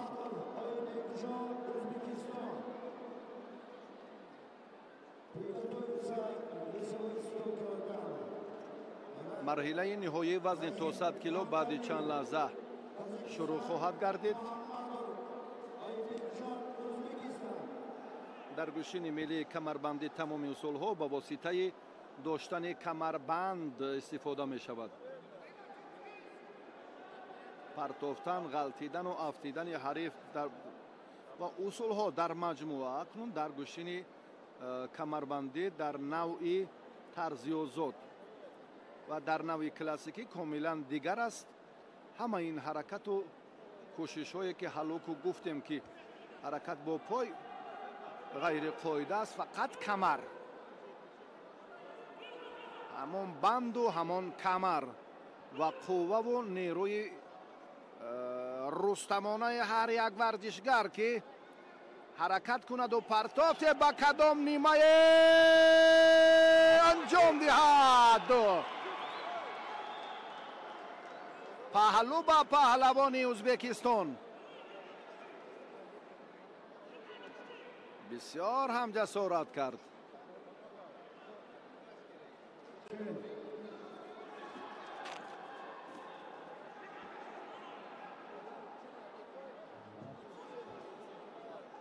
паҳлавон иштибоҳашро сари вақт ислоҳ кард.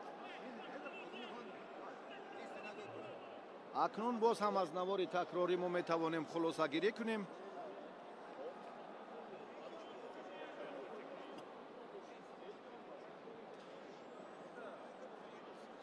агар аз тавассути пой ҳаракатро инҷо хуб шурӯъ кард,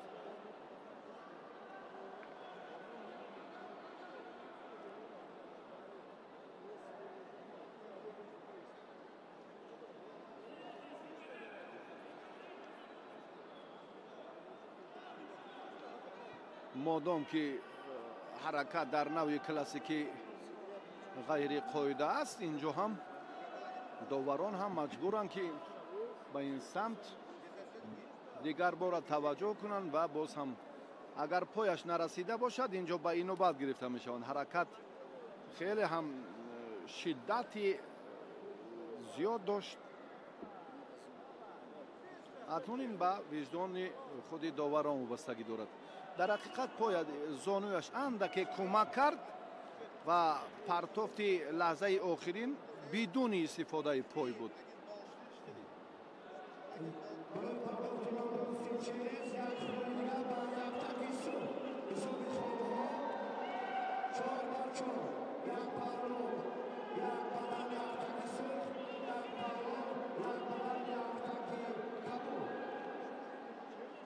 натиҷаи имтиёзҳо 4-4 баробар аст. агар боз чунин тавзеҳ диҳем, ҳарду як бадан ва як паҳлугӣ доранд. бадан 1 имтиёз, паҳлу 3 имтиёз, ҳалол 6 имтиёз аст. агар чунин баҳогузориро ҳам дар лаҳзоти лозима мо метавонем ки боз ҳам ба шумо муфассалтар шарҳ диҳем.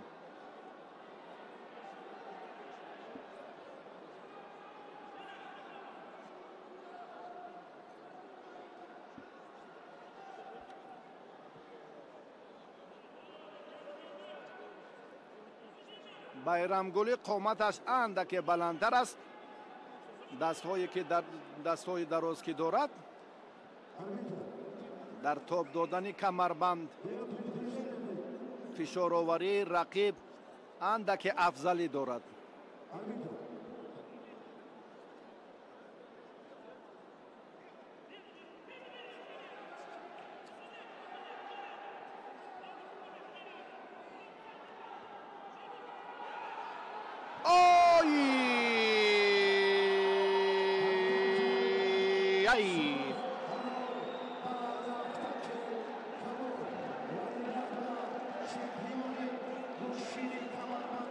байрамгулӣ Маҳаммадгулиев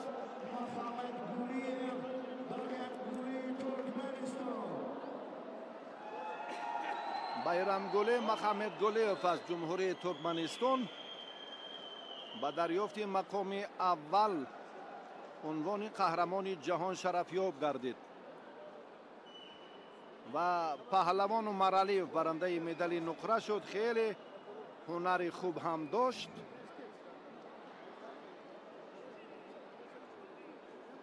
ва қадру манзалати парчамро چگونه حفظ میکنند. امیدواریم که امروز هم پرچم ما در قهرمانی جهان کمربندی در این تالار با شکوه خوجندشهر پرافشان میگردد. حالا برای به میدان آمدن 3 نفر ورزشگری ما در مرحله نهایی فرصت هست.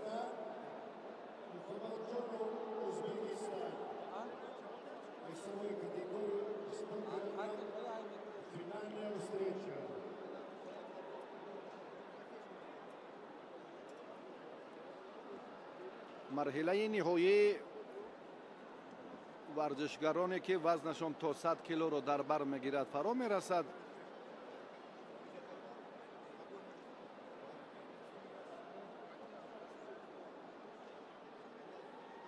رحیم ایمانگلی این از قزاقستان است. حالا به میدان قدم می‌نهد به امید مظفریت. هنرش را بعد چند لحظه خواهیم دید.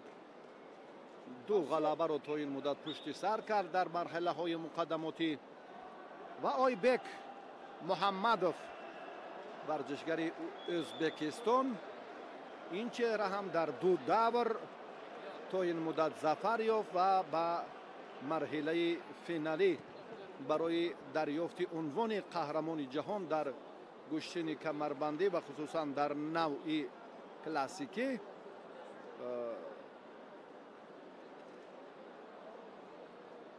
فرصت پیدا کرد و اکنون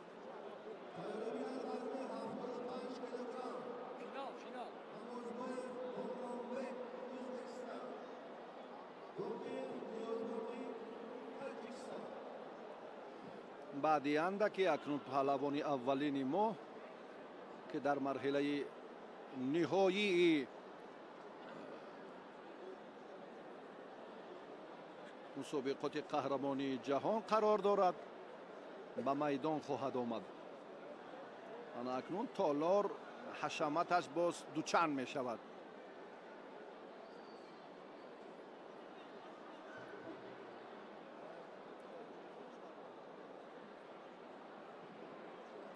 هر دو پهلوان اکنون برای گرفتن کمربند ببینید دستو اکنون اینجا سرعت ایستادگی کردن لازم نیست. اگر با ثانیه های دیگر پسی سر شوند داور مجبور است که اینجا با یکی هم آگاهی دهد.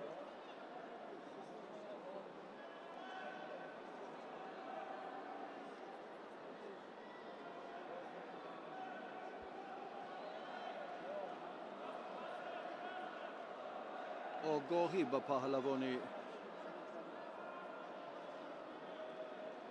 خلعت کبود داشته.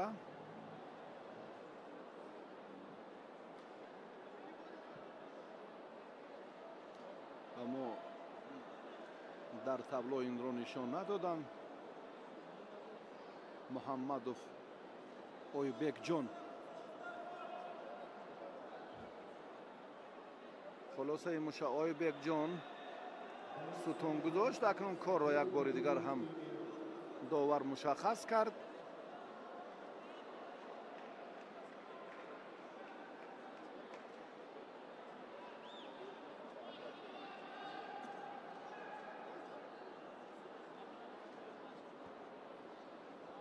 مبارزه پهلوانان باز هم انا این طرز باید صورت گیرد. پهلو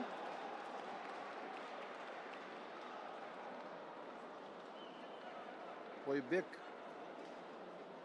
صاحب امتیاز پهلو که این در گشتن کمربندی نوعی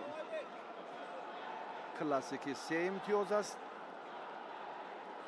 بعداً اشاره الهیده دارد 1 خال پهلو به مانند گشتن ملی ما اشاره که پهلو هست این 3 خال و از همه افضلی این حلال امتیازی که 6 خاله که این حلال در بر بگیرد و کاری که اینجا هم آیبک انجام داد خیلی خیلی خیلی خیلی خوب بود. Hacıma e'lon kunid. چی شد؟ E'lon kunid final potom. داور در تلاش و مبارزه اندک باز هم اینجا بعدن چرا اندک پیشتر بله همون باقی موندن این پرتافت پیشینه رو از حسابی باز هم استفاده حلوق یا چی طوری که به نظر نگرفتن اوی اوی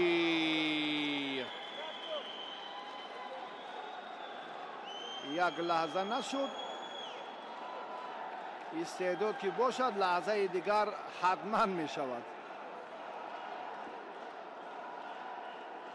اویبک جون محمدوف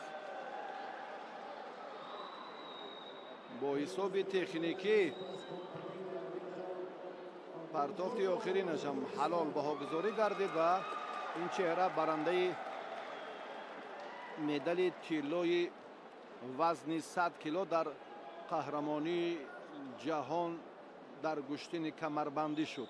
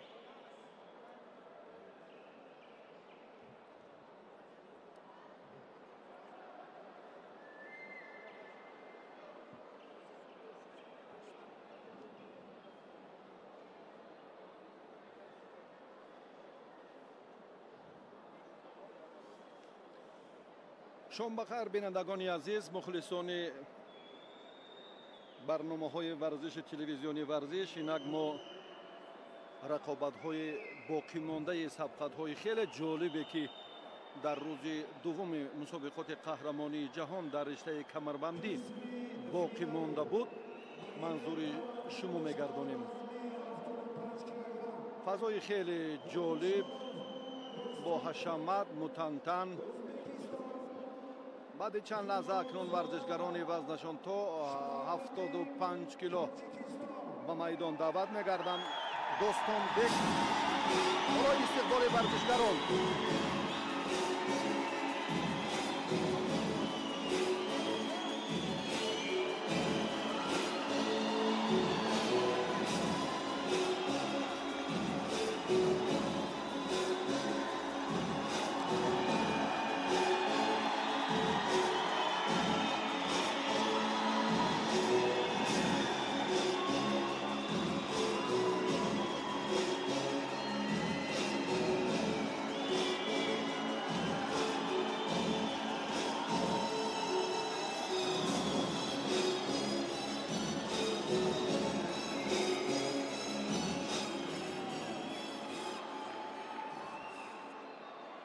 رقابت پهلوانان اکنون شد.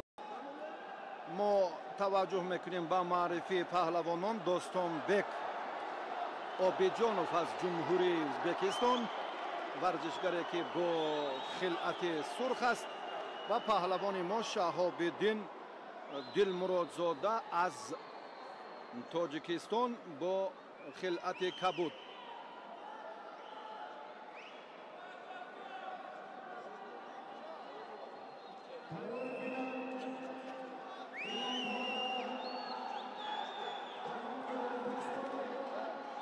مبارزه پهلوانان در روز دومی مسابقات قهرمانی جهان در وزن تا 75 کیلو شروع گردید.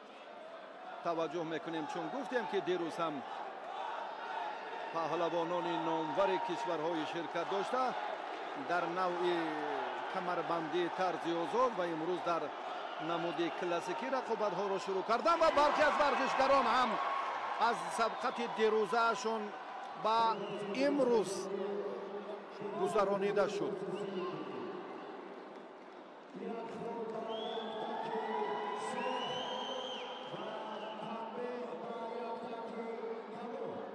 یک خال به ورزشگری ازبکستان داده شد و تنبیه به پهلوان تاجیکستان. ورزشگری کبودپوش از کاخ ورزشی زرافشان ناحیه جبار رسولوف ولایت استوق جمهوری تاجیکستان است. در مسابقه های حدود کشور مهارتش هم افضلی داشت و اکنون در مقابل دوستانبک آبیجانوف حالا کار را با موفقانه انجام نداده است.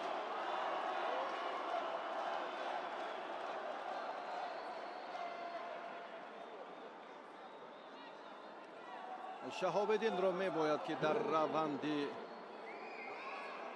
تلاش اندک افضلی هنرش را نشان دهد. داور از فدراسیون روسیه پهلوان ازبکستان را اشاره میکند که ادامه سبقت را بله اینجا هم از روی قواعد گشتن کمربندی به راه ماند. مربیش هم این گفته ها را دیگر بار تقویت داد. مربی از جمهوری ازبکستان در روز دوم اکنون مدعیان بیشتر در وزن‌های مختلف در مرحله نهایی از ازبکستان، قزاقستان، مغولستان و روسیه بودند و بیشتر آن اشتراکچیان مرحله نهایی در این وقت باقی مانده از جمهوری تاجیکستان 4 نفرشان. یکی از اینها حالا شهاب‌الدین است که برای دریافت عنوان قهرمانی تلاش خواهد کرد.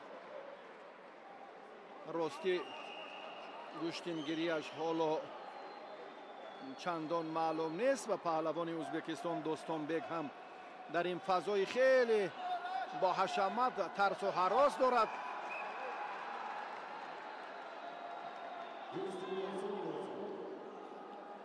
امتیاز دادن نشد. مربی کاخ ورزشی و مکتب ورزشی زرافشان هم حالا در اکران‌های ما و شما هیجان فراگیرش است.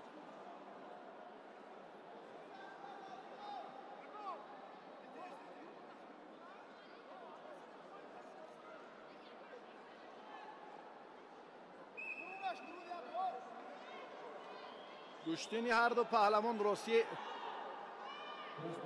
تا دقیقه سیوم جالبیت کمربندی را نشان نداد. از هر دو جانب ما این لحظه های برطاف یا حالت های مناسب دریافت امتیازها را ندیده ایم.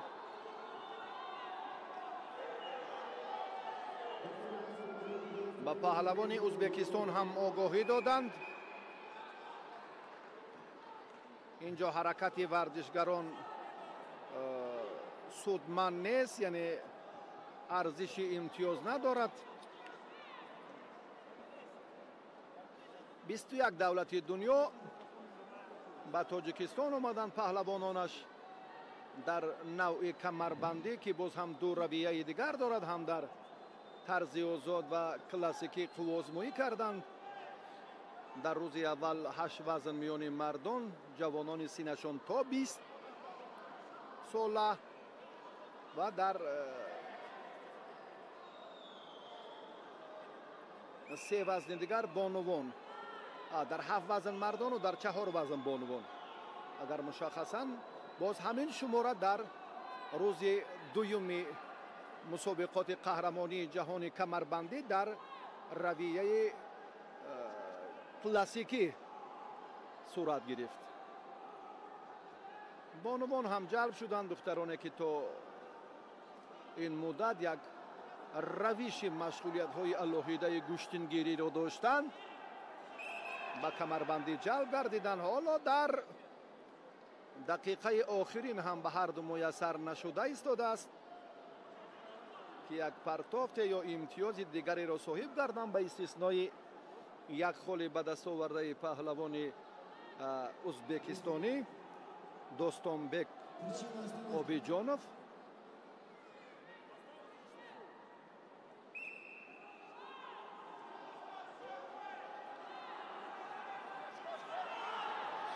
انا این اندکی روحیه مخلصان رو هم قوی تر میگرداند.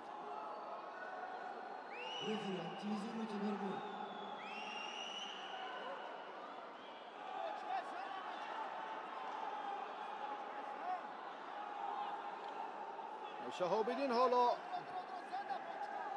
چندان افضل بودن هنر خود را نشان میدهد. یک حرکت پهلوان سرخپوش ازبکستانی، دویمین نگاهی به پهلوان ازبکستانی.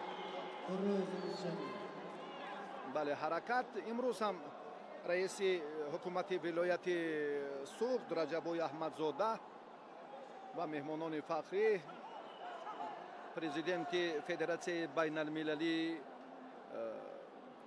کمربندی جهان، پرزیدنت فدراسیون کمربندی آسیا هم اشتراک دارند. مهمانان عالی قدر در رسمی افتتاح در ادامه سبقت ها هم با هنرنمای ورزشگران کشورهای آسیای مرکزی بیشتر مراغ ظاهر کردند و این بود که اکثر مدعیان 22 وزن نمایندگان کشورهای آسیای مرکزی و مغولستان و فدراسیون روسیه بودند. از آسیای مرکزی از ترکمنستان و از قزاقستان و اکثرشان از جمهوری ازبکستان. در روز آخرین 5 نفر پهلوان ما به مرحله نهایی راه یافت.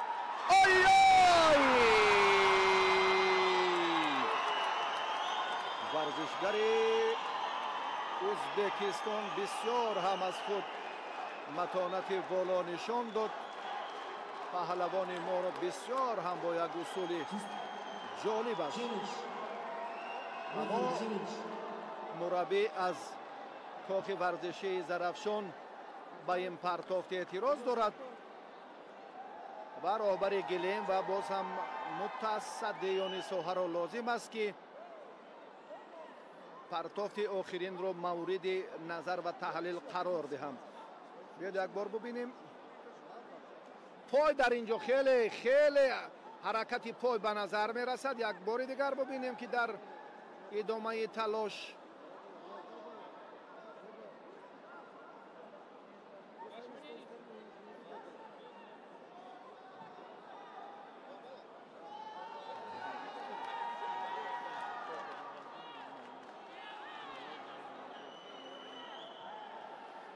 бале дар ҳаракате ки мо инҷо мушоҳида мекунем ин сабқатҳои дирӯзан рақобатҳои равияи гӯштини камарбандӣ равияи тарзи озод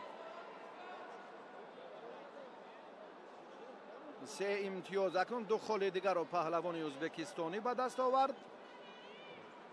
ёдовар мешавем ки бархе аз сабқатҳои боқимондаи тарзи озод дар камарбандӣ имрӯз доир гардиданд ва аксари рақобатҳои марҳилаи охирин яъне ниҳоӣ дар навъи классикӣ ҳам сурат хоҳанд гирифт.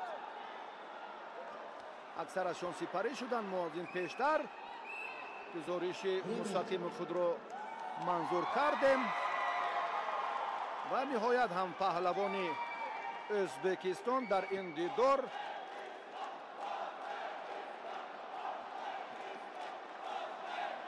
победу по баллам одержал Убиджонов Достонбек, Узбекистан, и стал чемпионом мира весовой категории до 75 килограммов. дар вазн то 75 кило унвони қаҳрамони ҷаҳонро Достонбек Обиҷонов ба даст овард. варзишгари ҷумҳурии ҳамҷавори мо аз Ӯзбекистон. дастпарвари кӯхи варзиши зарафшони ноҳияи Ҷаббор Расулов Шаҳобиддин Дилмуродов ҷои дуюмро гирифт.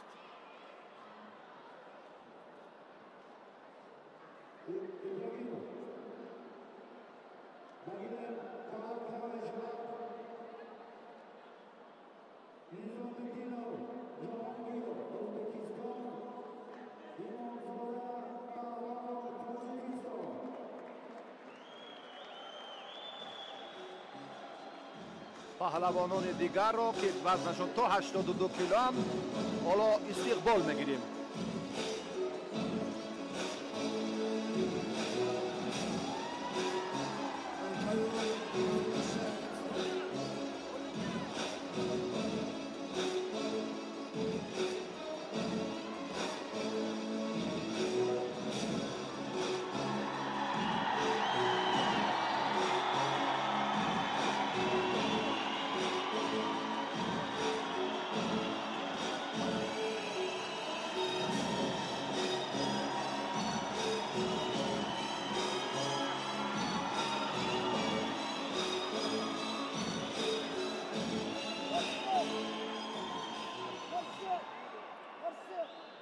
دوستان گرامی اکنون معرفی ورزشگران آغاز می‌گردد. جهانگیر نظامیدینов از ازبکستان بله весовой категории 82 килограмма. در وزن تا 82 کیلو پهلوانان نیروسنجی میکنند. جهانگیر نظامیدینov بهرام امامزاده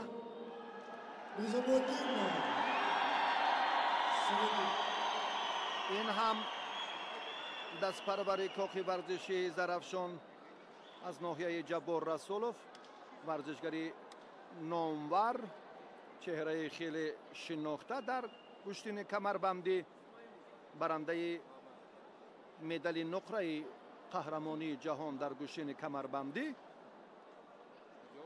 و اکنون مبارزه هر دو ورزشگر چون ابتدا همه اصول ها با واسطه داشتن کمربند استفاده می شوند.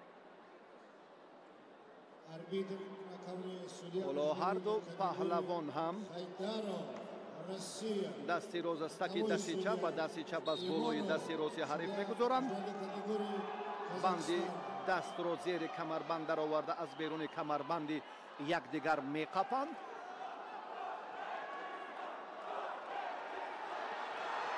ой варзишгари мо андаке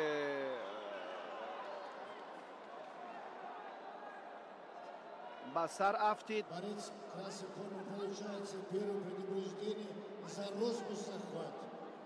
барои нодуруст доштан ба паҳлавони ӯзбекистон огоҳӣ доданд.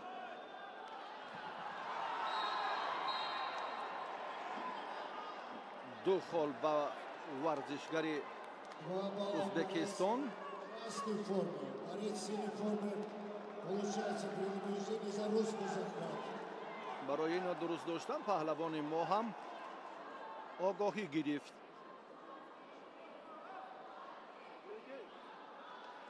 дар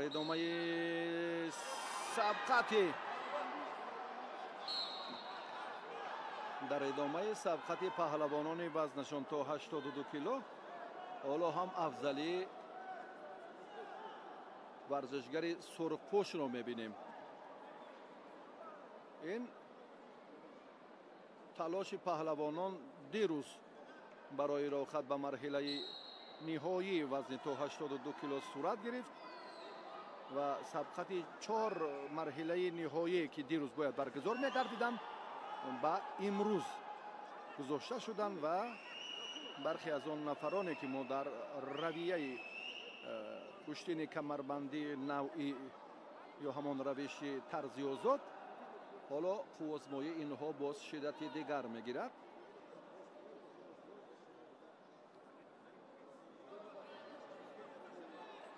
дар қаҳрамонии ҷаҳон соли сипаришуда баҳром имомзода медали нуқраро ба даст оварда буд. миёни ҷавонон ду холи дигарро ҳам варзишгари ӯзбекистон моли худ кард. Красный 2 балла. Борец в синей форме. Получается второе предупреждение за розгу захват. барои нодуруст доштан паҳлавони тоҷикистон танбеҳ гирифт.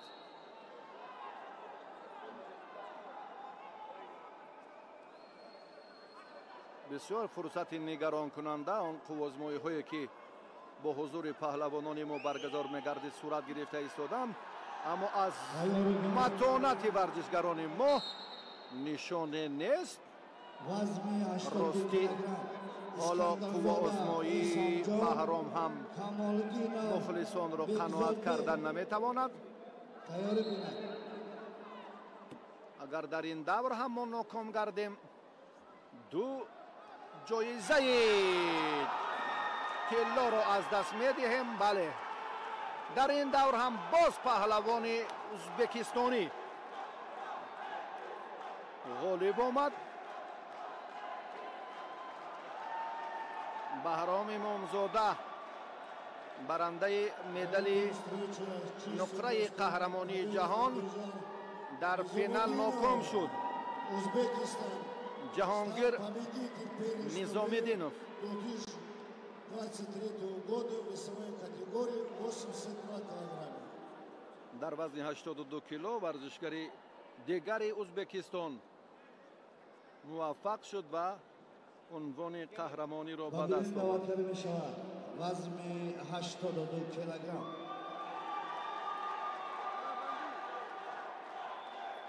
Iskandarzoda Ehsonjon Tojikiston, Kamoliddinov Bekzodbek O'zbekiston.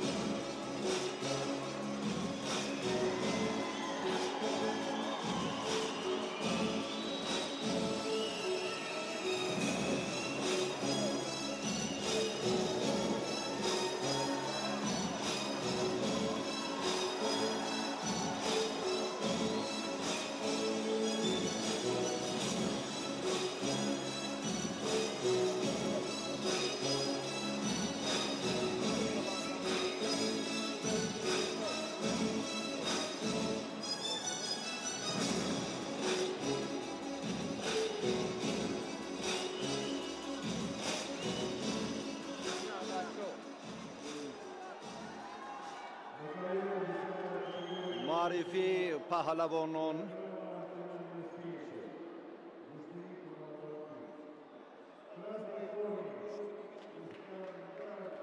اسکندرزاده احسان جان از جمهوری تاجیکستان، زاده ناحیه مسچو است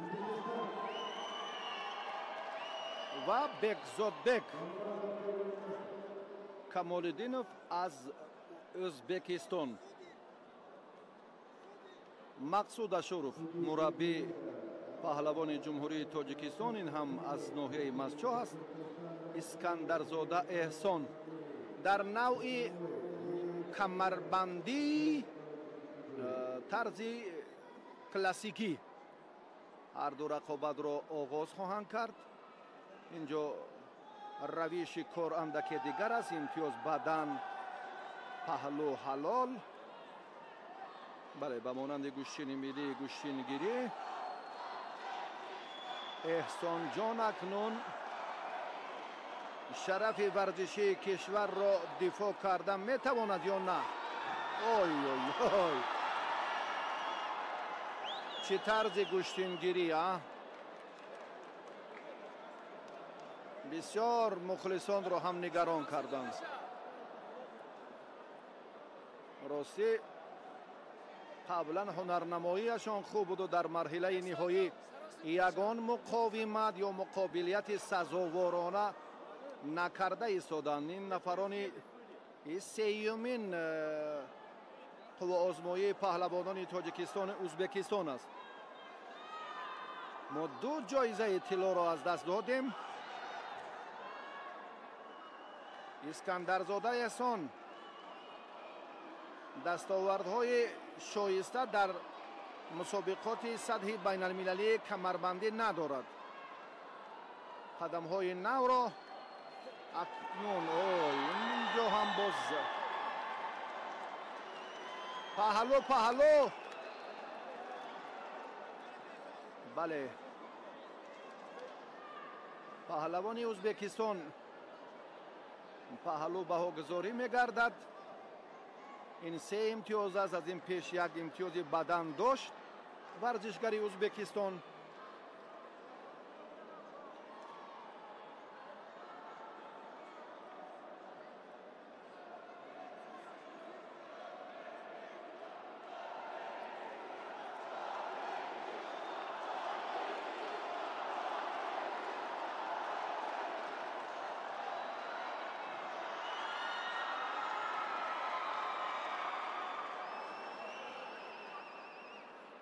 بدن به پهلوان ازبکستان بود امتیاز. بدن 1 خال است، پهلو 3 خال، حلال 6 خال.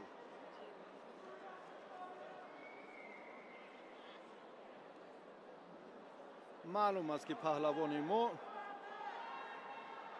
اسکندرزاده قوهش، ملکش، نیروش در مقابل بهزادبک خیلی ضعیفتر است.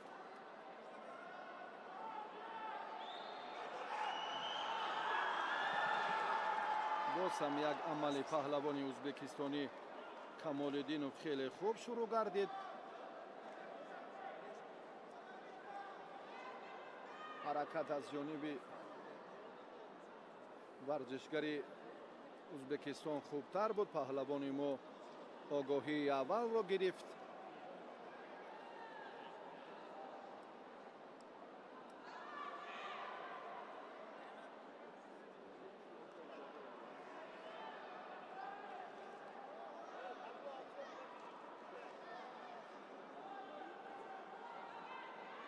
گوشتین اسکندرزاده براسی کاملا معقول نشد. خود هم چاکن زیر چاه شد. اصول را آغاز کرد، به سر رفتید. رقیبش امتیاز اول گوشتین کمربندی را در رویه کلاسیکی که بدن از باز صاحب شد.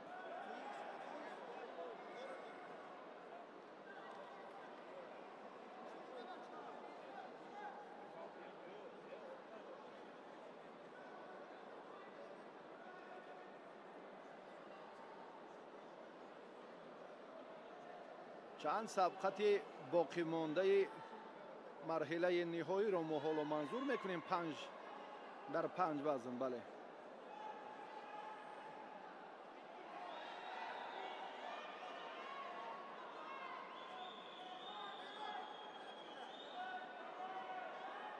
کمال‌الدینов برایش دیگر ضرورتی نیست که فشارآوری را زیادتر کند. جای شبهه نیست. 100% این گفته ها مشخصند. سیومین جایزه طلا را هم پهلوانان ما از دست دادند و خیلی پرتافت جالب بود. اما در روند مبارزه با زانو اگر با زانو عمل را انجام داده باشد اینجا هم مورد نظر و تحلیل قرار خواهد گرفت. کوشش ورزشگری ازبکستانی در نوع کلاسیکی. بیاید یک بار ببینیم. نه من فکر میکنم که پایش با یگان بدن پهلوان ما نرسیده بود.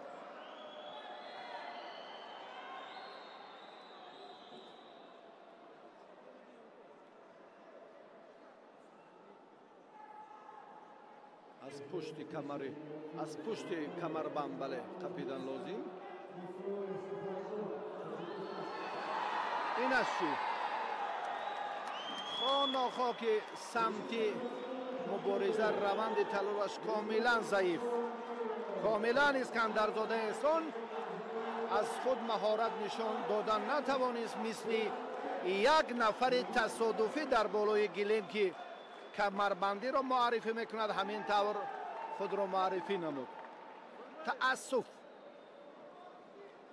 دست را همه جانبه آماده کردن لازم. با این مرحله که با پهلوانان ازبکستان قوه سنجی کردن واقعا هم سستی کار مقصودش و نظرهای خود آن کارشناسانی که واقعا برای تکمیل مهارت دسته منتخب کمربندی کشور باید مسئولیت و صداقت و تمرین ها کاملا دیگر باشد.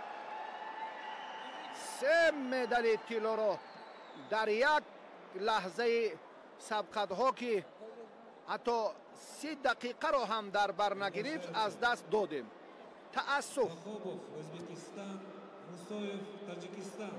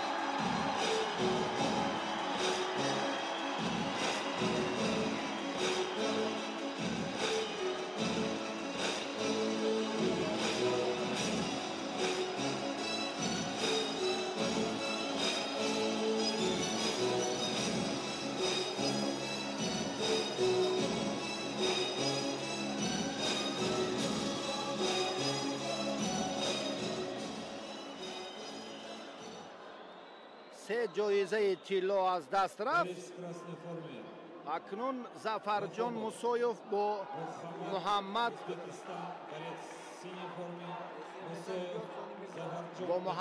وهابوف اکنون پهلوان ما رقابت میکند.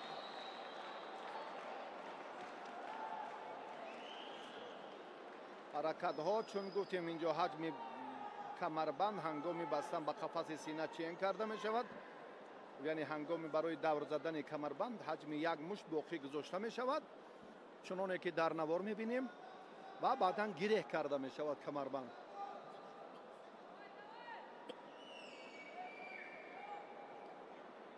به حجم یک مشت که برای دور گشتن کمربند فرصت یا امکانیت خوبتر باشد مانع ایجاد نکند. حالا پهلوانان کمربند یک دیگر را اکنون باز هم استوارتر می دارند.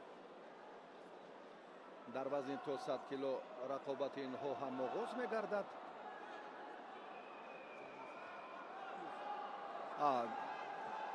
ҷамъи 100 кило мазарат.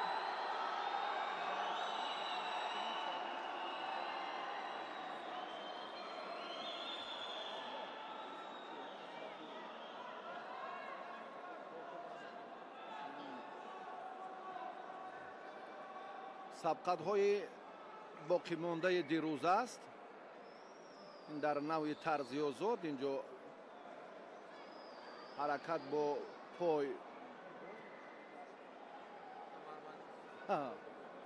дирӯза манзарат баръакс. инҷо ҳам як иттилои чандон дақиқ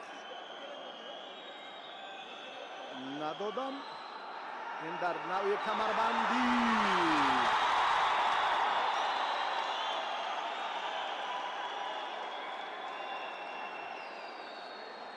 рақобат дар навъи гӯштини камарбандӣ дар тарзи классикӣ ҷараён дорад.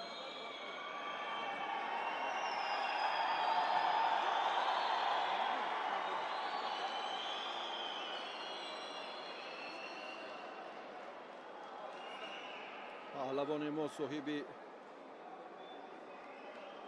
имтиёзи бадан шуд ва намояндаи ӯзбекистон огоҳӣ гирифт.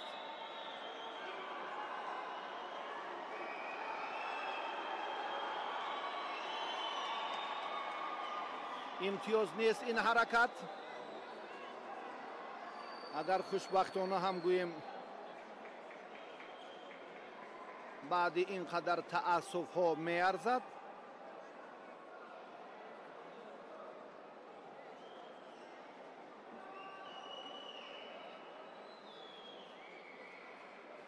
муҳаммад ваҳобов ба сарафти бисёр лаҳзаи муносиб. андаке ҳам бошад дар раванди талош аллакай афзалии ҳунари паҳлавони мо ба назар мерасад. Зафарҷон Мусоев. ин ҳам зодаи ноҳияи Масчо ҳаст. камарбандашро ҳоло бо ҳам инҷо дуруст дар ҳаҷми ҳамон як муште ки боқӣ мемонад инҷо ва баъдан гирья карда мешавад барои давр гаштан мувофиқ бошад. Зафарҷон то ин муддат 2 ғалаба ба даст овард. дар вазни аз ҳама гарон паҳлавони ҷавони мо ҳунарнамоӣ дорад. мухлисон ҳам пазмони пирӯзии варзишгарони тоҷиканд, чунки то ин лаҳза аллакай 3 ҷоизаи тиллоро мо аз даст додем.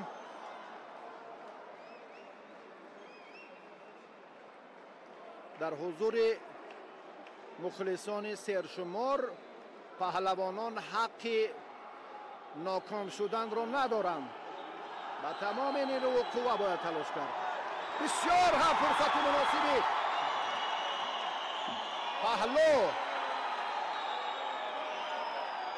паҳлу ба паҳлавони кабуд. ин фикри ман аст. аз наворҳои такрорӣ бинем. паҳлу ба паҳлавони кабуд. биёед аз наворҳои такрорӣ як лаҳза ин фурсатро бубинем.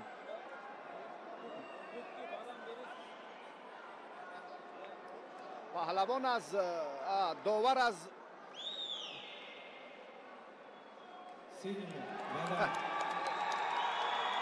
баъдан баҳогузорӣ кардан варзишгари моро ҳолон ки бигузор.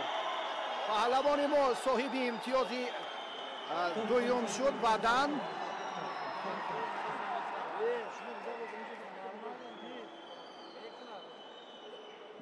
паҳлавони мо соҳиби имтиёзи бадан шуд. бисёр ҳам Зафарҷон Мирзоев дар раванди талошаш аз иштибоҳи рақибаш хуб истифода кард.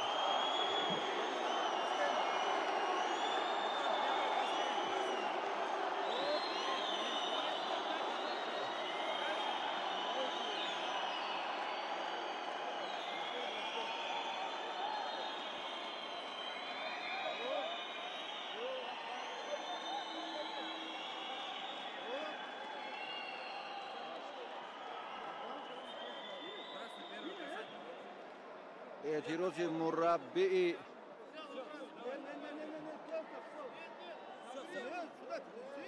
اولا اعتراض کرد و بعدا اولا اعتراض کرد رفتی این سبقت حالتی به عمل آمده رو دیگر باره هم داوران راهبر بالای گیریم تصدیق تحلیل و بررسی کردند.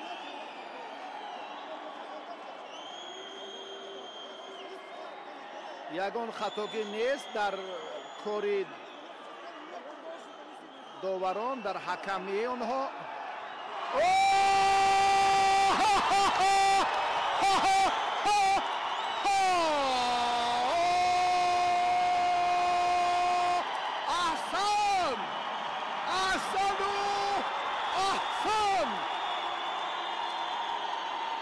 اولین جایزه طلا و دسته منتخب تاجیکستان نصیب شد.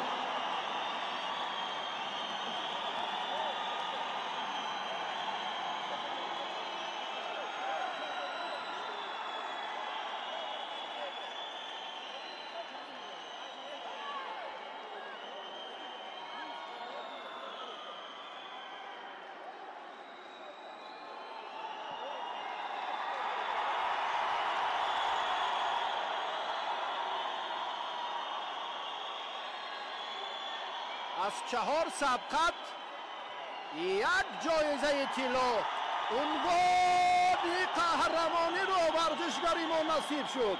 ظفرجان موسایف زاده ناحیه مسچاهی ولایت سوخت جمهوری تاجیکستان است. به شرافت غلبه‌اش پرچم و پرافشانی دارد. احسن و آفرین. صوفیوف از خرسندی برادر مرزاد صوفیوف از نشاط و خرسندی اینجا هم بسیار بالیده خاطر است. خیلی هم رقابت بسیار جالبه.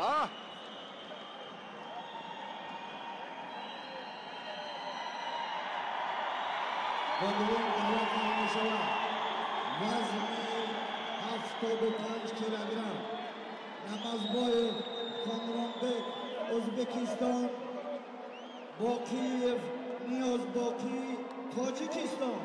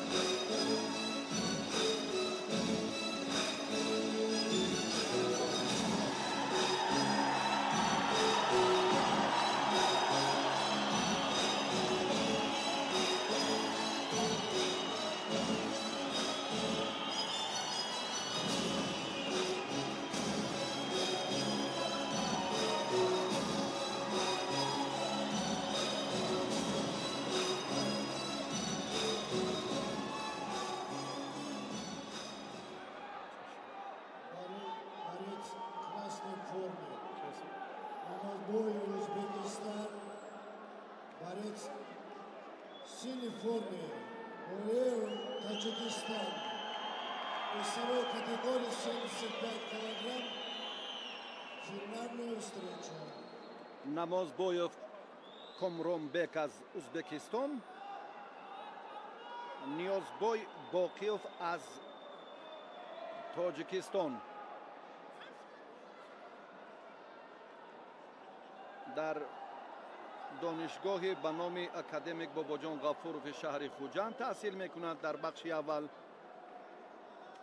در چمپیونات جهان قزان مدال برنجی دارد و استادان برجسته کاخ ورزشی لنگلیف زرافشان معذرت و مخصوصا شاهین گلوف خورشید شریفов در تمرین و در مرحله های آمادگیش بیشتر کمک کردند که امروز اکنون برای دریافت عنوان قهرمانی در گشتین کمربندی در نوع کلاسیکی نیروسنجی را چون آغاز کرد، اکنون پهلوان تاجیکستان خلعت کبود دارد.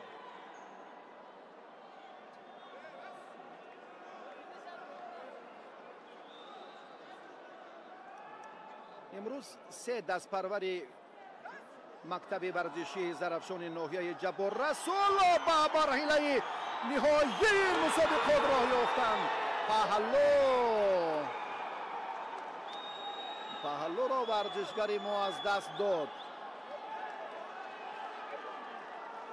حالا ابتدای سبقت است. پهلو 3 امتیاز است در مرحله و تلاش پهلوانان در نوع کلاسیکی.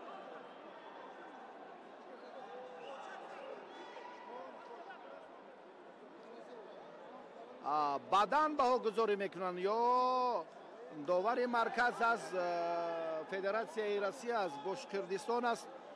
این را پهلو بها گذاری کرد.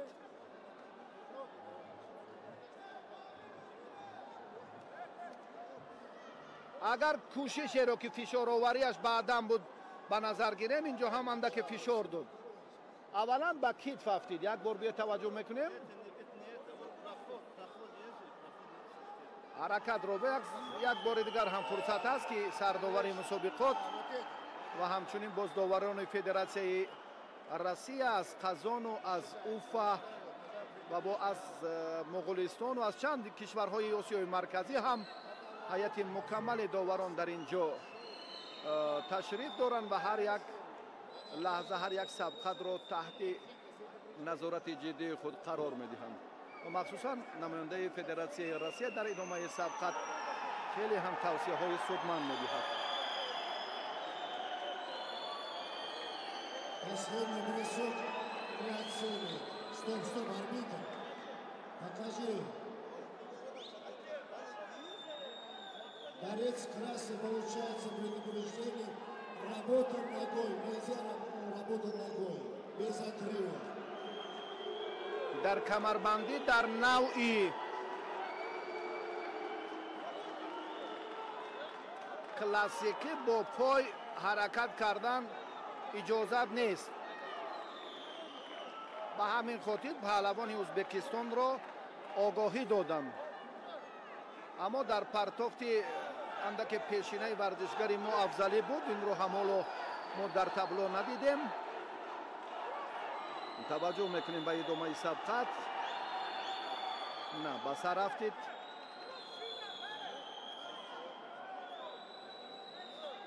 نیاز باقیوف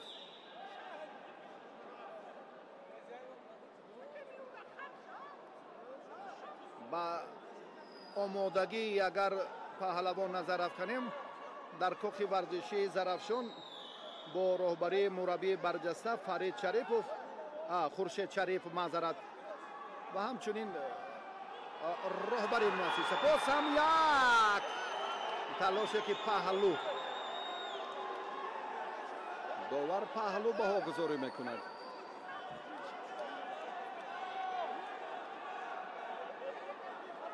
گشتنگیری خود را گم کرد.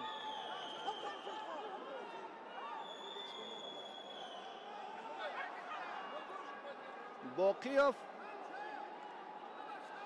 از اون لحظه های خیلی حساس خود را رها کردن نمیتواند. در اول اندک بهبودی بود در حرکت هایش. باز هم یک ورزشگری ازبکستان به سر رفتید. بعداً و پهلوان تاجیکستان بدن بهاگذاری شد.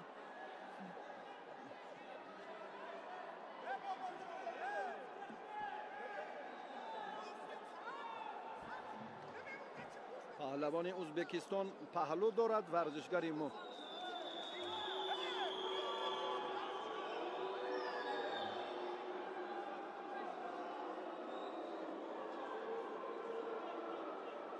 حرکتی اول از پهلوان تاجیکستان است. من فکری داور مرکز رو طرفداری میکنم. بیاید یک لحظه توجه میکنیم با خیلی فشارآوری ورزشگری تاجیکستان نیازبای باقیف.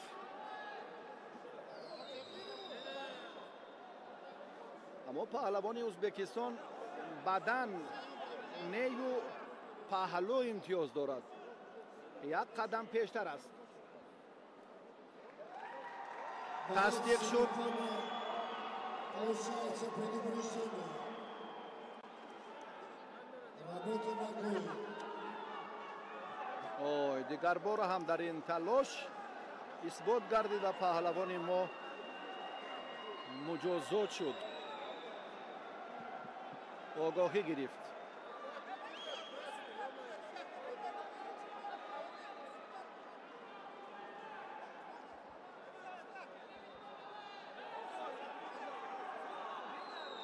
Стоп, останови встречу, арбитр, стоп. Стоп, останови встречу.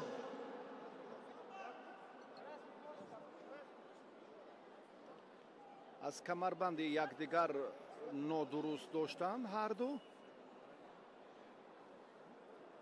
پس از اجرای اصول گشتین ملی کمربندی قوزمایی ها باز داشته می شود. اصول بهاگذاری می گردد. این لحظه رو ما دیدیم. غالبیت رو حالا هم معین کردن مشکل تر از غالب رو و در روند تلاش این حالتی که دستی راست است که دستی چپ و دستی چپ از بالای دستی راست حریف میگذرد. بندی دست رو زیر کمربند در آورده از بیرون کمربند باید قپم. داور به این نقطه یک بار دیگر اعتبار میدهد و به هر دو هم اشاره میکند که بله مشخصا همین عمل همین دستور رو رعایت کنم. باقیف غلبه صاف. پرتافت خیلی هم عالی. حلال بهاگذاری میگردد ورزشگری ازبکستان در این مرحله هم ظفر مییابد.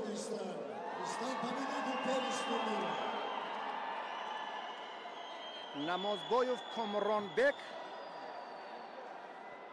با دریافت مقامی اول عنوان قهرمان جهان در کمربندی محض در نمود کلاسیکی شرفیاب میگردد. پهلوانان ما در 5 وزنی که میدانداری کردند تنها در یک وزنش آن را هم ظفر یافتند. ظفر جان موسایف در وزن جمعی 100 کیلو برنده مدال طلا شد. دیگر 4 نفر اشتراکی مرحله نهایی قهرمانی جهان در کمربندی صاحب مدال های نقره شدند.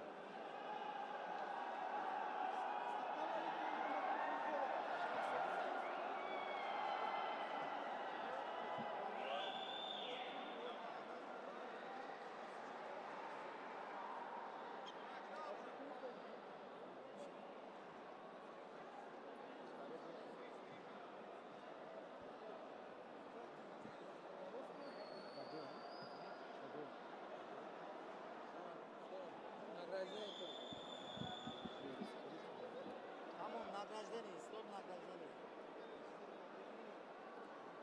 Стоп награждение, ребята.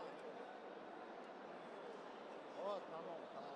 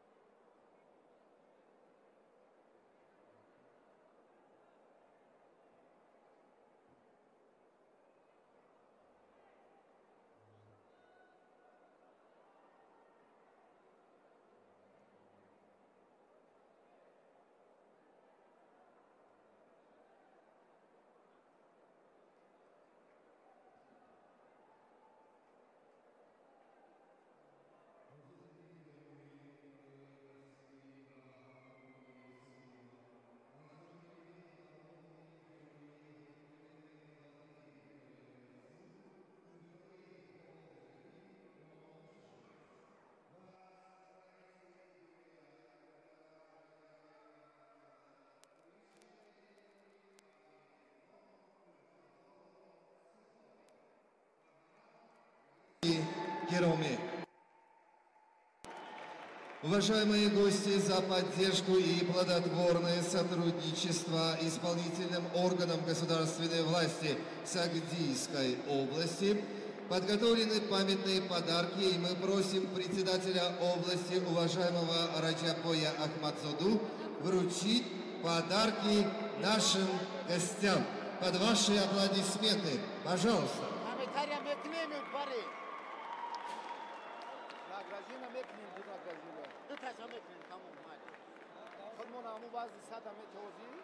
این مثل خواهی امو را بکن تمام دیگر روشا زبط میزن تمام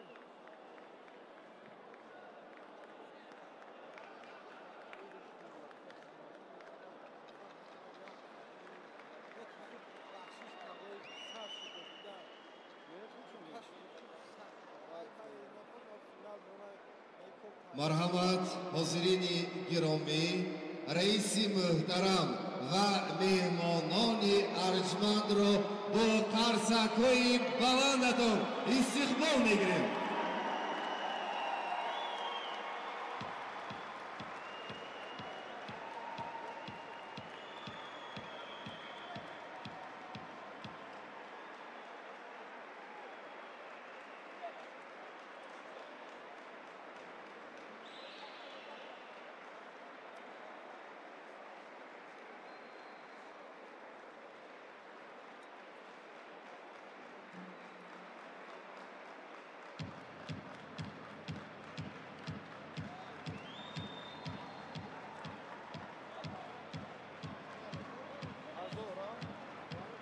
инак тӯҳфаҳои хотиравӣ тақдим карда мешаванд ба президенти Федератсияи байналмилалии куштини камарбандӣ Валиев Рафиқ Гарифович.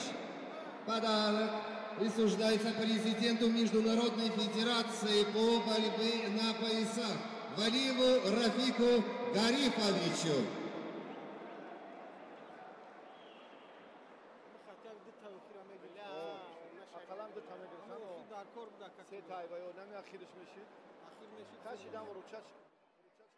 Тӯҳфаи навбатӣ ба президенти Ассотсиатсияи ҷаҳонии белбугли кураш.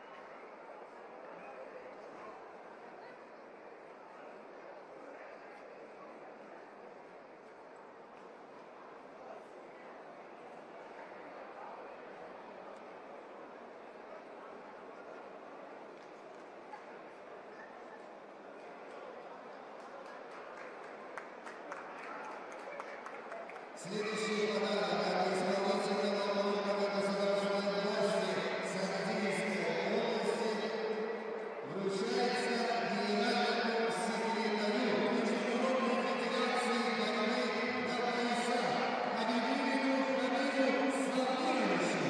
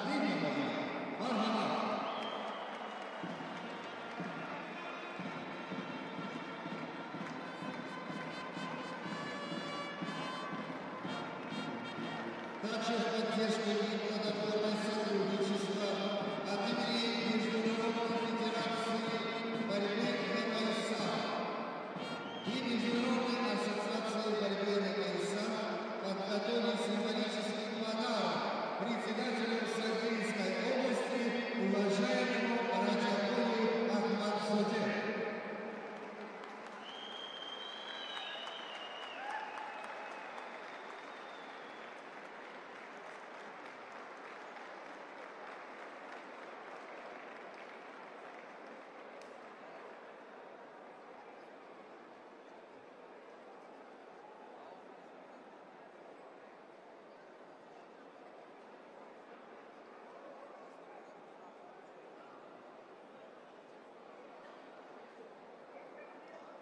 Дорогие друзья, 13 и 14 ноября 2023 года в центре Сахалинской области в городе Гуджрат с участием спортсменов из республик Таджикистана, Узбекистана, Казахстана, Туркменистана, Турции, Грузии, Монголии, Белоруссии, Румынии, Индии, Кыргызстана, Исламской Республики Ирана, Российской Федерации, Замбии, Колумбии, Нигерии, Египта, Молдовы, Украины и Марокко прошел чемпионат мира по борьбе НКСА и в итоге определены победители и призеры чемпионата. Уважаемые председатели области просим вас вручить медали, дипломы и денежные призы победителям и призерам чемпионата мира по борьбе НКСА.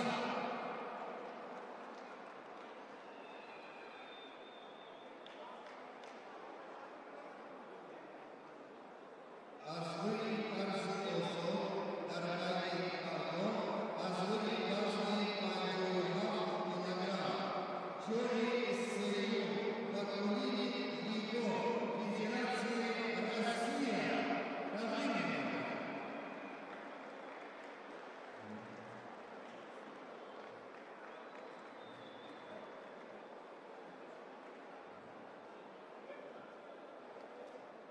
Чори Сырью, Новатри, Махале, Ухаме, Аш Джумури, Казахстан.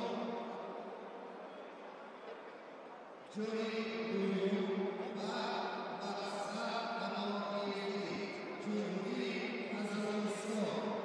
Вагнуя, Чори Дарбазни Панджоева, килограмм, Бакасовки, Зокричон, Джумури, Узбекистан, Россия.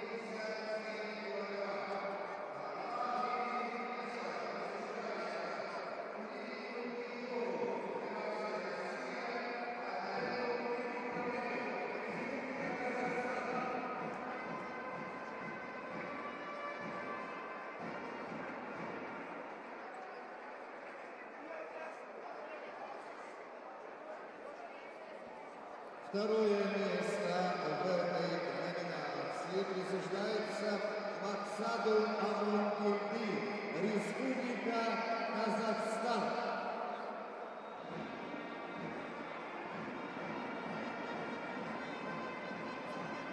دوستان گرامی، مراسم جایزه سپاری قهرمانی جهان در کمربندی شروع کردید.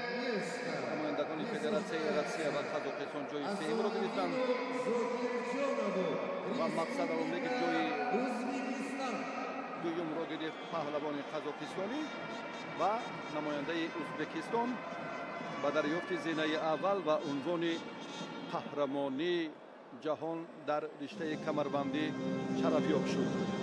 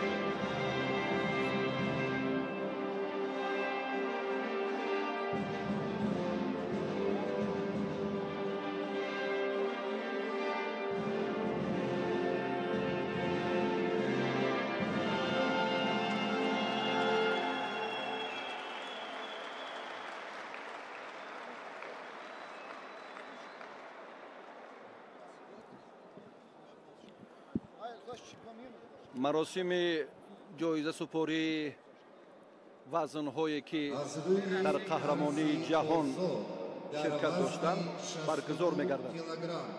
جوی سیوم و دیاربک قولغونبویف از جمهوری ازبکستان، باز یک جوی سیوم و авазбеков عبدالقادر از جمهوری ازبکستان، جوی دوم و руслан мауретдинов Федерация Россия و جوی یکم و нурбердиев мекан از جمهوری ترکمنستان پیشکش می‌گردد.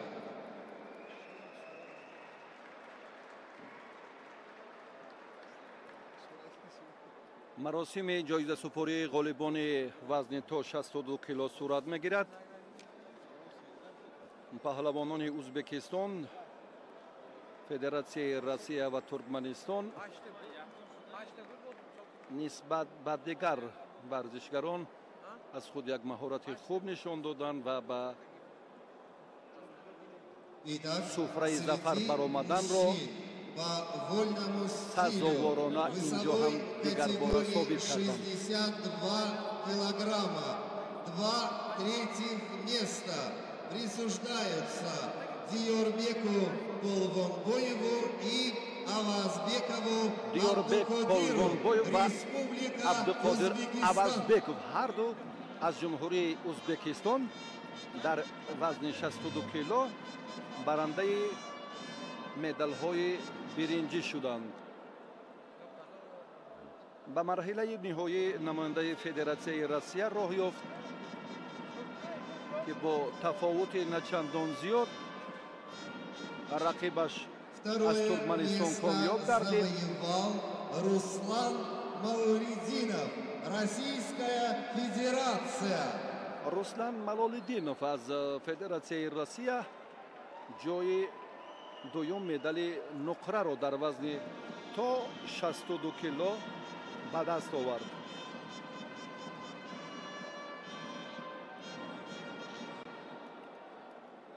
И первое место присуждается Непану Нурбердиеву, Туркменистан. непан нурбердиев дар марҳилаи ниҳоӣ ҳунари боло нишон дод паҳлавони туркманистон ва бо афзалӣ бештар ҳам соҳиби комёбӣ шуд ва барандаи медали тилло гардид ки ба шарофати ғалабаи ин чеҳра суруди туркманистон садо медиҳад.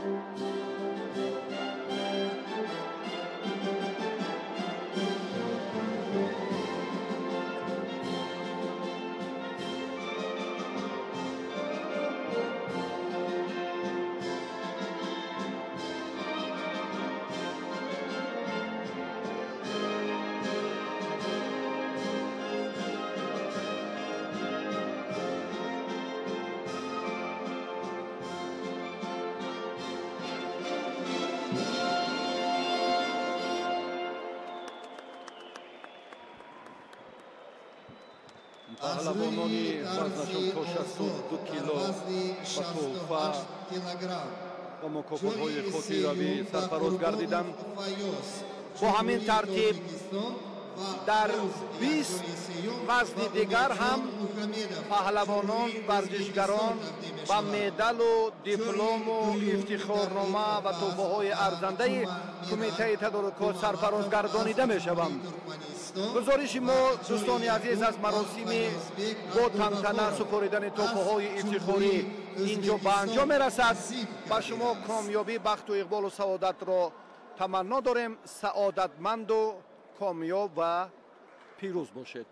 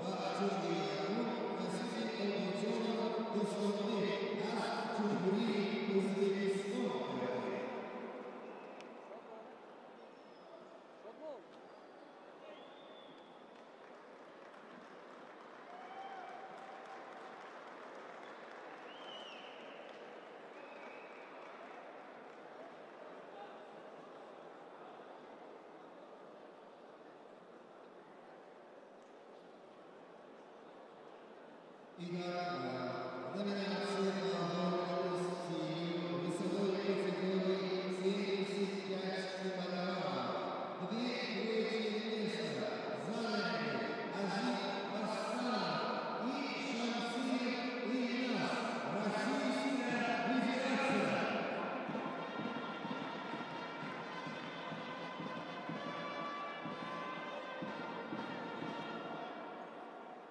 Второе место заняли Георгий Шахматуллин, Республика Таджикистан.